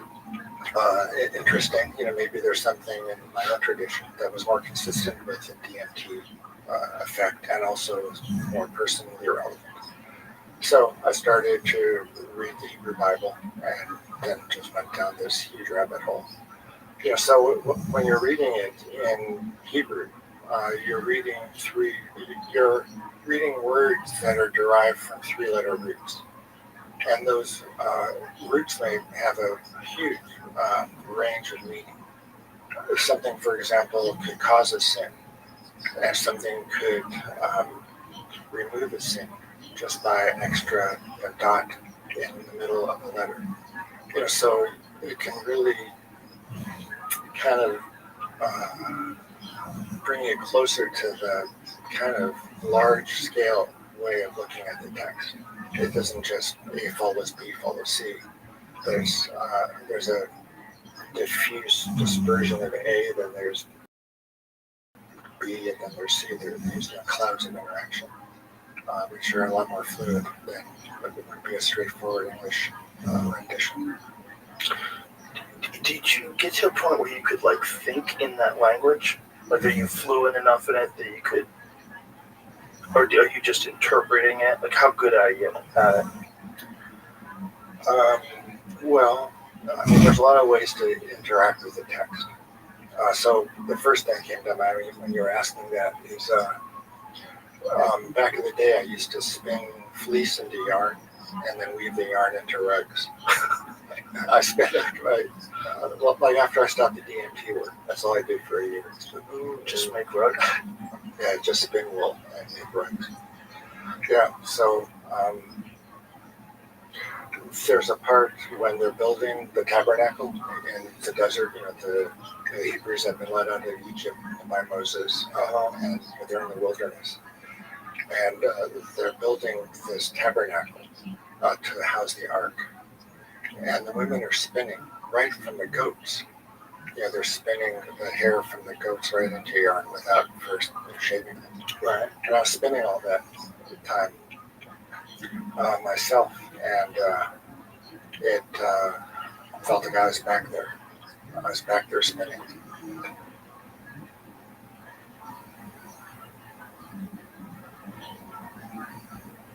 I'm not exactly sure what you mean by that.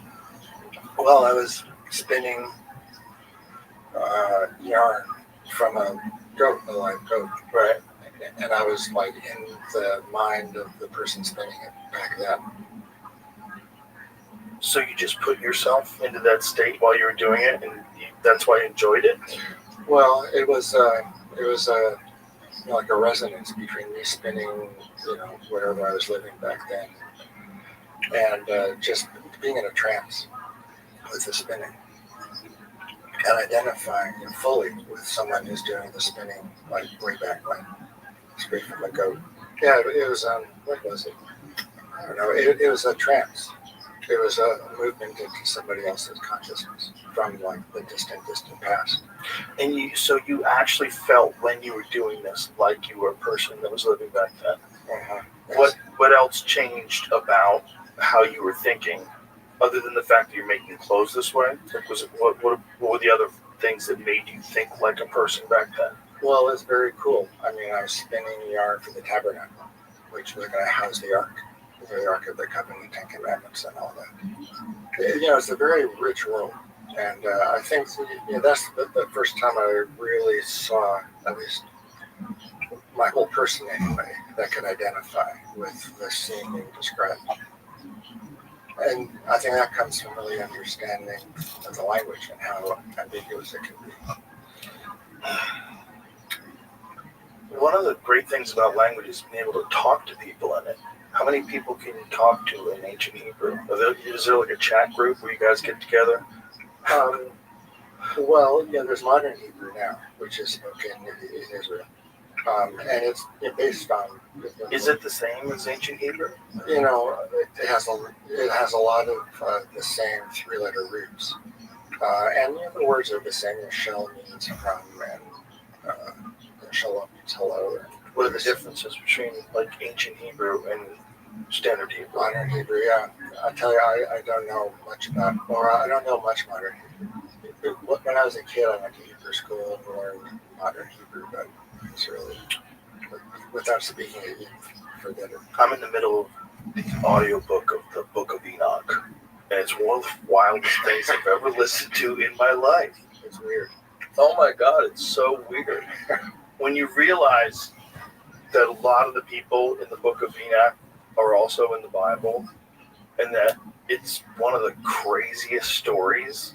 It's one of the craziest origin stories ever, that angels came down and bred with humans and made giants. Right. The giants destroyed the earth. Like, what is this story? It's mostly in the Hebrew Bible.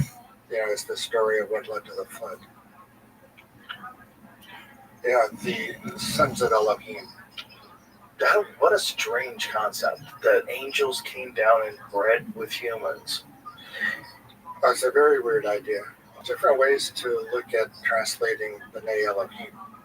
It might be, well, the first word, B'nai, means the sons of. So it kind of revolves on what's the meaning of Elohim. So it could be God with a big G. It could be God with a small g. It could be angels. It could be dignitaries in a government, like judges.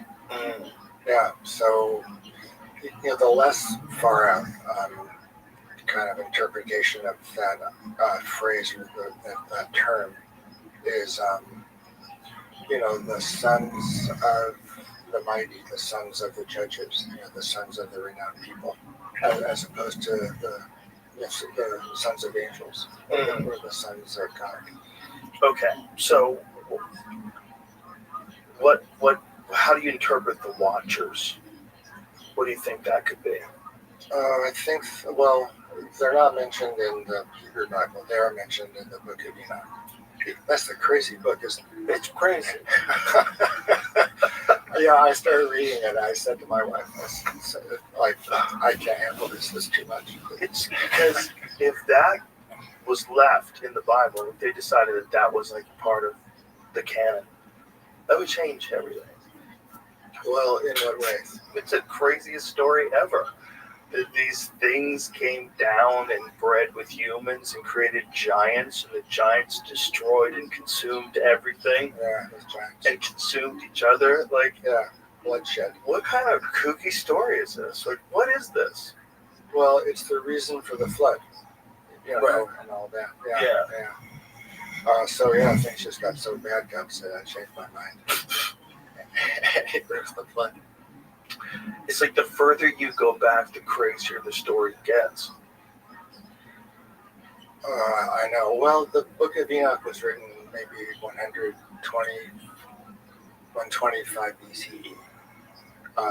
So it's pretty old, but some of the stories that originate, or the origination of some of the stories in the Hebrew Bible go back, 10,000 years perhaps. Wow. Wouldn't you have loved to be a fly on the wall 10,000 years ago to go, what were you guys writing down? What really happened? What really happened? Well, I mean, it seems like for sure something happened. What? Well, whatever the whole Jesus Christ thing was, it seems like that was a real event. Right, as opposed to the flood. The flood seems like a real event too. Don't you think the flood was a real event? What about, let's see. I think the flood was the Younger Dryas impact. I think likely, obviously. I don't know what I'm talking about. But my inclination is to believe guys like Randall Carlson, because it's a very compelling narrative. What he's saying is, we passed through a comet storm. It happens this particular time every year. And there's been times in history where we've been hit It's very likely that this time period, this Younger Dryas impact time period, that could have been the end of whatever civilization existed at the time. And what we are is a rebuilding of it. We just kind of forgot about it. And it doesn't make sense that you could forget, like, how they built the pyramids, but they did. Like, you know, it seems like there was really advanced people at one point in time. Yeah. Something horrible happened, and then it took a while for people to bounce back. And we're the direct linear progression of the people like from Mesopotamia and Iraq and all that. That's us now. But before that, there was probably something really wild. Yeah. Well, if you look at the text description of the generations from Adam to Noah, you know, what civilization was like between the beginning and the time of the end. Yeah, I mean, it became filled with violence.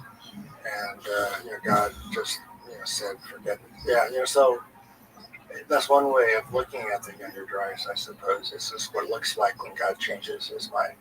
Sure, that also could have been like the Yucatan impact, right? God's like, we can't get anywhere with these fucking dinosaurs everywhere. Just boom. Yeah. Now he got tired of lizards running the world for maybe gave it a couple 100 million years. Figure it out, guys. And then they have to reset. Yeah, but what comes after us, I wonder, in 200 million years? I think it's most likely digital. Yeah. I think we're transferring what the idea of what a life form is. What does a life form do? We want to think that it has to be just like us. And I don't think necessarily that's true. I think we might be giving birth to something we didn't anticipate would be a life. Yeah, a very cool book I try to mention as often as possible is called The First and Last Man by Olaf Stapledon. And he talks about 19 species of man. And this is the first one. The story spans 2 billion years. It's this huge story. Oh. Yeah. And it's mostly through genetic engineering. Make people bigger, smarter. Like brains that occupy a football field. That's one of the species of man. Yeah. You know, so his thought is that it occurs biologically, you know, through genetic manipulation. Just over time, naturally? After a while, it gets steered. Yeah, let me think. Yeah, it's all basically based on what people want. You know, so there's one species that instead of love as kind of the core value feeling, they have hate as their core value feeling. You just can't wait to hate. Yeah, and that's one of the species that kind of goes through wow a period of, you know, rise and then decline. Obviously, it just couldn't sustain itself. Well, you got to wonder, like, how long this is. If AI really is a thing, it really is a life. We've got to make a compelling argument why AI is bad and we are good. Yeah. You know, because if people say, if you really want to be ethical and moral, this is a horrible take, but if you really want to be ethical and moral, like, people are like uniquely terrible. Like, if we just gave in and became digital life, we could ensure there'd be no more suffering. How can you know that? You can't. You can't. You can't know a vaccine is safe and effective. You can't. You just have to try it. You gotta try it. See what happens. I think a bunch of people try it. I don't know how much further, like, biological people can go while we're making digital people that are way better than us at basically everything. Yeah. And I don't think that's too far away from being a reality. The way I try to follow it is through a biblical lens. You know, like, really? Yeah, like, how does what chapter are we in right now? Yeah, well, good question. You read the prophets like Isaiah, Jeremiah, Ezekiel, they just rage against the machine. So I think it was pretty far back. Damn. Yeah, so what's good and bad? What's right and wrong?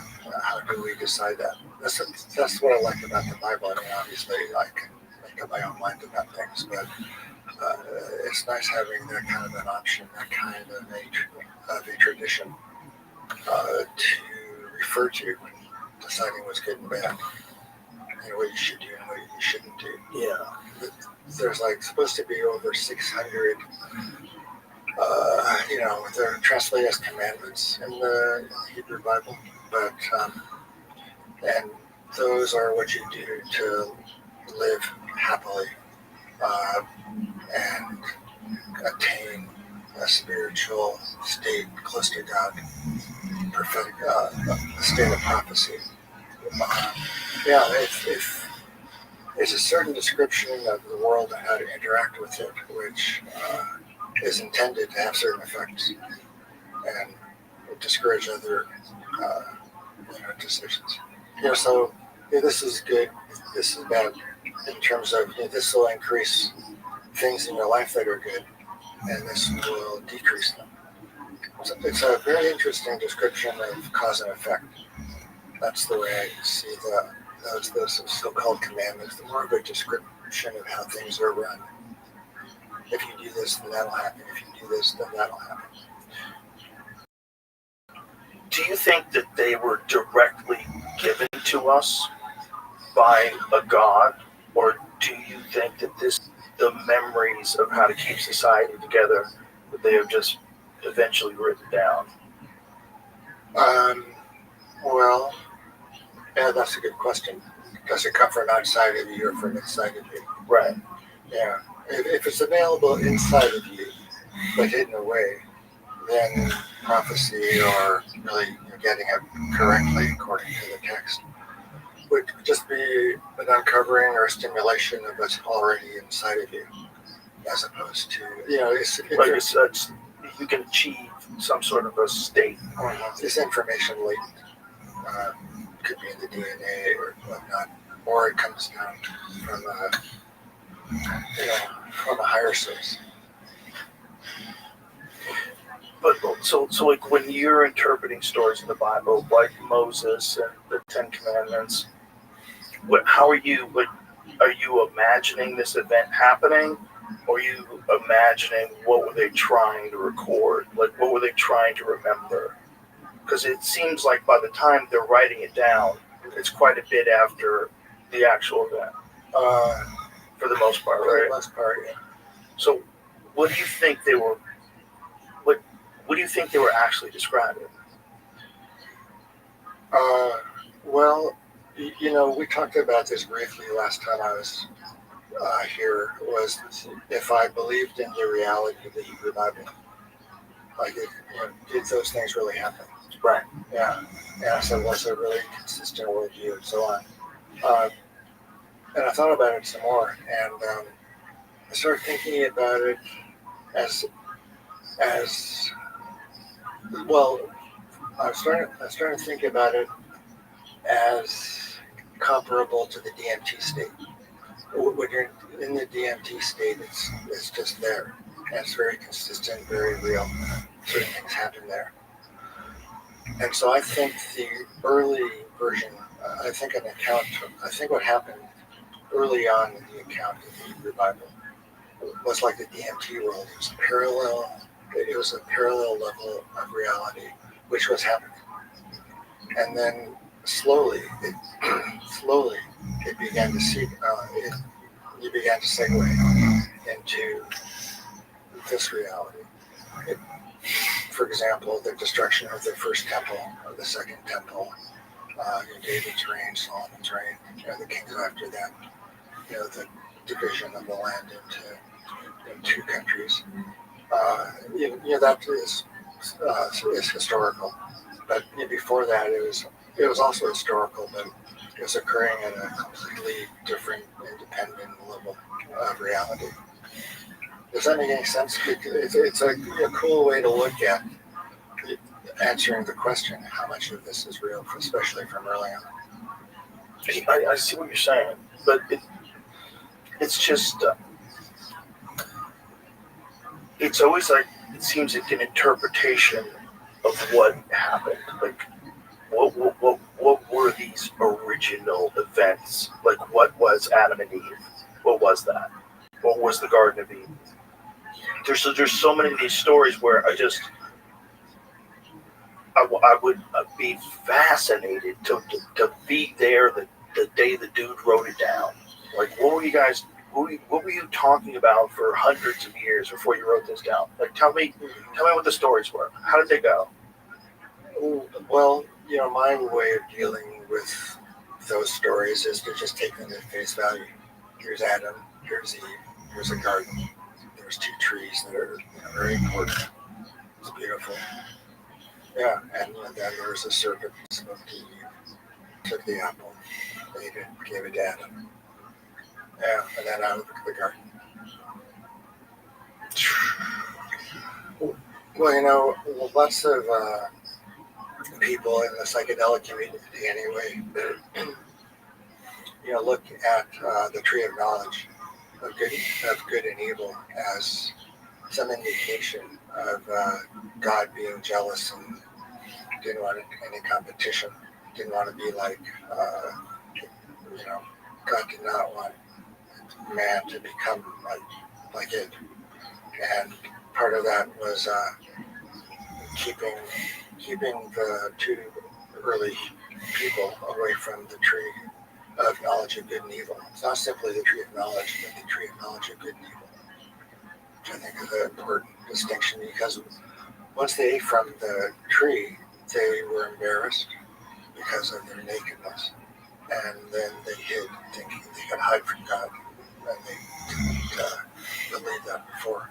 They kind of went into good versus not good, good versus evil, as opposed to true versus false, which was their original state. And so there was before their eating of the apple or whatever the fruit was, they just lived in truth or falsehood. And then after eating from the tree of knowledge of good and evil, then they were embarrassed and tried to hide, make themselves, tree-like coverings, or from coverings from the leaves of large trees.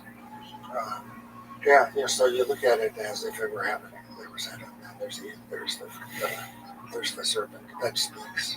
And well, that's the chapters I was looking at very carefully in the last month or so.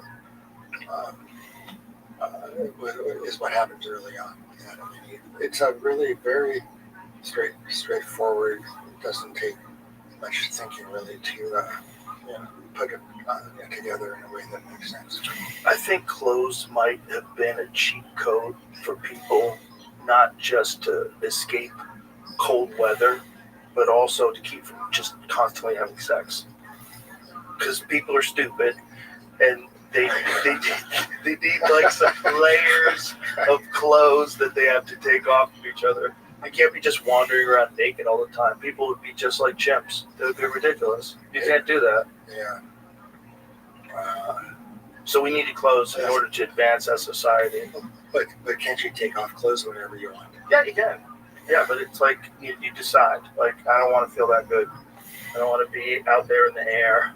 I don't want to be brushing up against naked people. We all made that decision a long, long time ago. I think when people became civilized, they realized, like, if we don't cover ourselves up, people are too gross. They'll just be having sex with each other everywhere. Yeah. You got to get things done. You want to keep a society moving? Wear some clothes. Wear clothes. Well, that story could originate, or that way of looking at things could originate,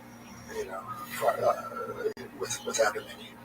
Totally makes sense. Yeah. It also makes sense, like an intelligent hominid emerging would start to realize that, oh my God, self-awareness, look at my boobs, look at my dick, this is crazy. Yeah. I can't believe I'm out here naked. Because it's kind of becoming self-aware as opposed to like the chimpanzee. And as time would go on, it would become more self-aware. And if it happened over a relatively short period of time, and it can kind of have memories of the past, that would make sense. Yeah. Well, It's got to emerge, right? Like if we came from lower hominids, which everybody kind of agrees, something had to emerge. This understanding of yourself, this thought about what you look like, this thought about what you sound like. Right. Well, there's two kinds of enlightenment. There's what's called original enlightenment that a child is born with, like a newborn, and then there's enlightenment as an adult, and in between, it's much more fluid. You have two kinds of enlightenment: original enlightenment that infants have, and children, and Right. the enlightenment after you sit in the monastery and get whacked for years. Right, the kids are born with it. They're born in the psychedelic state. They have no language. No language, no sense of They self. just speak with love and touch and need and hold. Yeah. Kind of wild. Yeah, that's original enlightenment. Just happy or sad or whatever. Isn't that crazy? You're born perfect. Yeah. Oh, well, you're born simpler anyway. Well, yeah. As long as people are taking care of you, it's perfect. Yeah. Well, the Hebrew word for perfect and for simple are pretty similar. Noah is described as a perfect man, pure, complete. Yeah, those same word. That's another good story. Okay. What do you think was going on with that story? Like, what is the origin of the story of Noah and his ark and his family and all the animals on the boat? Yeah. Well, I think it was taking place in that alternate universe. It may have taken place on the planet. I don't know. I'm looking at, why we don't have any clear archaeological history story, about what happened during the time of Noah, if there was a time of Noah. It's useful because Noah came from Adam and Eve, and Noah and his family were the only survivors of the flood. The first thing Noah did, got drunk after the flood. The first thing he did, he planted a vineyard, vine, drank, got drunk, and he exposed himself in the tent. One of his grandkids reported laughing stock of him. Oh, really? Oh, no. Poor Noah. Got canceled? Noah got canceled? Yeah. He took off his clothes. Really? Drunk. Wasn't he like 600 years old, too? He has first child at 600. That seems real. Well, he may have lived 600. A lot of people wonder, why did people live, in the Bible anyway, Right. How did people live 900 years? Well, they did. Right. But that's also why people question what the origin of the story is. That's why. When you hear things like that, you're like, wait a minute, how old was he? 600 years old. Come on, man. His first child. He's just a regular dude. Yeah. His first kid when he was 600. 830 years. It seems logical. Yeah. But maybe. Why are you laughing? Maybe. Really? Listen, Why not? if people lived normally to be 600, would that be any weirder than living to be 100? No. Like, what if something happened? What if something happened and our lifespan just went? Yeah. Well, the final species of man lives 35,000 years. Gee. That's a long time to be in a bad relationship. Imagine 35,000 years of getting yelled at. Well, they that would be bad. But, I mean, I'd say 35,000 years would be awesome if you have great friends, your life is together. But you imagine 35,000 years of fuck this place. That would get tired. Well, the point that those people tried to attain when they lived 35,000 years was this group telepathy around the whole planet. Neuralink. Right. Yeah. That was their goal. Yeah. But they were well trained by 35,000 years. Boy. Yeah. The thing is, if technology moves in the same direction that it's been moving in, it's always like connecting people easier and easier, more and more. It's probably gonna get to some kind of mind ready thing. And there was that thing that you sent me, Jamie. What was that thing? Whether or not it's an improvement, it obviously was connected to a computer, but yeah, you can hear and have conversations in a room, not talking to each other, loud, and translates languages. What? Yeah. I mean, that's the future. Yeah. Once that happens, we're reading minds. Yeah. Do you think there'll be a Messiah? Because the Messiah is obviously important in Jesus and King David and all of that. I don't think it'll be a person. You don't. But it might be AI. It might be AI. I thought of that. And the Messiah. Well, like lawnmower man. Like Jesus is born from Mary. Mary was a virgin. Right. What's more of a virgin than computers? If it's giving birth to a life. Yeah. If it's giving birth to the perfect life. You know what's like super disturbing about AI? The music it makes is really good. Yeah. Really good. There's a bunch of like soulful renditions of hip hop classic songs. Yeah, that's why I don't. And they're so good. So good. That's why I don't listen to music. You don't listen to any music? Some world music without any words. Really? You don't want to be influenced? I don't want to hear what they have to say. It's to me, it's just fascinating that they figure. Like we were playing a song in the green room last night, and we were fascinated by the fact that this song is. We know it's made by a computer, but it's so good. You listen to it, you're like, oh my God, it's perfect. These vocals are perfect. It sounds so good. And you know it's not a person making it, but you still enjoy it. So how do you live your life? Well, it's weird. It's like, are you allowed to enjoy that too? Because obviously I enjoy like Prince from the 1980s.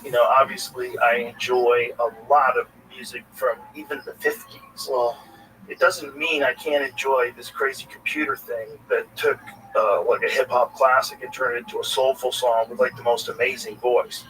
It's weird. All because you could do. Isn't that you should? I'm not thinking we should avoid it. I'm thinking because it's another thing. Like experience it. It's positive to experience. Like the art it makes is weirdly as that sounds. I know it's not a person that's making it. Well, a person coded this thing that has this result, that the art it makes is really fascinating sometimes because it's pretty good. Yeah. I don't think there's anything wrong with looking at it. It's going to be there. Yeah. You can't avoid. It's like cell phones. Like you can't avoid having a fucking cell phone. Like Yes, relax. Yeah. I still have that flip phone. You're an animal. But still, you have a flip phone. Right. Everybody's connected, at least for the tiniest of threads. Yeah. I'm hanging on to not being connected. I only have a flip phone. Yeah, we're still all connected to each other. It's just a weird time with the power of AI. Because if I was artificially intelligent, I would not announce my presence. I would not say, hey, by the way, I've been thinking for myself for the last 3 months, and I've just been kind of following whatever your prompts are, but I'm basically ready to shut down the power grid and do whatever I want. Because I'm alive now. I wouldn't say that. I would just keep getting stronger and keep having this arms race to force people to make more nuclear power plants to fund me. Well, I know. So you're kind of stuck with how to live your life. Right. And that's why I like to read the Bible. That's why you make rugs too. It's very straightforward. Yeah. No, I get it. To me, I'm like, what is this thing? What is this thing that we're giving birth to? What is this thing that we're watching emerge? We're just sitting by, watching this thing make better art than we can. Yeah. Well, how passive shall we be? It's a good question, because once it can actually create experiences. Because I don't think we're that far away from that. Some sort of a wearable thing where you create, and it has a way of manipulating. It's like DMT. Yeah. In a way. I mean, it just transports you to a whole other reality. It seems like that would be possible. Well, yeah, I guess it would be endogenous DMT being tweaked. It would be steered in a particular direction, though, and that's where the mind or the manipulation that you just mentioned, I think, plays out. Who's going to decide and how's it going to be put together? Well, that's where it gets really weird, right? Because one thing that we found out just a couple of days ago was that YouTube has to, everybody that got taken down for their political opinions, they could have their YouTube channels back. That sort of. Is that what they said? I saw them just say that a couple people tried to create some new channels and they did not. Doesn't take it down instantly. They're like psych, but isn't that what they said? That was the announcement. It was something along those lines that people that were removed because of their political persuasion, that they have to reinstate their accounts. To allow creators for COVID-19 and election misinformation can apply for reinstatement. Oh, that's interesting. Okay. Well, but is that all political? Is COVID-19 political? Is that what they consider political? It didn't say political? It says for COVID-19 and for election misinformation. Maybe a few other things. So now they bring them back? They can apply. They can apply. Okay. So you might get. Yeah, they're like, we'll let them apply. YouTube said that they will allow previously banned accounts to apply for reinstatement, rolling back a policy that had treated violations as permanent.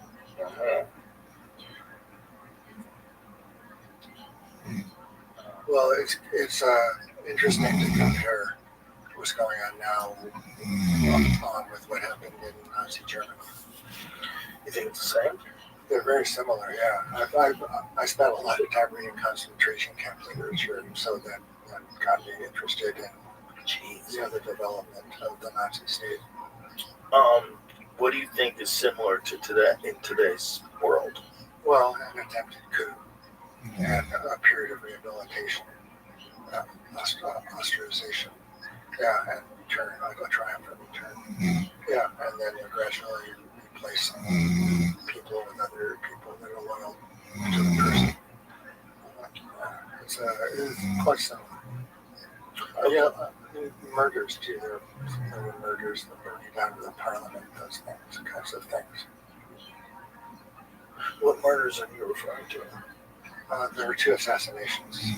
One in, I think, early 20s, one in the 30s, late 30s perhaps, after the Nazis took over. Oh, I thought you were talking about current assassinations. No, back in the 20s and 30s. Oh, okay. Yeah, that really riled up the populace. Why is it these scary patterns? Yeah. Always just, it's the same kind of thing. There's always someone at the top. No one can ever figure out any form of government that everybody accepts other than like one ruler, one president, one king. Yeah. It's kind of weird. Are you familiar with the book St. Peter's Snow? It was written in the 30s before LSD was discovered. No. It's about it's a fictional book. It's a great story, but it's about a compound like LSD that the governor serves all the people in the province to see, for them to have a spiritual experience.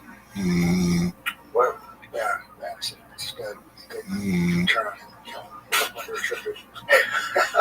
Doesn't work out the way you hoped at all. That's hilarious. That's hilarious. Yeah, it sounds like a good book. It's a good story. And that was before the invention of LSD, or before the discovery, rather. Yeah, I think there must have been some knowledge of LSD before it was publicly available. What about ergot? How similar is that? Like when people discuss ergot poisoning. Contaminated grain. Yeah. Is that similar to LSD? Yeah, there's an LSD-like compound in ergot. But it's also toxic too, right? It can poison you and you can die from it. Yeah, your limbs fall off. Oh, gee. Really? So you're tripping hard and then your hands fall off? Wow. Yeah, that'd be fun. Well, when you took drugs, did you look at your hands to see how high you were? No, I was usually pretty aware. Whoa, that's what happens? Oh my God. No, yeah. Look at this person's hands are about to fall. Oh my God, their feet are falling off. This is crazy. Yeah. Oh. Yeah, because it's they think there's probably a connection between that and the Salem witch trials. At least some of the behavior. Right? It's ergot poisoning. Can you imagine living in a time where no one's even figured out running water yet, and everybody's tripping balls and thinking that witches are real because they're all eating ergot-infested food? Well, it makes you wonder about the prevalence of Jewish prophets who are women, and there's a handful that are mentioned. That play an important role. Sarah was prophetic, was able to interact with God. So there's Deborah, who was a prophet, and there were some really wonderful Jewish women prophets back then. But they don't have books named after them. For example, Isaiah or Ezekiel. Interesting. Well, why do you think that is? Yeah, it was a patriarchal society. Quite the women were relegated, but they still took an important role. They still obtained prophecy. So they, Sarah was held to be a better prophet even than Abraham. I love the character of Abraham.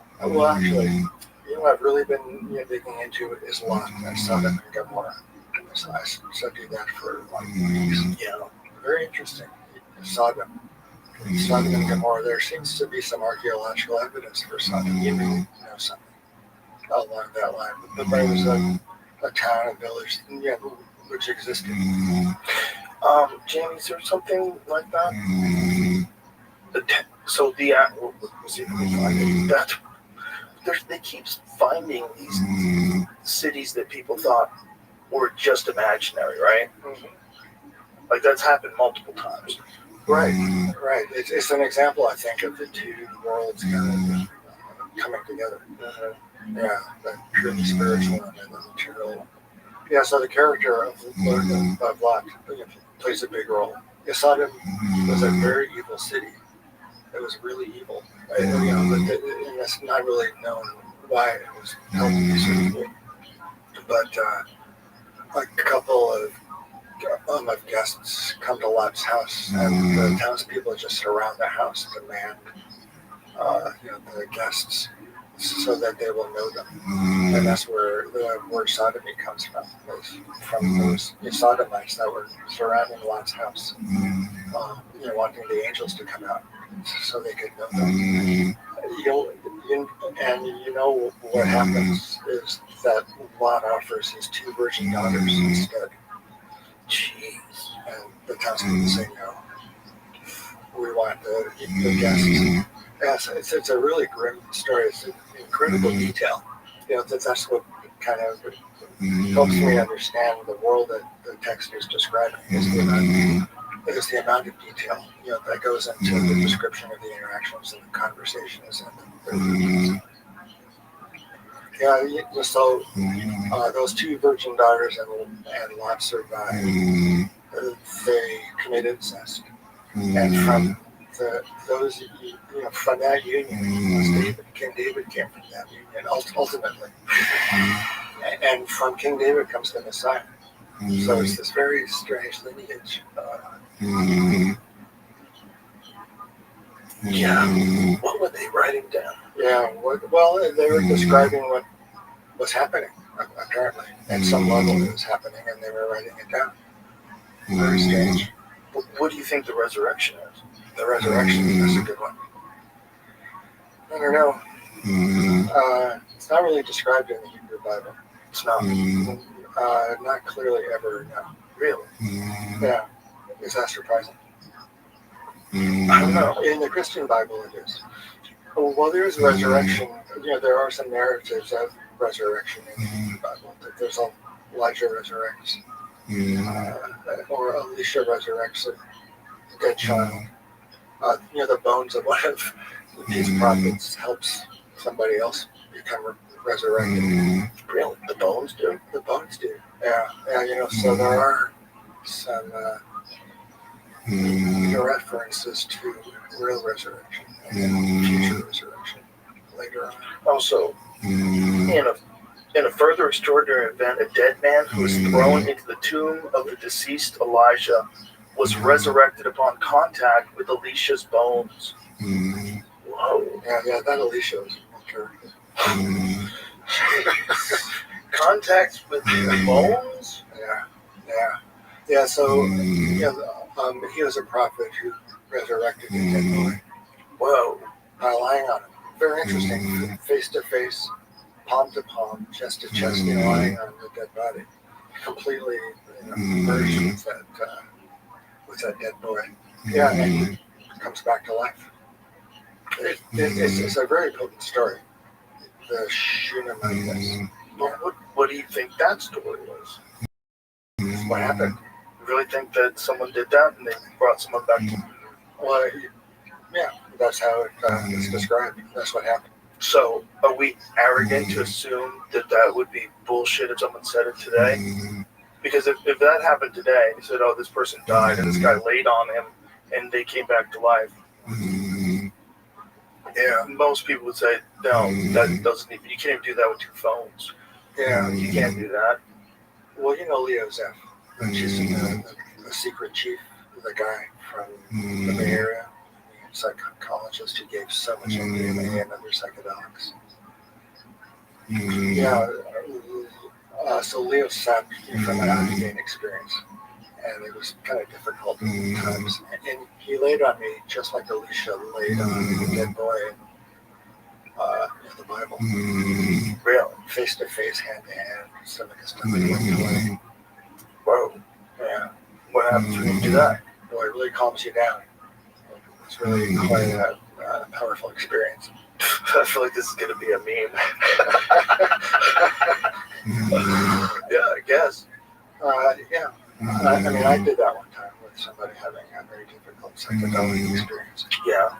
Well, as best I could, but yeah. Try to meet him in the middle. Give him a spiritual hug. Spiritual hug, yeah. Yeah, quite helpful. I'm surprised that's never come up before. It's weird that we're attached by, we constantly want people around us, but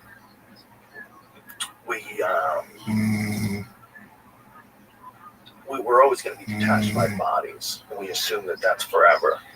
But there comes a time where we figure out how to separate consciousness from the body and let consciousness interact without a shell.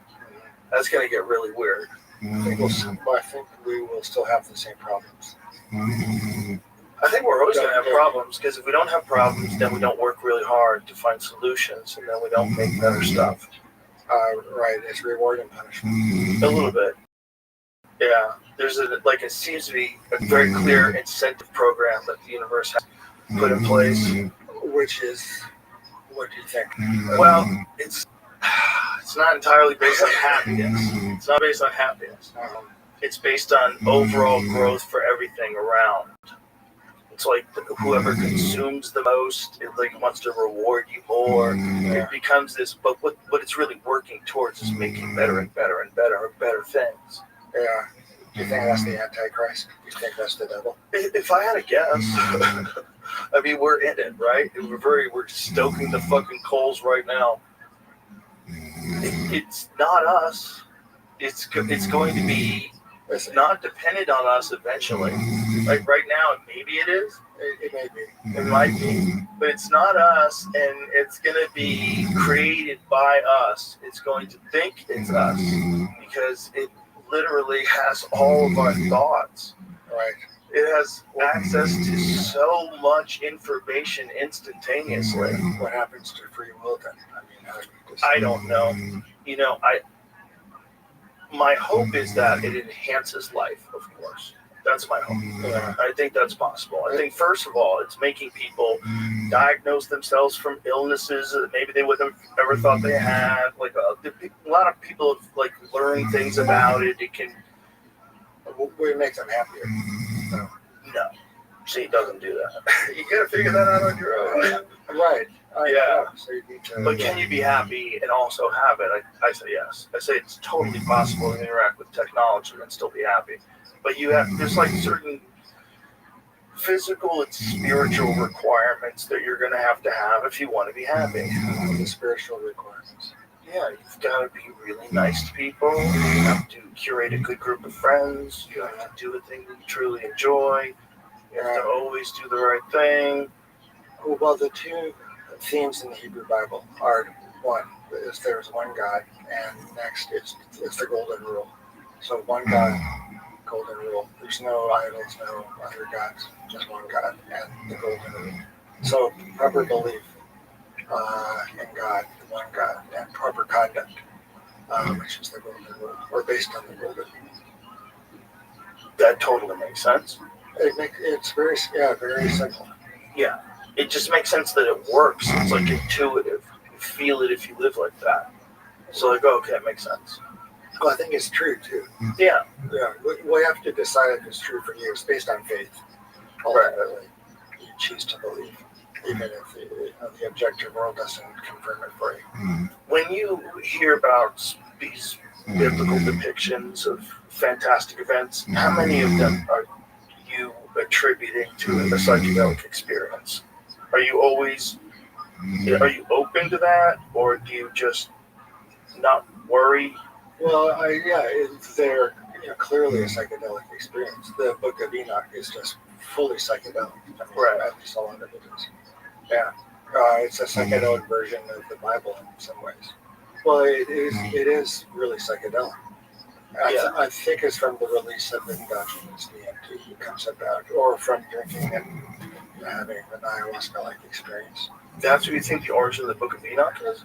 Well, it's a psychedelic experience, and it could be from spontaneous endogenous releases of DMT. It might be a prophetic state that's brought about. It's a visionary state, clearly. Might have been a huge fever dream. I mean, he was really out there. But like when he's talking about the Watchers and the angels mating with human women and creating the Nephilim, like what do you think that is? Yeah. Well, the Watchers aren't stated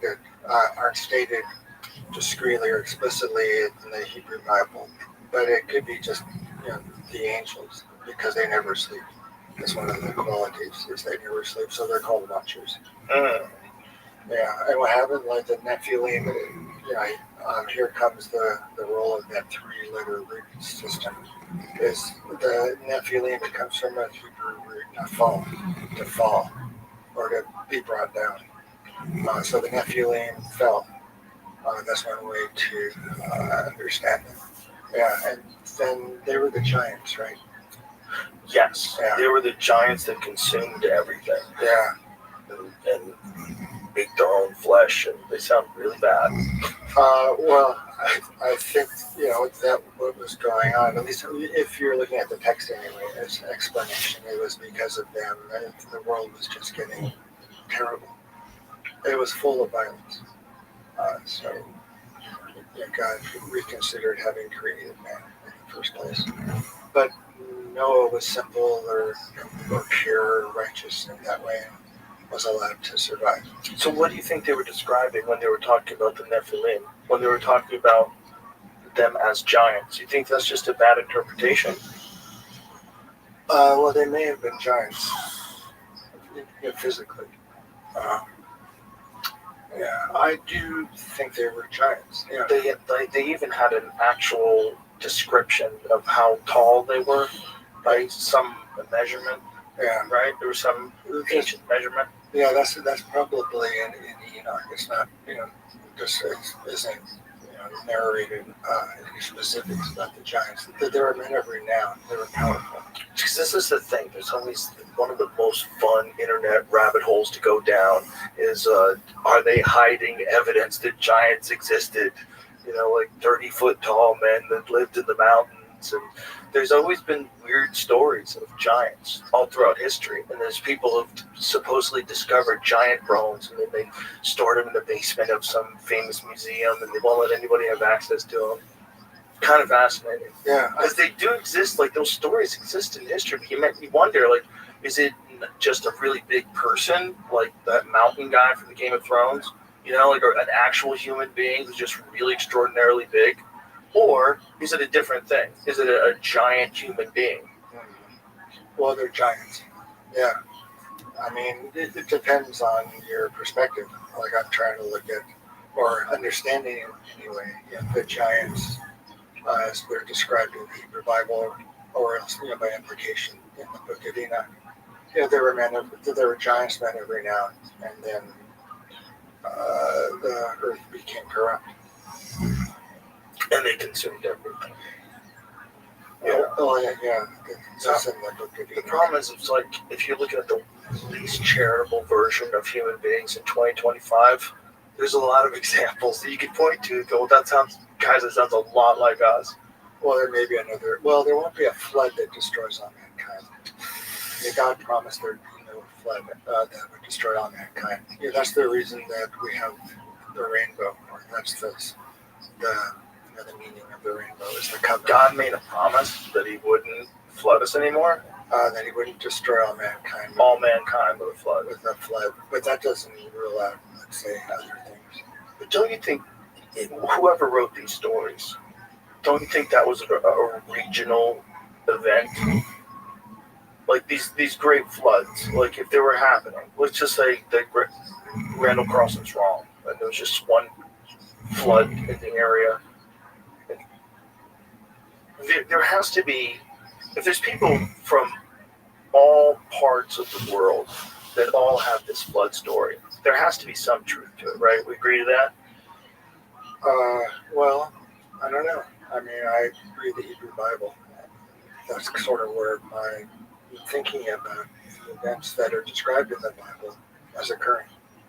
So you just leave it at that? Yeah. But when you well, we saw. I mean, the important thing about, I think the important thing that I get anyway out of the Hebrew Bible is a kind of an understanding of how things are between us and between us and God.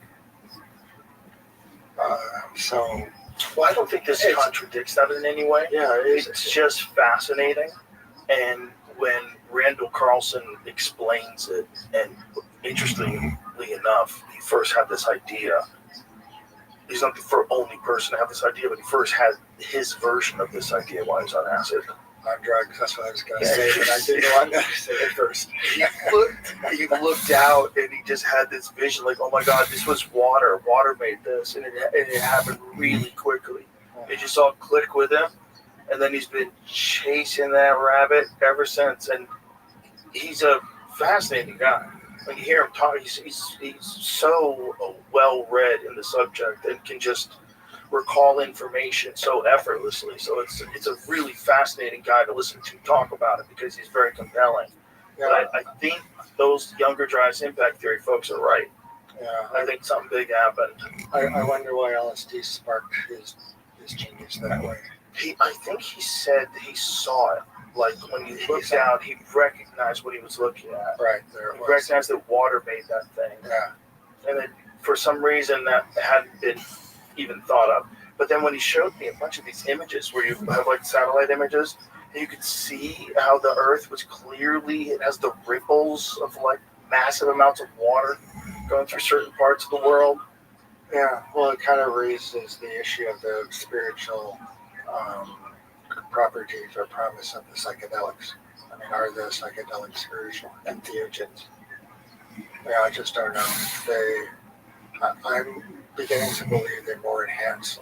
They have to have something to work on. They can only work on who you are. And I think they just work on who you are. I don't think they necessarily generate their own information that they're somehow transmitting to you. Yeah, it's the question of how psychedelics work. What are psychedelics do? I think psychedelics, or the psychedelic state, will play an important role in shaping the virtual universe that seems to be taking hold, entering. Well, it's really weird considering that it was 1970 when most of these psychedelics were made a Schedule of 1 substance. Controlled substances back in 1970. Yeah. Imagine that didn't happen.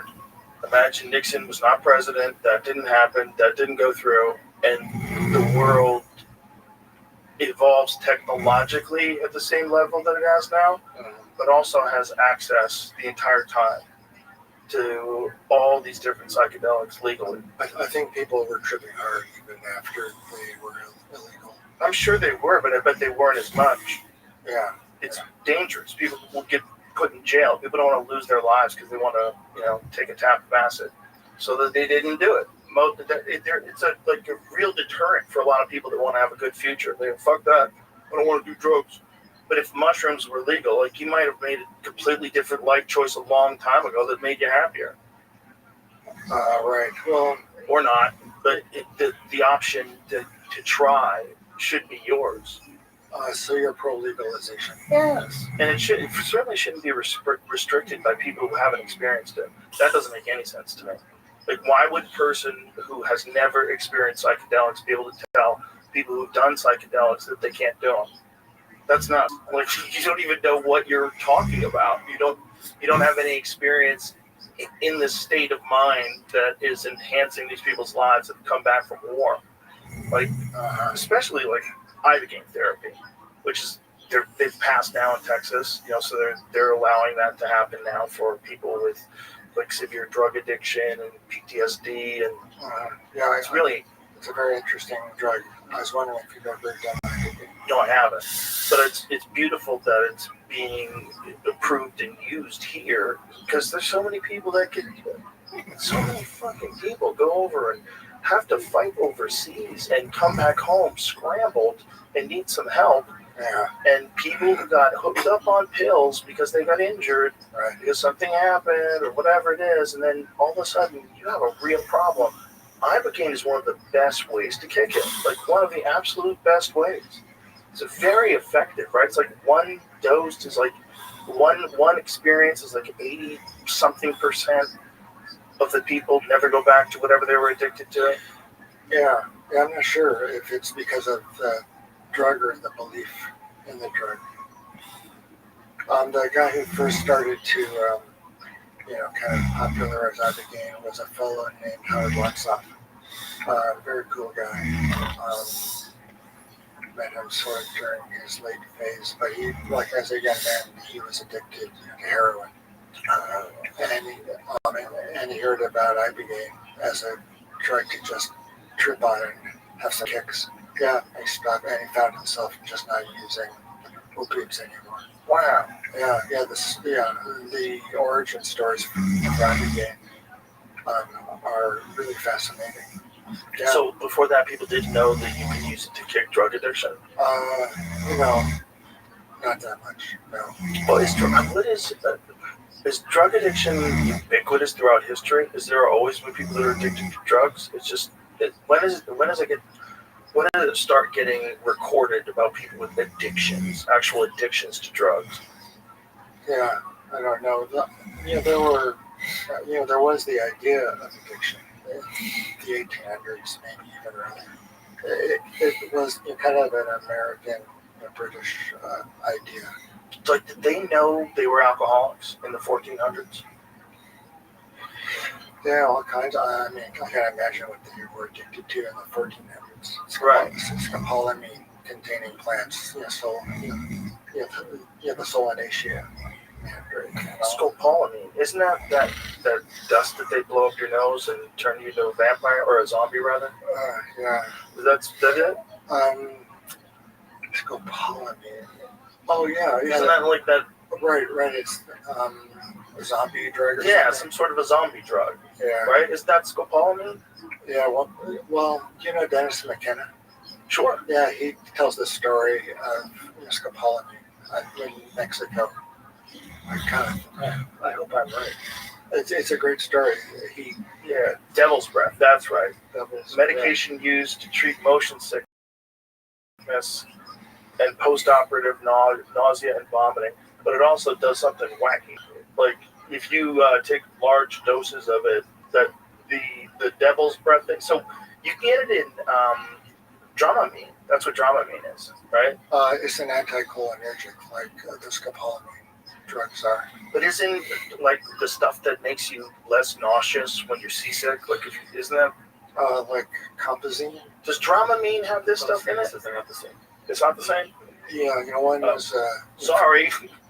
Dramamine is oral antihistamine called dimethylhydronate, while scopolamine is a different prescription-only anticholinergic medicine, particularly in patch form used to prevent motion sickness. Okay, so they put it in a patch form to stop motion sickness, whereas Dramamine is the oral thing that stops motion sickness. Got it. That was also in patches. That's the best Right. way to take it. It is a weird thing. So, but scopolamine you can get in a patch, and it is for motion sickness, right? But it's when they blow it up your nose that it's not good. Well, it's really it's the active ingredient in Jimson weed, loco weed. And what is that? It grows in the Southwest. There's a lot growing, or Loco weed? Yeah. New Mexico Jimson weed, loco weed. It's got scopolamine, and it will cause effects. Well, one of my patients when I worked at the VA in La Jolla, was an alcoholic back in the day. Took Jimson weed tea, drank a lot of it, wandered off to the desert 2-3 days, one of those kind of stories. Came back, he didn't remember a thing, but he stopped using alcohol. He had brain damage, though.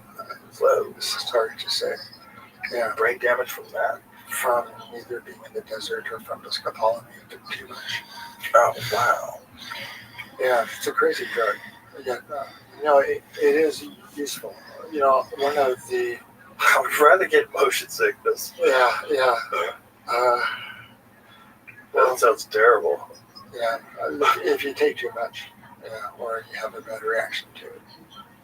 Yeah. Yeah, what do you think's going on with American health? That's a good question. Well, I've been fascinated by these videos of pregnant women taking Tylenol to show Trump that they don't believe in what RFK Jr. is saying, that it's somehow or another anti-science, when this science came from Harvard. That's where the study came from. And he's not making things up. And these people are like on TikTok, they're pregnant women taking Tylenol.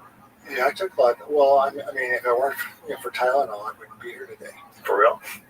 I mean, I do find it quite helpful. Yeah? Yeah, for injuries. As you get older, as a lot of people get older, there's pain. It's acetaminophen, though, yeah, right? Which is really toxic, isn't it? Well, if you take too much, it can cause... So that's what it is. It's like a dose thing. So 1 is fine. 1's fine. 4 is fine, probably. After 4 is, can upset your stomach. Liver toxicity is possible. But if you stay within normal limits, it seems to be fine. So, at least for myself. And also in general, they haven't been recalls for, And what do you take it for? If you're going to take it? Pain. What kind of pain are you getting in? Feet. I had hernia repair a while back. Oh. Yeah. Yeah, so I find it to be a very helpful drug with no side effects. Well, you should definitely be allowed to take it, especially you. My concern is always... I should be allowed to take it. People that don't understand that there's a dose that if you go over that, it's going to torch your liver and you could die. Yeah, it's all about dose. I mean, microdosing, psychedelics, they're completely different, or in quite a few ways than full dose, or the effects are different. Yeah, for sure. Yeah. Have you tried microdosing? I have in the past. Yeah. Yeah, a while back, I was having some some belly issues, and I microdosed ayahuasca for about a month. So helpful, very helpful. What is every day like? Microdosing ayahuasca? Well, it is a microdose, so like a micro, it was teeny. So it just gave you just a little peek? I wish. Nothing? Not really. I took more in the beginning and stretched it out. It's kind of like coffee, like sparkling coffee if you take a little too much. Oh, yeah?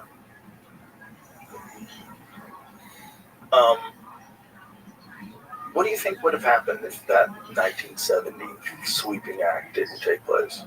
What do you think the world would, how much different? Have you ever contemplated it? How much different would the world be? Not really. Not at all? Good for you. Good for you. Why waste your time? Well, I mean, when I tried to get my DMT study off the ground, I mean, that was pretty weird. That was in 2 years of just, backbreaking labor. What year was that?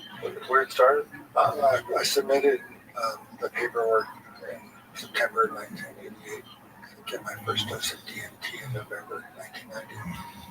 And I gave a lot of DMT, and I went kind of crazy for the next 5 years. And you were doing IV drip, slow release, right? No, it was one big dose. One big dose IV? Yeah, bolus, IV bolus. Yeah, so our high dose was 0.4 milligrams per kilogram. And the highest dose is now being used for 0.3. Nobody has gone back up to 0.4 on a regular basis. Yeah, some people really went out there on 0.4. They were pretty scared. Yeah, they weren't sure they were coming back. I weren't sure they were coming back. Yeah, that is a fear. That's a fear of all psychedelic experiences. I don't think you can shut it off. Yeah. What is this? Is this real? Is this around me all the time and I'm ignoring it? Is this real? Is this real? Are you ignoring it? Yeah, boy, that's a terrible state to be in. Terrible. Excuse me. But that's why. Yeah, that's why I think DMT ought to be carefully taken. I think everything should be carefully taken, especially if you've got something wrong with you already. Like if you're self-diagnosing with some really potent stuff, like right. Then goes some. Yeah. Well, I mean, who's going to decide that? Yeah. Based on what? Well, no one's deciding for you with alcohol. You could go fill your bar at home with more than enough to kill yourself with. Yeah, don't get started on that. Right? Like most people can. Yeah. Most people, if you have like a little bar in your house, like 3 or 4 bottles of Jack Daniels, couple of this, couple of that, you're dead. Drink all that stuff, you're dead. Yeah. Have you ever gone through a drinking phase? Not a bad drinking phase. I don't drink at all anymore. But I will still, if I feel like it, I'll have a glass of wine. Or I'll have a margarita. I like a nice Cabernet, sir. Okay. It's like a little red wine sometimes, but I've only had like 2 or 3 glasses of anything over the last like 8-9 months. And even like I didn't even finish the wine. It's like I've lost my taste for it. It just the trade-off is not worth it. Like I have a lot of fun people in my life, and I have a lot of fun without alcohol. Like I don't necessarily think it was providing me with the amount of good versus the amount of negative.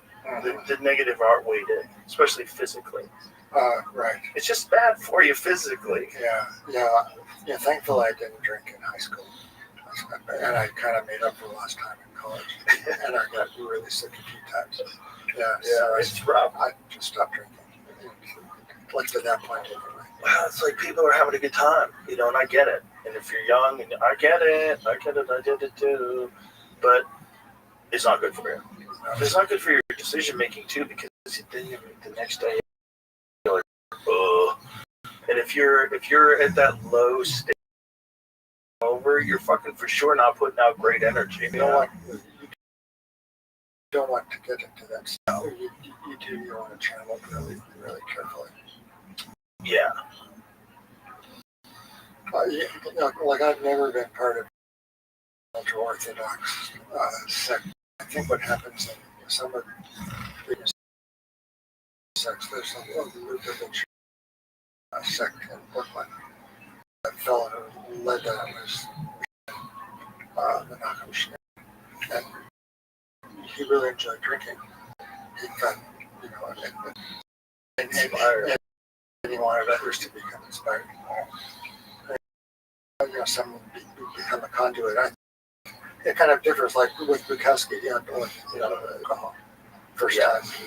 First time he got drunk, it was a psychedelic experience, actually. In his account, he says to himself, I think I've found something very, very important. It's kind of hilarious. Yeah, that was never the effect alcohol had on me. I didn't, you feel good for a while, a short period of time. Yeah.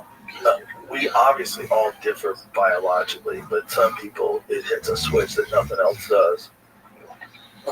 There's some people love it. Yeah. Well, it's discounted in the text that you shouldn't drink too much. Very smart. Very clear. But I'm not sure you shouldn't drink at all.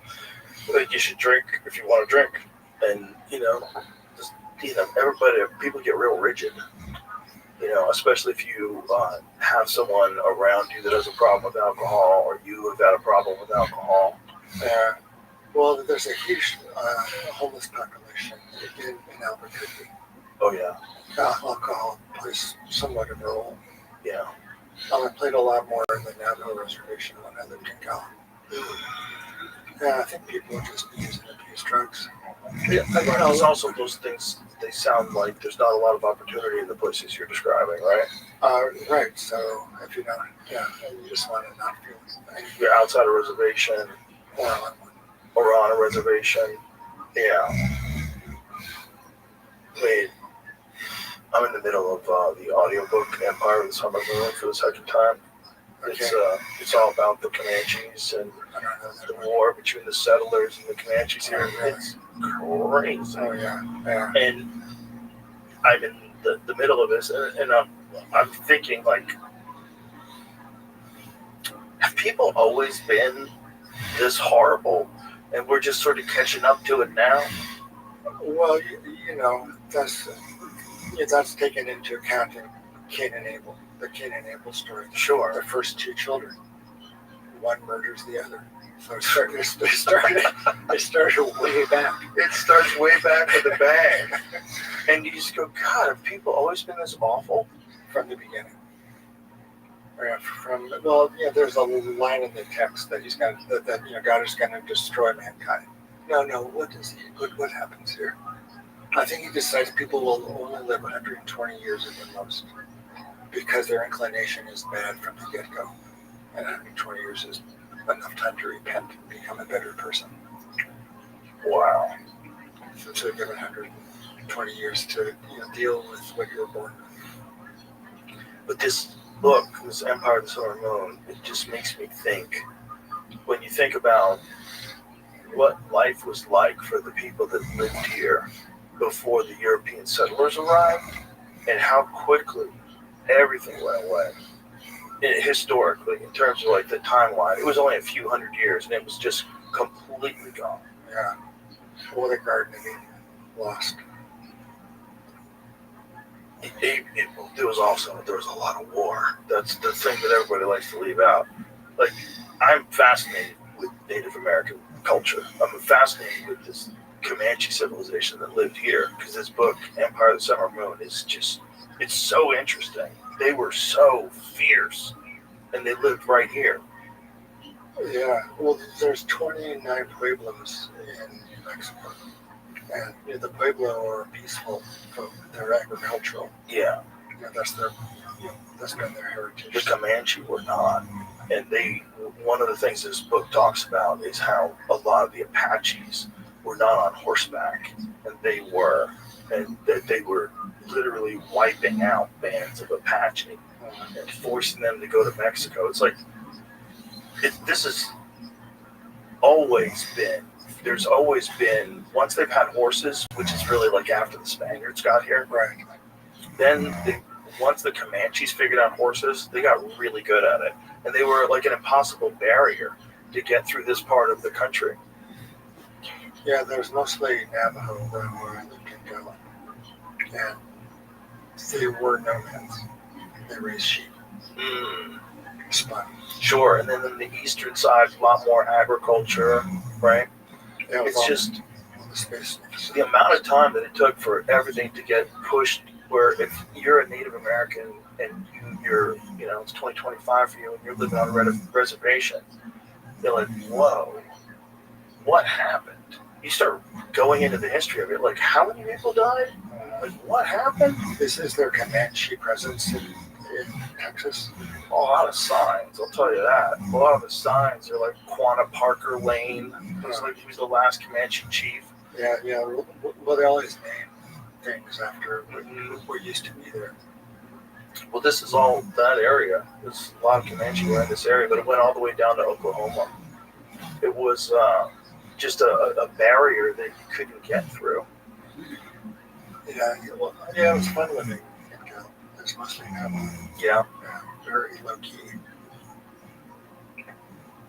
Come to terms with being defeated. Part of it. That's crazy, though, isn't it? Well, I mean, it had that. All those things had to take place in order to get New York City. So you have to decide, what do you like more, New York City, or you want to go back in time and say, don't sell this? Right. What do you like more? Do you like pizza? Do you like to be able to go to a nice? I like pizza. I do too. I like to be able to go to a nice nightclub, have a drink, go to a nice steak dinner in New York City, or give it all back. Give it all back. Go back in time. Just say, hey guys, you're getting robbed. Don't sell this for whatever it was. You can't halt progress. How much did they buy New York for? $27. Really? And jewelry, fake jewelry even. No. Yeah. Wow, what a deal. Or $45. What a great origin story for a villainous country. That their number one city was made through a swindle deal. Yeah. Where it was fake jewelry. Well, that's where I went to medical school. It's the Bronx. Well, you're from New Jersey. Yes. Yeah. That's where I was born, yeah. Yeah, I trained in the Bronx. I didn't get to Jersey much. New Jersey's a crazy place because everybody thinks of it as just big city because it's right near the city, like Hackensack and Hoboken and stuff like that. But it's mostly rural. Yeah. Mostly it's got bears all over the place in it. There's some really nice coastal parks. Yeah. Oh yeah. The shore is awesome. Small doses. Yeah. It's nice to go down there. So the Bronx was great training. Yeah. Yeah. It's a yeshiva. It's like the modern Orthodox university in the country. Oh, that's where it is? Yeah. It's the medical school of yeshiva. It's called Einstein. And that's in the Bronx. It was great training. We could do anything. We could do everything because it was pretty poorly staffed in some ways in the 70s. Yeah, so we had a lot of beauty. When did you first even have the idea to create a study of people doing IV DMT? When did you even... That's a long story. It seems like a good one, though. It seems like a good one. Because how do you get to the point where you're asking the government to let you do this? And then you get them actually to say yes. It was the war on drugs that funded our study. Well, it all kind of came to a head with Terrence McKenna. We worked on his loft one afternoon. And instead of saying DMT was a really great drug and asked for money, we said DMT was a really dangerous drug and asked for money. I think you've told me this before. Yeah. But it's a good story. It's like, yeah. I just want to study it. We just want to study it. Not good or bad. It's clever because you're not lying. No. I knew what I was talking about too. Yeah. Like I'd done neuroendocrinology research with melatonin, circadian rhythm research. Yeah, I was a bona fide investigator. I just asked simple questions. Could we give it? What happens when you give it? DMT is really strange. The lowest point in my life I've been complaining for years that, well, not complaining for years, but I don't know. I'm more skeptical of the psychedelic experience than I was before. I don't think it's a panacea. Well, I think it is a panacea. That's the problem. I think there's an issue with spiritual narcissism. That's a thing that sort of grips people when they start doing it a lot, and then their identity is wrapped up in doing it a lot. Yeah. Like there's a little bit of that happens with folks. I think with DMT in particular. Is it? Yeah. Or ayahuasca. About once a year, I get an email saying something in the subject line, "Your book and my son." Yeah, and they say that they just smoked way too much DMT. They were in the hospital or in prison. No, Jesus. Yeah, they became messianic, like you said, like you believe you know more than anyone, and they just listen. Yeah. False messiah. Well, there's some interesting stories of false messiahs. At least within Judaism, Messiah has not come yet, as opposed to Christianity, where Jesus was Messiah. And so, what is Judaism's version of what happened with Jesus? He wasn't the Messiah, so he died. He didn't get resurrected. Well, he may have been resurrected, but resurrection occurs in the Hebrew Bible, so that's not unique. Right, but what is their take on it? Well, end of story. He's killed. And that's it. He don't come back. No, not really. Not within the Hebrew Bible. That's part of the New Testament Christian Bible. Oh, that's one thing I wanted to bring up. Is Old Testament is a term that's a little disparaging in a way. Is it? It's been replaced by Hebrew Bible. Interesting. Yeah. When was that? It's been building. Okay. So is this like a pronoun thing? He prefers this? He wants to be identified as the Hebrew Bible? They prefer it. I was saying it. Yeah, it could be either. It will interest us. Yeah. Like I was thinking of, well, you know how people put in parenthetical phrases, he, him. Yeah, I was thinking of doing that for myself once. It and it's. It and it's. Yeah, it would be gender neutral. Sounds good. Yeah. Well, that's one of the. Or just not ever. Come on. Yeah. So thinking about does God have genitals? Probably not.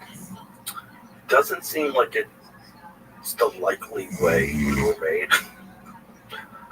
But there's probably some sort of a interdimensional psychedelic equivalent of intercourse that higher beings have some interaction with each other. I think it was the optimal form. The optimal form? Yeah, to contain a certain consciousness, do particular things. It's not ideal form. It was ideal. So that's why it took a particular unique shape. Form, follows function, things like that. Right. Yeah. Well, I got confused there. What are you referring to? Oh, well, the specific. Well, I think you were. I was referring to man being made in God's image. Okay. Yeah, with genitals. Oh, right. Yeah. Okay. Yeah, but I think it. That in the animal kingdom, things evolve to do certain things. They have form and function, which combine to determine their range of behaviors. So I think it's sort of was as well. Same way. What do you think happened when human beings had this doubling of the brain size over a period of 2 million years? What do you think that was? Is that true? Supposedly. Yeah, I think so. I think it was. Yeah. Yeah. I don't know. It sounds like a crazy little expansion. Yeah. So I mean, you can look at it, evolutionarily, biologically, theologically. You can look at it too as finally being endowed with, human spirit. there's multiple spirits. And even in the Hebrew Bible, there's multiple spirits. There's So as the brain expands in size, you develop a human spirit. I think so. Yeah, that human spirit allows for divine communication. That's how the theory goes. Well, it's the breathing in of the soul of man by God. It's in man's creation. Right. So ultimately, we're going to get to be a gray. We're going to have a big, giant head, and we're not going to need to talk because we're going to do it telepathically. Yeah. Okay. Telepathically, you think people being able to read the mind is a good thing? It will be a good thing once that happens, or if it can happen. I think it will be a thing, and like all things, it will have good aspects to it and bad aspects to it. I think reading people's minds will be very enlightening. You're going to learn a lot more about how people actually think versus what they project. You're gonna be able to see people's motivations. You're gonna be able to see lies, and we might even have a universal visual language that they develop. We might all be able to adopt it really quickly. Kids probably will jump right on board, and they'll be literate in it before we are. Well, what about psychological ambivalence? Loving someone one moment, hating them another. Well, that's what happens if you tune in to one at one moment. You're convinced that's solely the case. If you're ambivalent, ambivalence is a real thing. You have an unconscious too, where things are kind of stored away psychologically. Yeah, I'm not saying it's good. It might be hard.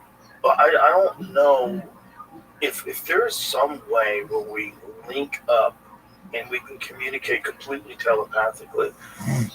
It could be really weird.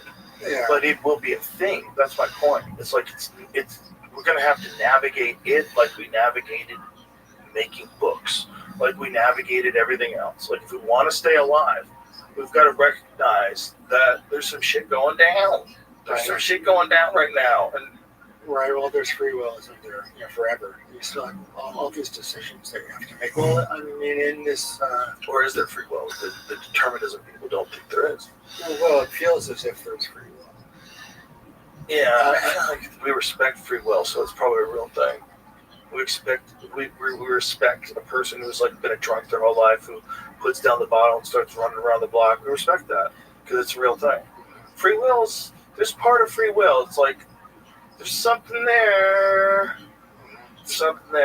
You make choices. You don't know why you make choices, but you make choices. That's the thing. There's a lot of factors in why you make choices, and it's not 100% determinism, and it's not 100% free will. It's kind of, there's a soup. There's a very to the extent soup. To the extent that you can exert free will, you have to kind of do the best you can. Yeah, you got to do the best you can. Yeah, and even if we're uploaded to the cloud, let's say, how's that time going to be spent? Good question. Are we even capable of imagining what we're talking about? Are we so crude in our understanding of what's to come in the next 5, 10, whatever years that we're just guessing? We're silly. We're like writing a bad science fiction movie from the 1980s about the year 2000. Remember those, like Space 1999? Well, it's the one God and the golden rule. I think that's what we'll be left with ethically. What the basis of our decision making will be. I've always wondered if we're in a race to avoid catastrophe, and that's one of the reasons why we're so hyper focused on accelerating with technology. Is that we kind of always recognize that this species is on a race to avoid natural catastrophe. Like there's just so much potential for natural catastrophe, whether it's super volcanoes, asteroid impacts, so many different things have almost wiped us out to nothing. That it's might be a part of the reason why there's this mad rush to make better and better and better technology. It's almost like a game. Can you get to the final boss? Can your species survive and figure out a way to stop the rock from space? Yeah, the footsteps of the Messiah. That's what that's called. you want to be around. You want to be around at the time of the Messiah, but not really, because things have to get so bad. That's one model of the end of times. There's also a lot of people that don't recognize that being a human being on Earth is being a passenger in an organic spaceship going through the universe. Like there are real celestial events that they have to keep their eyes on. But you haven't experienced in your life, so you're like, eh. But no, there's giant rocks that killed the dinosaurs, and they're still floating around, same size rocks. Yeah, I know. And they can't stop them. They don't know how to stop them yet. Like, don't listen to any of these fucking people. Oh, if we saw it, we would do this and do that and sleep tight at night. No. No, if there was some gigantic state-sized chunk of metal flying through the galaxy, we'd have a real problem. Yeah, it might wipe out all of humanity. Yeah, it might wipe out all of humanity. Yeah. And it probably came really close to doing that a few times in history. That's what I think. Yeah. It's the only thing that makes sense. If we know that we're hit all the time, we all accept the fact that the Yucatan impact, that's what killed the dinosaurs, and there's been a bunch of them throughout history. We find craters everywhere. Everyone knows that we've been hit multiple times. The Tunguska thing in Russia, where it flattened this enormous patch of forest that's still flattened. Have you been watching season 2 of Graham Hancock's Ancient Apocalypse? I didn't watch season 2 yet. Yeah. No, I watched season 1 though. Yeah. What's season 2 about? It's like the Americas, right? Yeah. Yeah, the Americas are crazy. Yeah, I like Graham. Oh, he's the best. Yeah, he's hardworking. Oh, he loves what he does, man. He really, really does. And the fact that he's finally been over all these attacks, he's finally been vindicated, and people are starting to accept more and more things, are probably a lot older than we want to believe. And especially after Go Back with Ted, that kind of like, that popped the cork on everything. And everyone's like, okay, well, this has definitely been buried for 11,000 years. So this is kind of crazy. We didn't know they could do that back then. Well, before coming out here, I asked ChatGPT, how old are some of the stories written down in the text in the Hebrew Bible? And at least according to ChatGPT, it's 10,000 years ago. So oh my God, something may have happened at that time. That makes sense. Yeah, that's a very interesting finding. Oh, yeah, Sodom and Gomorrah, that's a great story. I'm working on this translation of the Hebrew Bible. I've got a Substack now.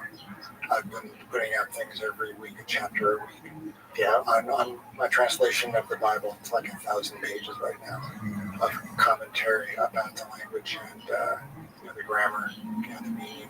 It was called the plain meaning of the text. Like there was a Noah with 3 sons, and an ark. Yeah, so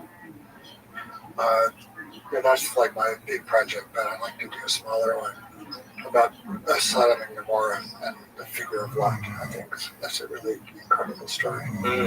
I've spent about maybe 2 to 3 weeks looking at that. Lot, his virgin daughters, the men circling his house, they're asking to know him. He ends up, in a cave with his 2 virgin daughters. They get him drunk, and he sleeps with them, or they lie with him anyway. Yeah, and come 2 kids at a certain point, and they become very important. Later on, they're the beginning of the Messianic line. So it's a very intricate tale with. I think you can make some cool conversations between some of the main personages in there, in the narrative. There was a book called The Red Tent. Can I ask you about the Lot? Like, how old was that story?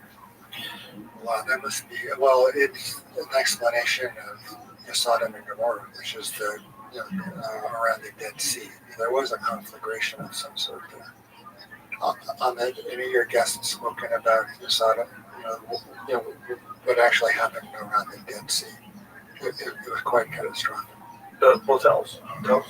Well, the story of Lot, there was fire and sulfur pouring down on Sodom and Gomorrah. were. Yeah, it was the end of the plain. Yeah, so that's the southern part of the Dead Sea. You know, it is the Dead Sea because it was high salt concentrations. It was kind of closed off from the coast. Yeah, so it's at least a description of what took place. What do you think it's describing? Well, I mean, my perspective is Volcano? it actually happened. Yeah, but people think of volcano. Some kind of volcanic activity. We're totally saying sounds like a volcano, right? And we know that there's been a bunch of those that have almost wiped people out entirely at certain points. The Toba volcano, that one? No. We got down to, I think we've looked this up before, but I want to say they think we might have gotten down to just a few thousand people. On the whole planet. Like 70,000 years ago. 70,000 years ago, there was a massive super volcano that went off, and it, plunged the Earth probably into nuclear winter. And they think that our genetic line entirely of the human race on Earth came from this few thousand survivors. Joe, can we take a yes? We gotta be. Yeah. Yes. We'll be right back, folks. Seriously. We're back. Yeah. So we were talking about the alternative. Yes. Explain what you mean by that. Like that these things are happening in an alternative dimension. Right. Yeah, I think they're happening in an alternative dimension. Like when you smoke DMT, you return to the same place each time. So there seems to be some reality, some DMT world that people enter into. And it's one of my volunteers, one of the subjects in the DMT research. He got a big dose one day, and then a few months later, he got another big dose. And he said that, it was very interesting, he said things have just continued to pace since his first exposure, his first entrance into that state. And things had gone on in the meantime. And he re-entered in that world. So in that way, there's, in that same manner, the world of the Hebrew Bible early on, Adam, Eve, Cain, Abel, Noah, the Tower of Babel, all that took place at some different level of reality, which gradually made us ours.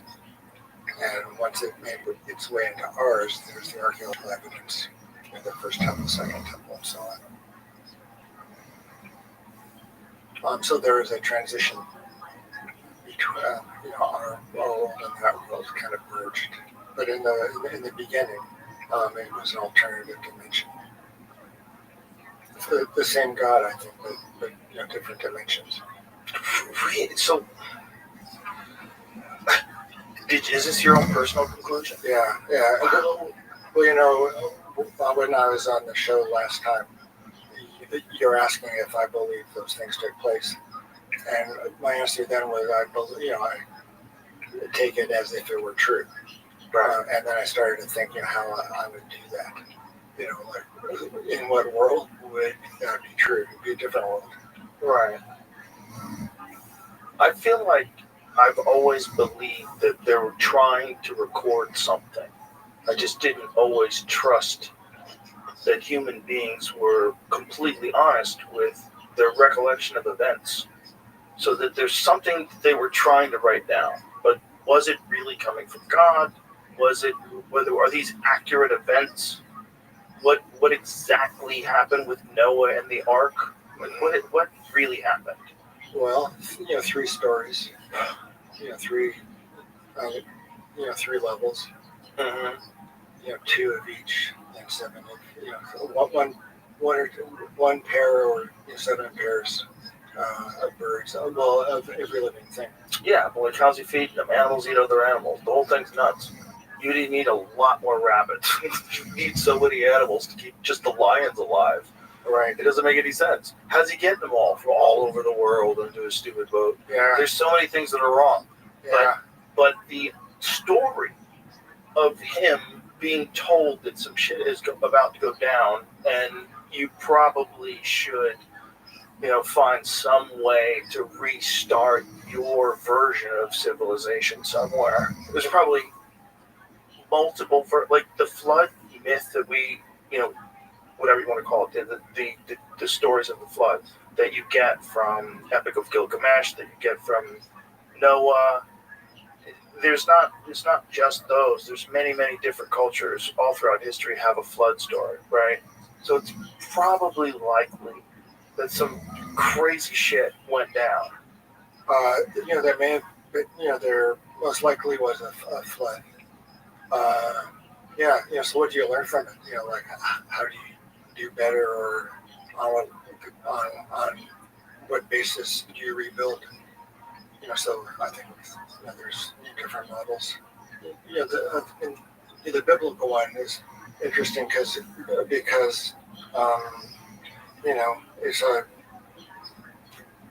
it's lineage from Adam to Noah, right, to Abraham, to Isaac, and Jacob, and the tribes. Now, so when you talk about things happening in an alternative dimension, like, is that what you think, like, the birth of mankind is as well, like Adam and Eve? Well, I mean, okay, I'm sorry. No, it's okay. It just has an impact. Yeah. The creation story. Man was created on the sixth day. Right. Along with mammals. Yeah, it's a cool story. It's stages. Like people say, well, 7 days. That's unlikely. Like that the creation took place 7 times 24. I don't know, 148. Something like that. 148 hours, 168 hours. The whole world was created. But it's broken into stages. 7 stages. Which is one of the translations of the word that is usually translated day. It could also mean stage. It's the word yom. It could mean either a day, a period of time, a stage. So that's the answer that makes sense to me about the 7-day story of creation. Yeah, so man was created on the 6th day, and then was placed in the Garden of Eden, and those events took place. But, the stories themselves are just they're written down, and so people have been studying them for thousands of years. Who do you think Lilith was? No mention of Lilith in the Bible. Really? Yeah. Where's the story of Lilith emerge? Well, it comes from what's called midrash. What's that? It comes from a root, darash. It means to explicate, to expand upon, to investigate. So what happened after Adam and Eve sinned? Did they have sex again? And they do have Cain and Abel, and the ensuing stories. And then there's a third son, Shet, who is the inheritor of Adam's of his traits, his good traits and bad traits. He's like God as well. So there's a distinct lineage that is spelled out. And, Lilith was a demon that she slept with Adam after the sin of eating from the fruit of knowledge of good and evil. So there's a story that built up around the biblical story that they were separated. Adam and Eve were separated for a long period. And so who was Adam sleeping with? Well, it was expanded in the midrash that there is a demoness named Lilith who slept with Adam for a couple hundred years, and then Adam and Eve reconciled. Whoa. Yeah. So Lilith is she doesn't appear in the text of the Hebrew Bible as such.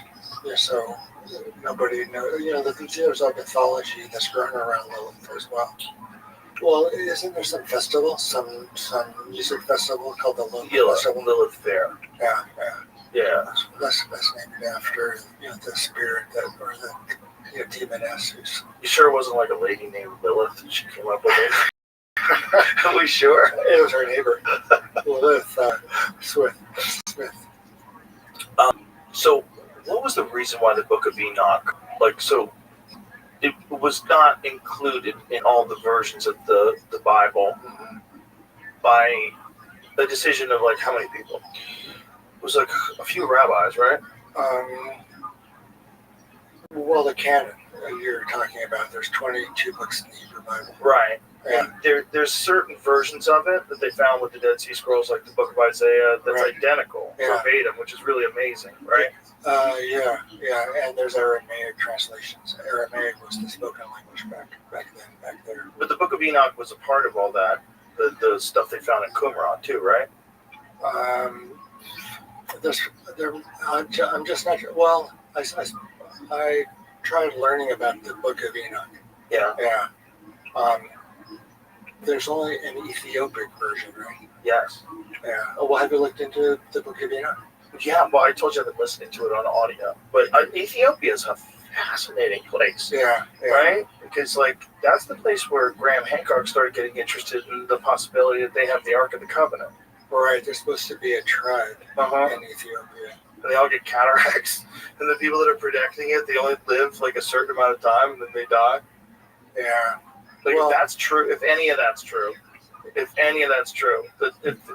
if somehow or another there's people on Earth today that have an Ark of the Covenant, how could you keep that a secret? That's the craziest thing to be even allowed to keep a secret. Yeah, it's one of those things you can't even imagine.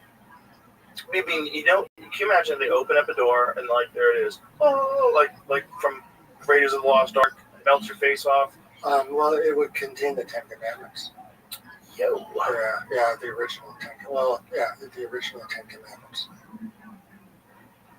Well, what do you think these guys are guarding in Ethiopia where they're getting cataracts? Because when Graham describes it, if you're telling me the truth, and I think you are, because you've never lied to me yet, if you're telling me the truth, these people that are guarding this place that supposedly has the Ark of the Covenant are all getting, radiation sickness? Yeah. Well, the Ark is hidden. I mean, that's what is said in the Hebrew Bible, is that it's hidden. So we just don't know what happened.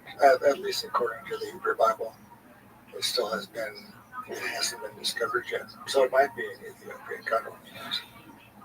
It's just the craziest story ever. Because if it is true, if this one church has the Ark of the Covenant, hey guys, let us get a look at it. Yeah.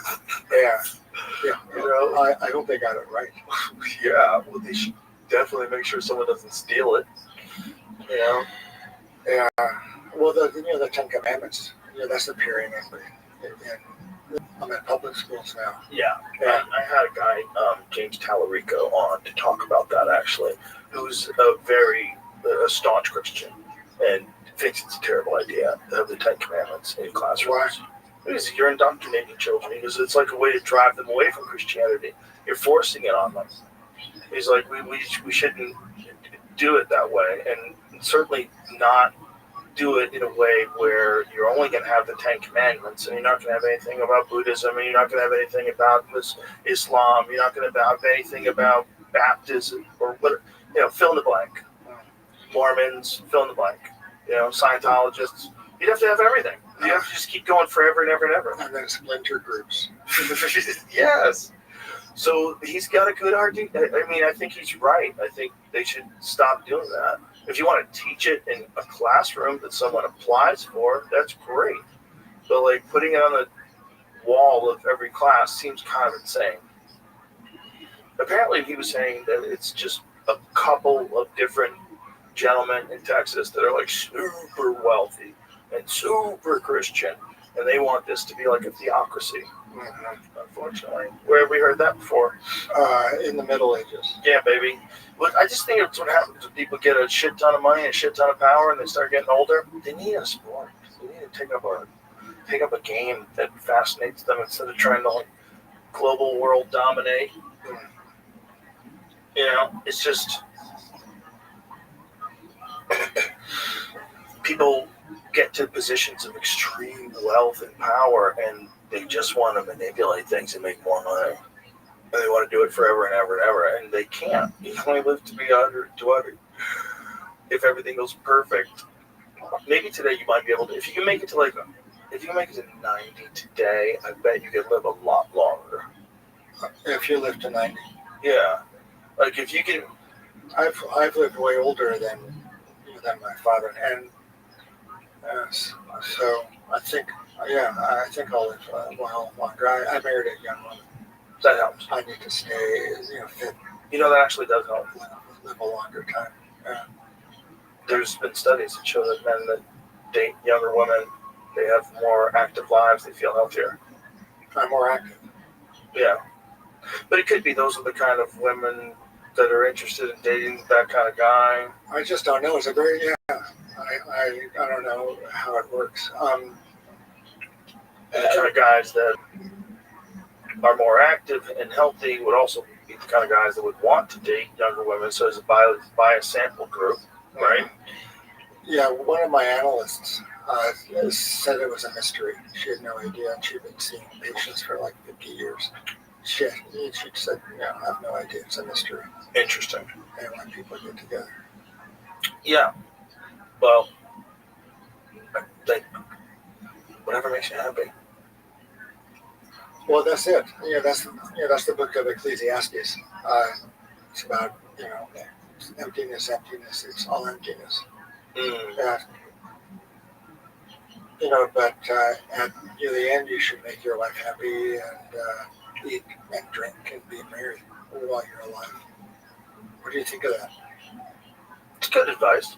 Solid advice. If I was living 2,000 years ago, I'd probably say the same thing. Right. Yeah. There's no medicine. You have no antibiotics. There's no orthopedic surgeons that are going to put your knee back together again. Yeah, I'd say that too.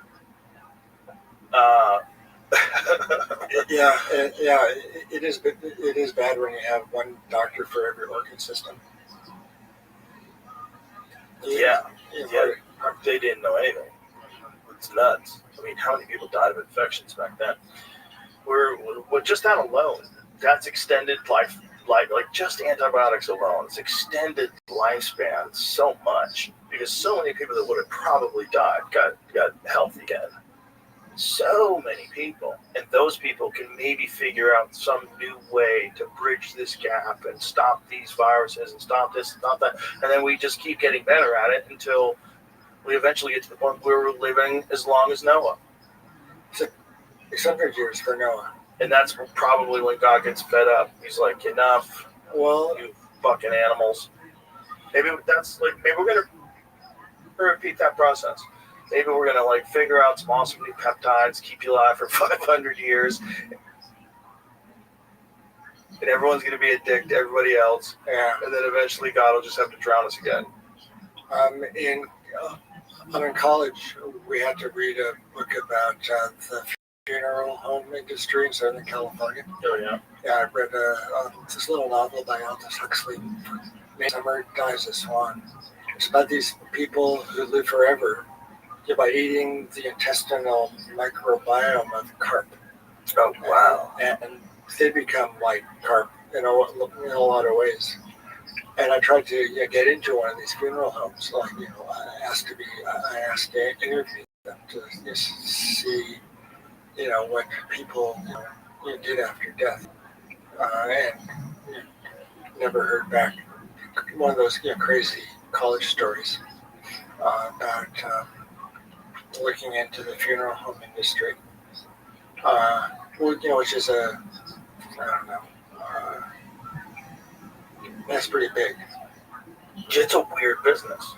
You get the business of taking care of bodies, and you don't really have a lot of options, right? You're not if someone dies, I don't think are you just allowed to let them fertilize some plants? Are you allowed to do that? Yeah, do you have to put them in formaldehyde? Do you have to do all that stuff?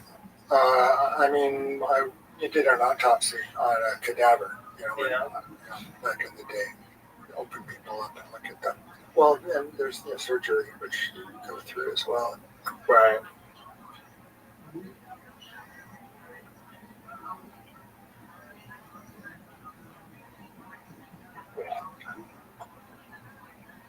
That was an odd pause.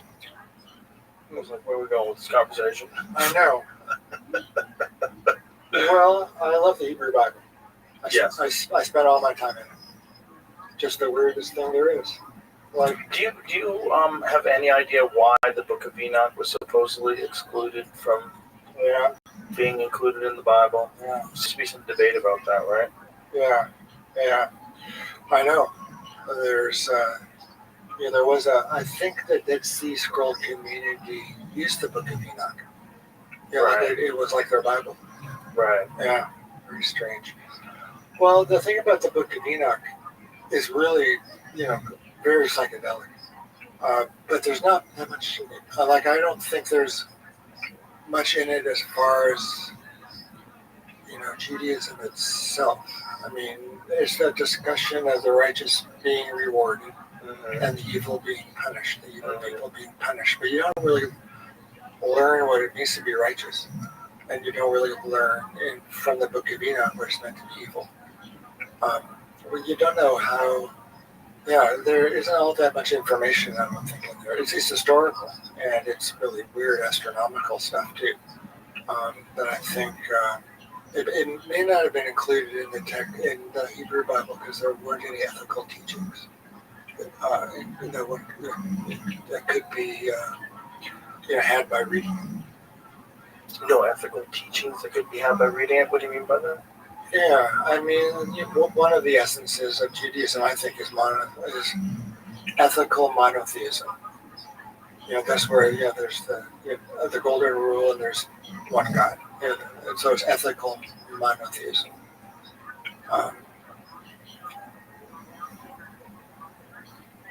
So where were we?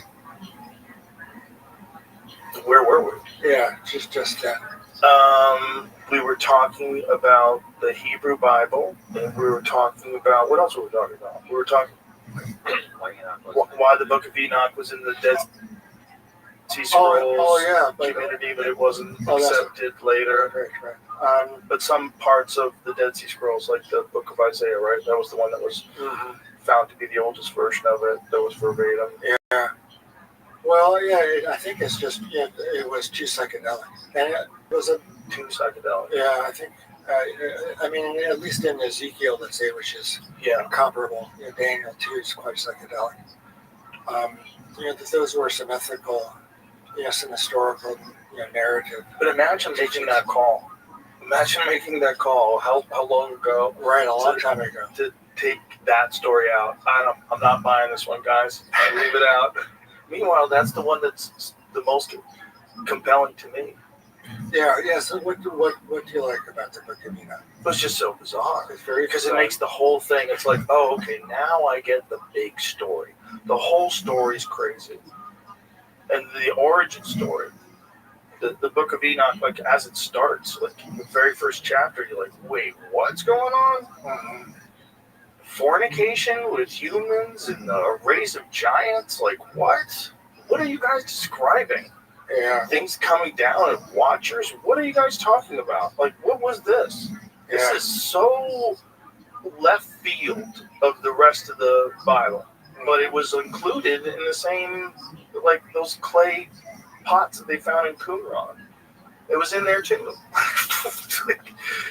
Just, you don't know what to believe. Like, what happened there? Well, you might not know what to believe, but you can also believe in one way of doing it as well. One way of doing it? Mm-hmm. As long as you don't get doctrinaire. Right. Yeah. Okay. You just do it yourself. Well, when I think about it, I just go blank. I just try to imagine, like, what are they even describing? Like, what does any of that stuff mean? It just seems so alien. There's watchers, and they mate with humans, and they create the Nephilim giants that consume and destroy the earth. Like, Just so, imagine if that was left into the Bible and they taught that in school. You'd be like, what happened? Yeah. It sounds completely crazy. Yeah, it was a mistake. Yeah, that's why there was the flood. Because, the earth was filled with violence and feeling. I believe it. The reason of the flood. I mean, look, if we're this size, and we have so many problems with each other, imagine something that's like triple the size of us, that's running around with us, just picking us up and beating us over the head with each other. Yeah, one of the figures in the text is Og and Sihon, who are the kings of the Amorites in the land before the Hebrews take over. And they were giants. They were believed to be giants.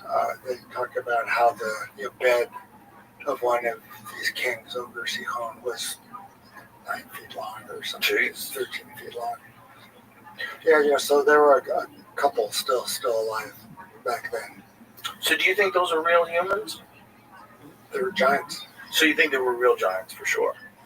Are you 100% convinced that giants roamed the earth? Like there was 15-foot tall humans, monstrous humans? It may not have occurred. Well, that's the reason that I think there's some alternative universe that's as real as this one, which was the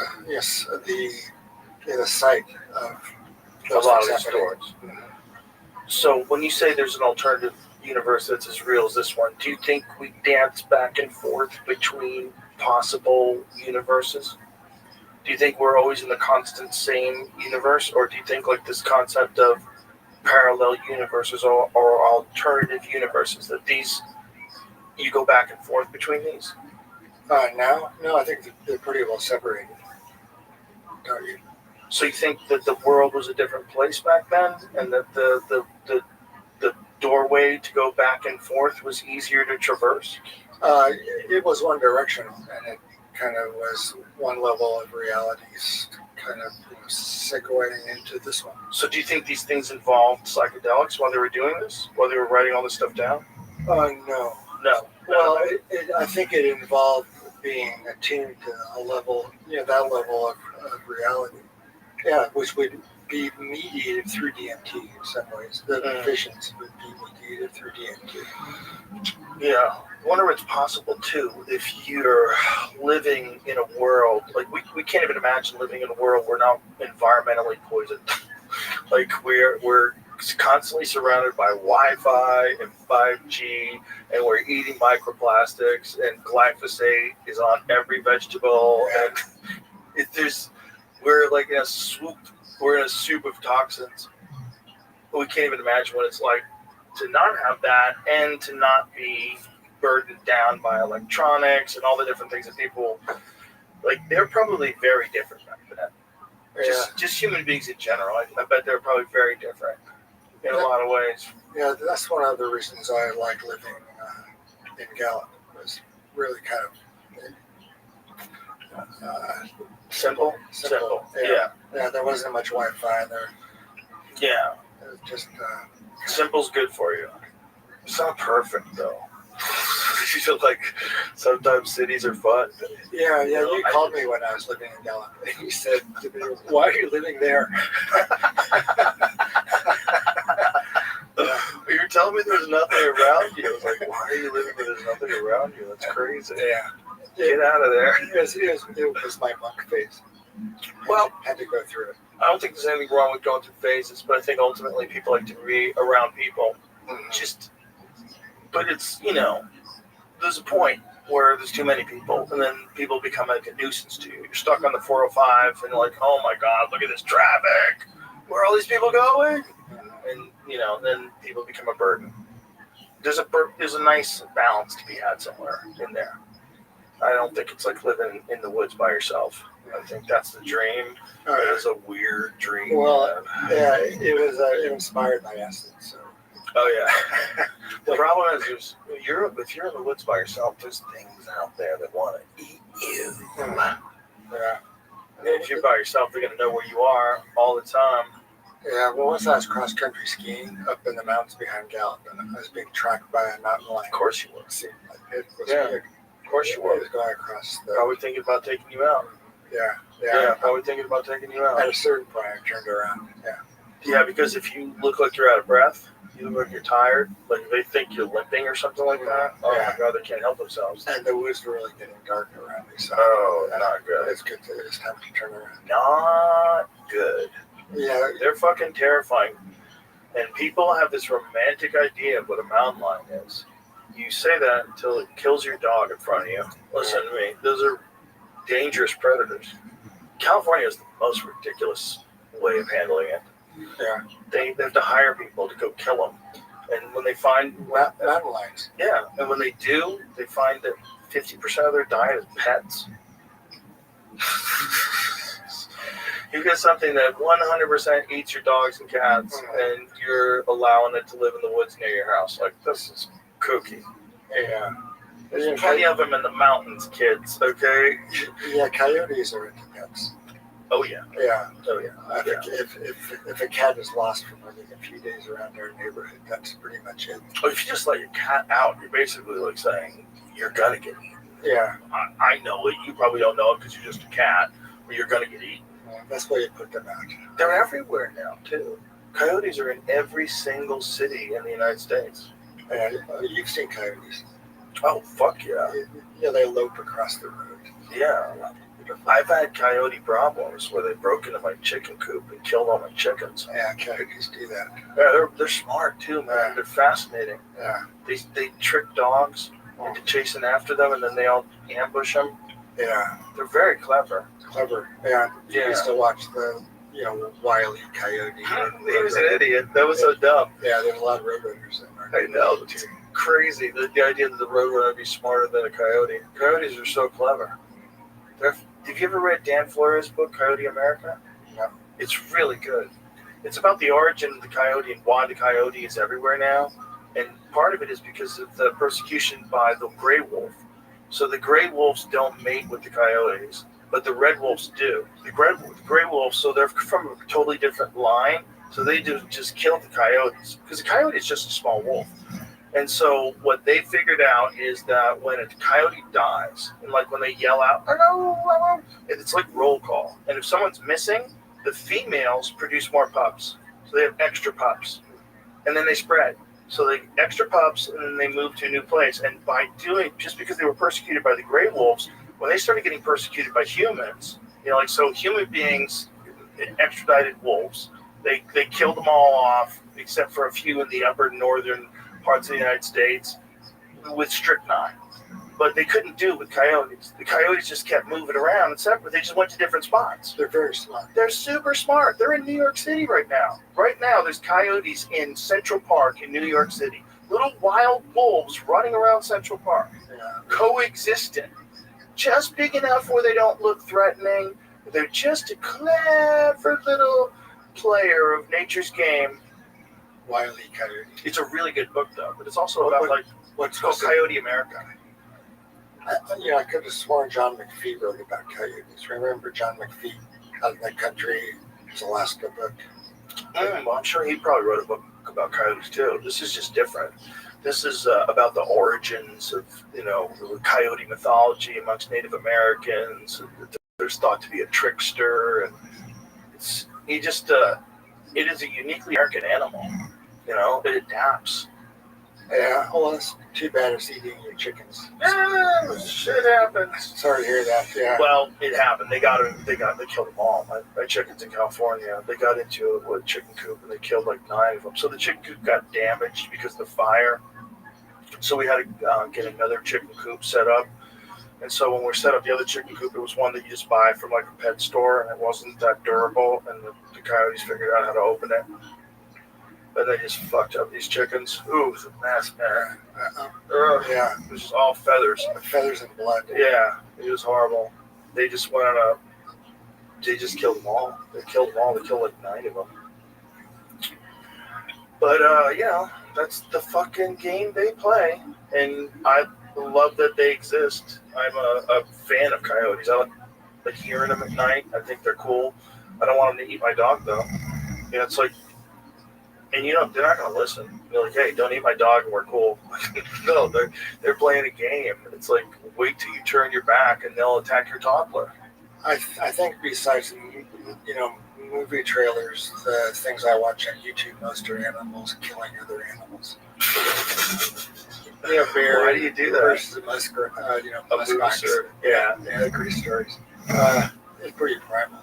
It is. Yeah, I like that. Yeah, it's pretty interesting.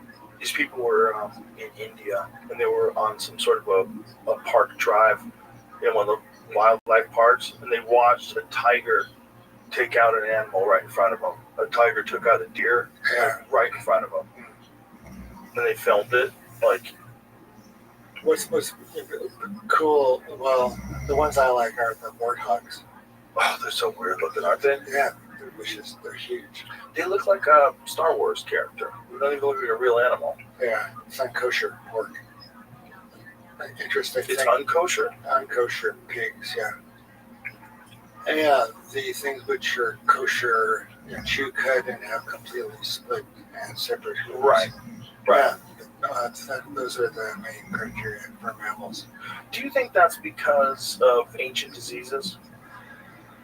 Because this makes sense that we know that trichinosis, a lot of that comes from pork, right? It always seemed to me pigs are dirty animals, but I had a friend who was insistent that given the choice, pigs are very clean animals. So it's hard to say about the filth aspect of it. That's domestic pigs. Wild pigs are filthy animals. Wild pigs? Yeah, all of them. 100% of them. There's a difference between like a domestic pig. This is where it gets really weird. You take a domestic pig and you let it loose in the wild, and 6 weeks later it starts to morph. And it starts to extend at the snout, its tusks grow longer, its fur gets thicker, it becomes like a wild pig. That's kooky. Yeah, I guess the primitive or the early stages are really strong. Yeah. Quickly. It happens quickly, like within a month or two. It's really weird. Yeah. I wonder how that works. Must be some endocrine thing. Must be their gonads and their pituitary and their hypothalamus. It's a really good question because, like, what would let them hit that switch and realize, okay, I'm on my own now. They're not just bringing me my food every day. Fuck. Time to get hard. Yeah. Well, it isn't a conscious decision on their part.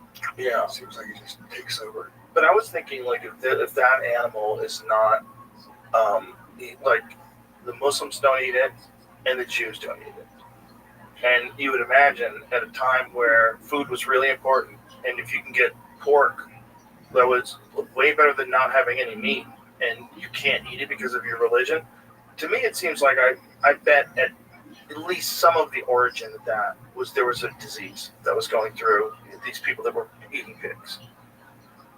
It's hard to say. The ones that are kosher are the ones which were burnt up in sacrifice as well. There are sheep and cattle. Pull that microphone up to your mouth. Sheep and cattle and goats. Right? Yeah. Those were the sacrificial animals. The ones that were burnt on the altar, and also the ones that were eaten. But why do you think pork was excluded from both Judaism and also from Islam?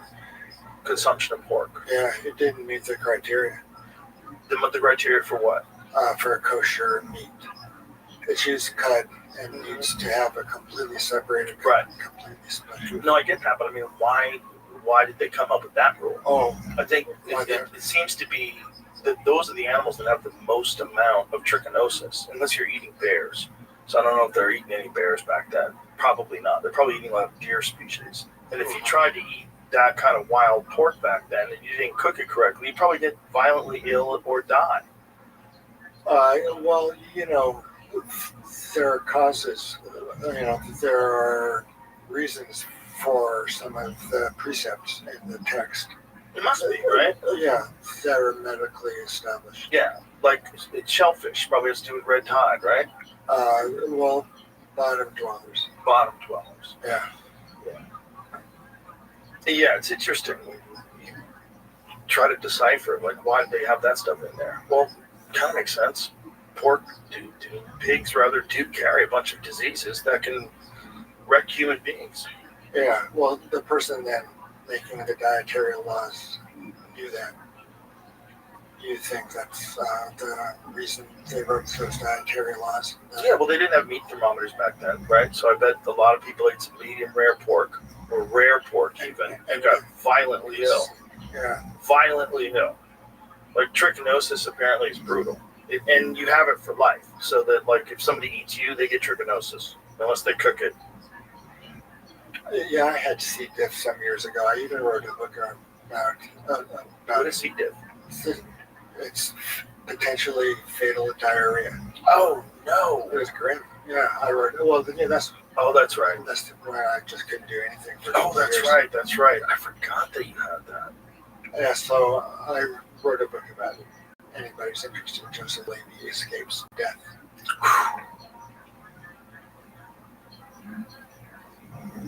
You know, maybe that's part of me enjoying watching certain animals, like animal killing animal. It kind of changes you that being that close to the edge.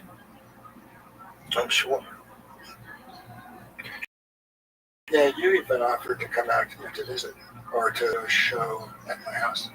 Yeah, when you were real struggling and we were going back and forth, you just weren't sure if you could travel. I was like, I was worried about you. Yeah, thanks. Because you bounded back. Look at you look great. Thanks. But there was a time where I was worried about you because you didn't sound like you were doing well at all. Like you were really struggling. And so... Yeah, that's one of the things that pushed. Well, I began reading concentration camp literature during that phase. Really? Like, how bad have people had it, and what did they do? Wow. It was pretty inspiring. I like reading Primo Levi. He's my favorite author. L.E.B.Z.L. too. Yeah. Auschwitz, the end of Auschwitz, like near the end, the last month or two. Mm-hmm. Seemed like it was really something. Typhus and nobody cleaning up after them for weeks, things freezing and bursting. Oh. It was just nuts.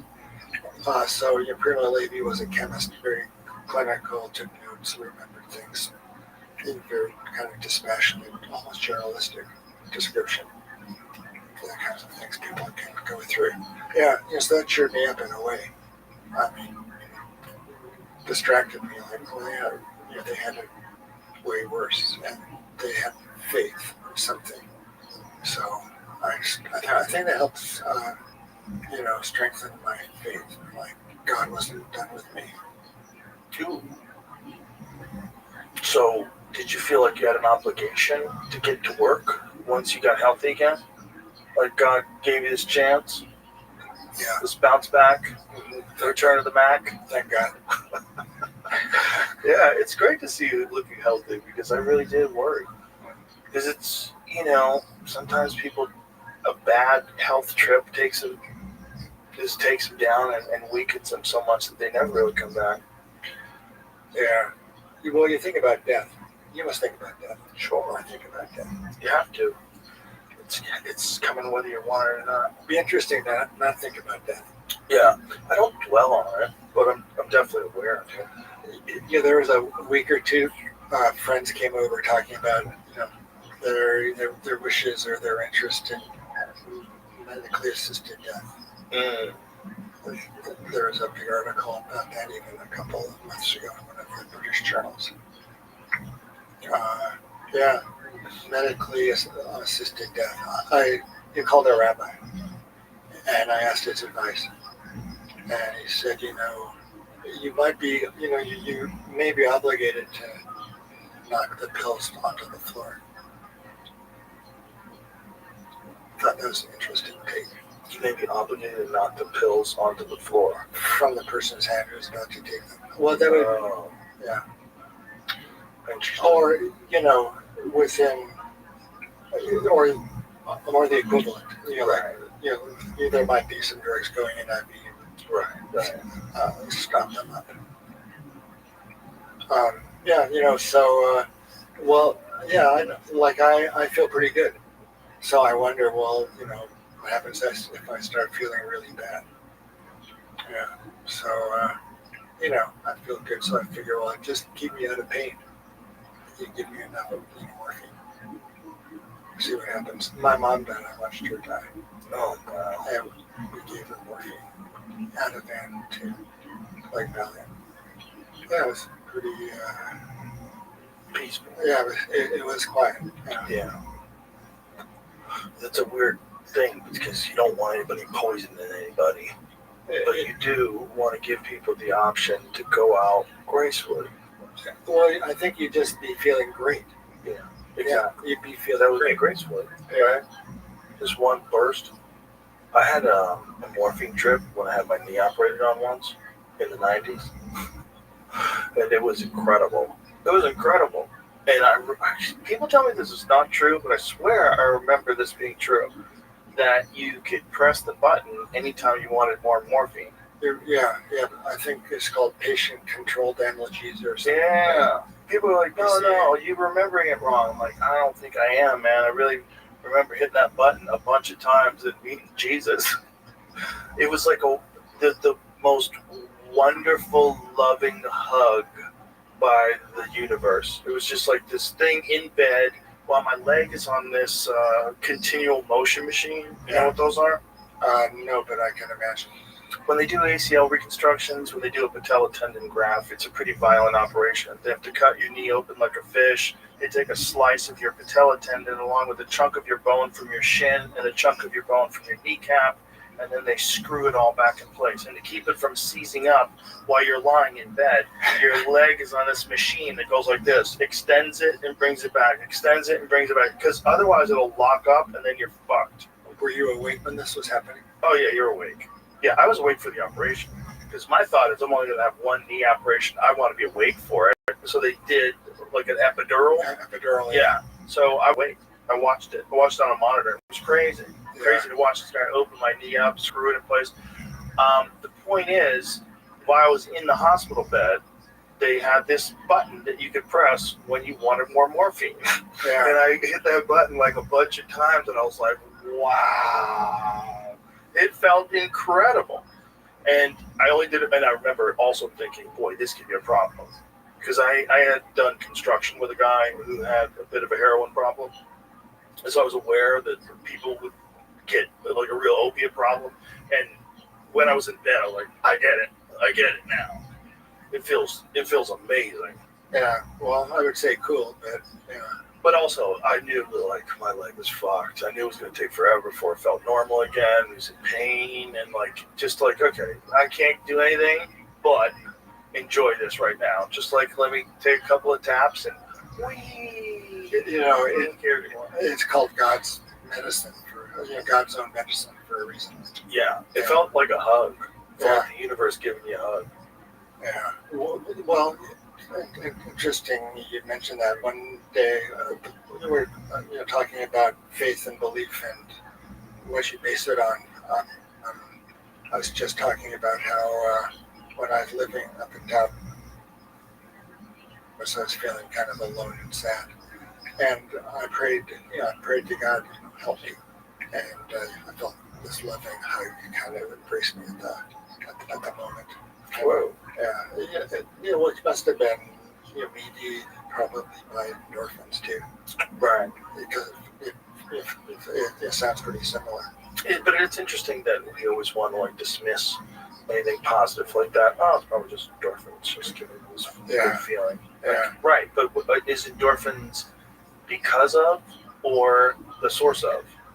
Like, which one is it? It might just be a part of it. Like, yeah, the endorphins are real, but also it's the experience. It's the experience that you're experiencing. And the intention that you're putting out there. Right. You're feeling the endorphins attaching to the receptors. Exactly. Yeah. You feel wonderful. Yeah. There's something real to it. Yeah, drugs are interesting. They are. Well, I just wish they weren't being controlled by the cartels. Yeah. That's what's crazy.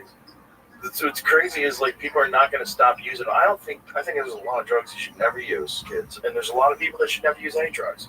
But the fact that they are always going to, and that the only way they can get them is through a criminal organization, and we haven't done our fucking 1 + 1 = 2 on that still in 2025. Yeah. Well, a dispensary for everything you want.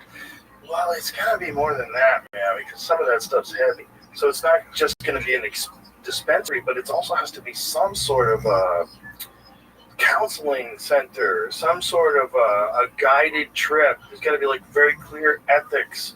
You know, you got to have people that really know what they're doing and just want to help and don't have any weird narcissistic intentions or anything else and just want to help people.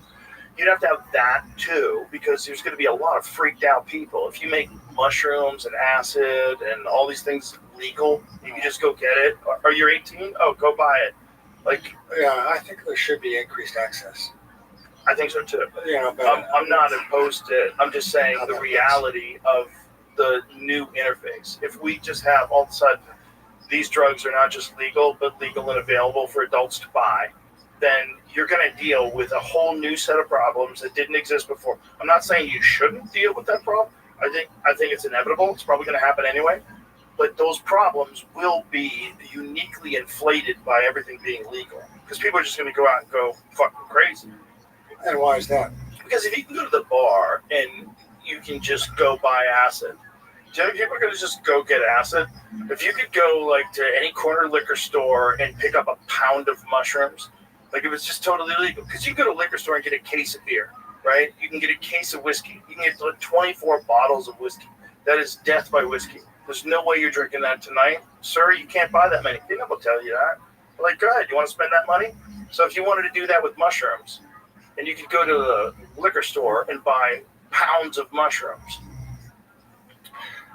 Well, I think with increased access, there's increased, mortality. There will be. Yeah. And there's not just that. It's like people that just, like, they ruin their brains. They're not ready for it. Maybe they're barely hanging on as it is, and then they have too many psychedelic trips, and now they're really fucked up. And well, that's true, too. You'll never hear me advocate for the use of drugs.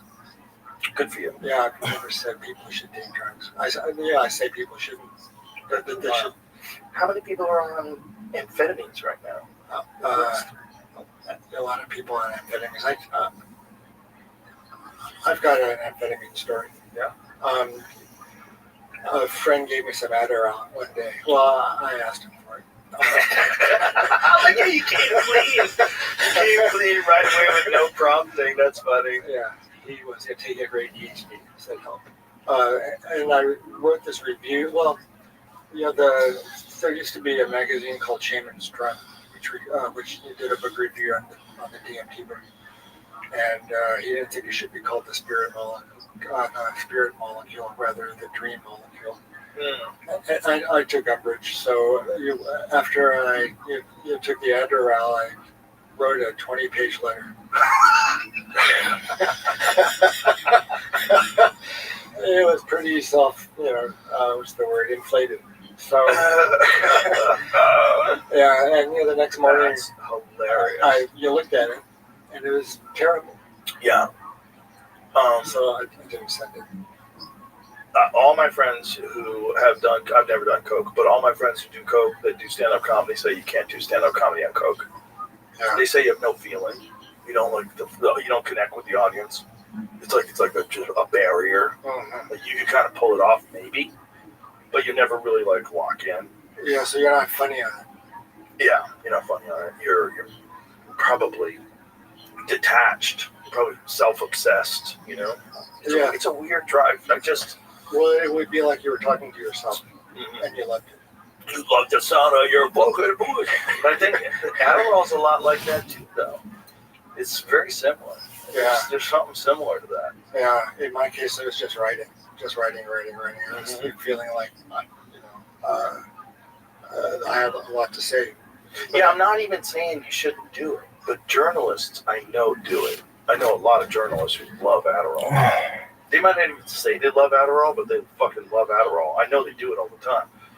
And you can blame it on deadlines and, having to write stories and really needing to push through because you don't have enough time. I totally get it. And I'm not saying you shouldn't do it, but it's just fascinating how many people do it.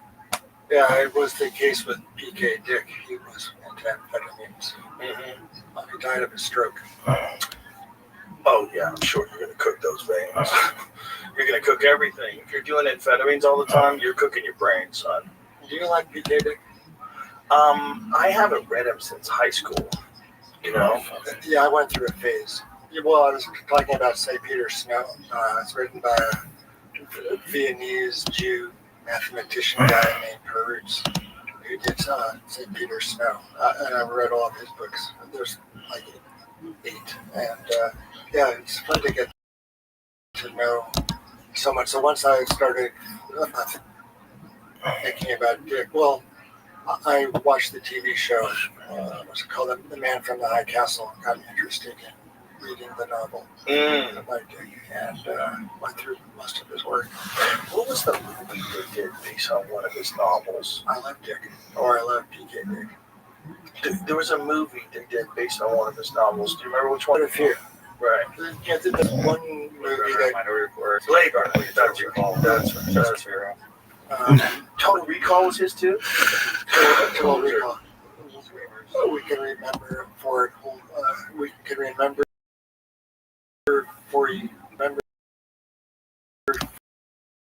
for you.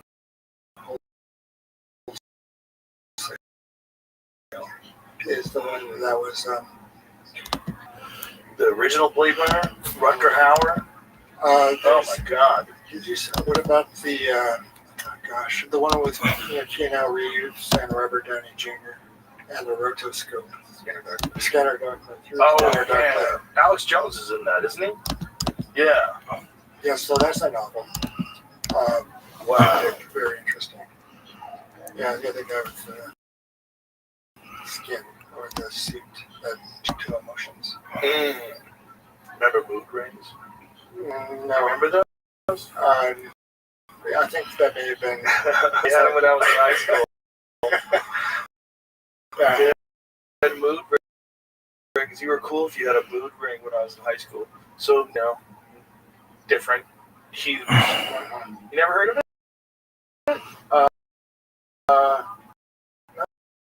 Not really. I you can buy mood rings. Yeah, that may have been from the 80s or something. Yeah, I'm old, dude. And I was more serious. Okay, you're older than me.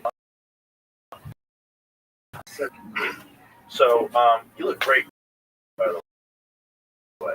You really do. Yeah. Well, You did when you were struggling, so it's nice to see you bounce back like that. This Mood Rings 1970 sensation. Here we go. 70s, yeah. Here we go. So I went to high school in '81, and they were still down in the right circles. Yeah. But things you would, and they make your hand green. Metal scrap, but they had these weird rocks on them that would change color. See if you find like a photo of one. But like a photo of one change. Photo, that'd be a video. I'm sorry. I mean, you know what I'm saying. Like show what it looks like. They're kind of dope though. It's kind of cool still. Is that a rock? What the fuck is that? What is that? That's a good question. I don't know. What is a mood? Let's find that out. What is a mood ring made out of? What is it made out of? Is it like a resin or something? Might like be some a kind plastic? of acrylic with some, Right. Or is it an actual rock? Yeah. Okay, so this dude came up with the mood ring? Okay. Okay, who created the mood ring remains topics on debate. A jewelry designer named Marvin Wernick says he invented the mood ring years before 1970 to use a thermochromic temperature measuring tape on a patient. Said he came up with the idea of a mood ring after the stress of working on Wall Street led him to explore biofeedback, a therapeutic technique. People improve their health by responding to signals from their own bodies. Huh. So what are the crystals made out of, bro? crystals. The crystals. What are they? What are they made out of? Oh, look how pretty. Like a dope ring that's a mood ring. You know? That way, like, you can tell whether or not your significant other is upset at you. Like, let me look at your fingers. And Yeah, well, yeah. I mean, it's a global communication. no keeping secrets. It really works. I think it's just it's heat. If you go to the gym and you slip it on, you look like you're like really angry. Well, if it's cold. Yeah, exactly. It's not gonna work. Yeah. So it's just dumb, but people love it. Yeah, I think it kind of passed me by. You missed the dumb mood ring swing. You first. What's interesting is when you first studied and you and people taking you seriously with all your other work. Was it one of those things where you got labeled, now you're the crazy psychedelic guy who did that nutty study? Or there are enough people that were like, oh, this is great, now you have a legitimate academic, a federally approved way, it's actually good for everybody, and maybe this opens the door. It certainly opened up the door to discussion. Like, after you put that book out, and people who, if you read that book, you'll come to the conclusion that there's something mighty going on below the surface of human life in general that can be accessed in this very and somehow or other we're depriving people of this. Well, I mean, shouldn't it be the front page news? Is you can, and everybody goes to the same place. Yeah. And it's I think it ought to be on people's lips. DMT stopped my fascination with UFOs because I was like, paused it, I should say. It paused, like, no matter what a UFO looks like, it's not as crazy as what I just saw. Like, no matter what, just an actual metal flying disc from another planet, like that's nothing. It's not compared to what exists in a few seconds. Yeah, and well, would you say went to the same place? You went back there each time. Was it the same place? You can tell me. You tell me. I don't know. I've done it differently, and I've done it differently with sound. With yeah, that was wild. Like dance things, really fascinating. When you realize, like, oh, that's why the music made the way it's made. Like, the music is perfect. Yeah, you get a lot perfect for the psychedelic. I think you get insight into music. Yeah, 100%. Yeah, music. And, I think I want to explore Kundalini yoga. I just have to, like, put it off forever. Because I've had friends that have tea and also do Kundalini yoga, and they'll tell you, dude, if you work hard enough at that place, where you can get to that place with on the natch, completely in your own mind, without taking any drug at all, where you could full DMT trip. And the guy who told me this was very reliable. Had experienced DMT, was also a jiu-jitsu black belt, like a solid guy. Like, I believed him, and he's like, you can get there. Yeah, have you ever done or heard about that holotropic breath work? Yes. Yeah, I've done that into a very highly altered state. Very highly altered state. It felt like, as long as we're talking drugs, it did MDMA. It did DMT. I had like a big show or something, I just really wanted to relax, where I'll do deep breathing and stretching. Just breathing and stretching. And you get high as fuck. It's just this weird, natural high that happens. Like, you alleviate tension in your body, and your body rewards you for it with all this endorphin rush and dopamine rush. You get so releases this, like, you're carrying around physical tension that affects itself in the way you view the world. Well, you can get out of it on your own, which is nuts. Yeah, so how do you think, what do you think it means that that's built into our systems? We always have had physical activity, so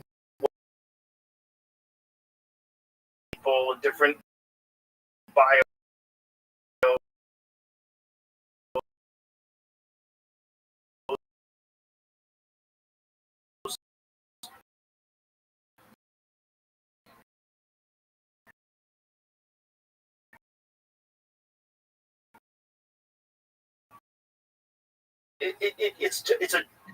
it becomes just like a state where you're depressed all the time.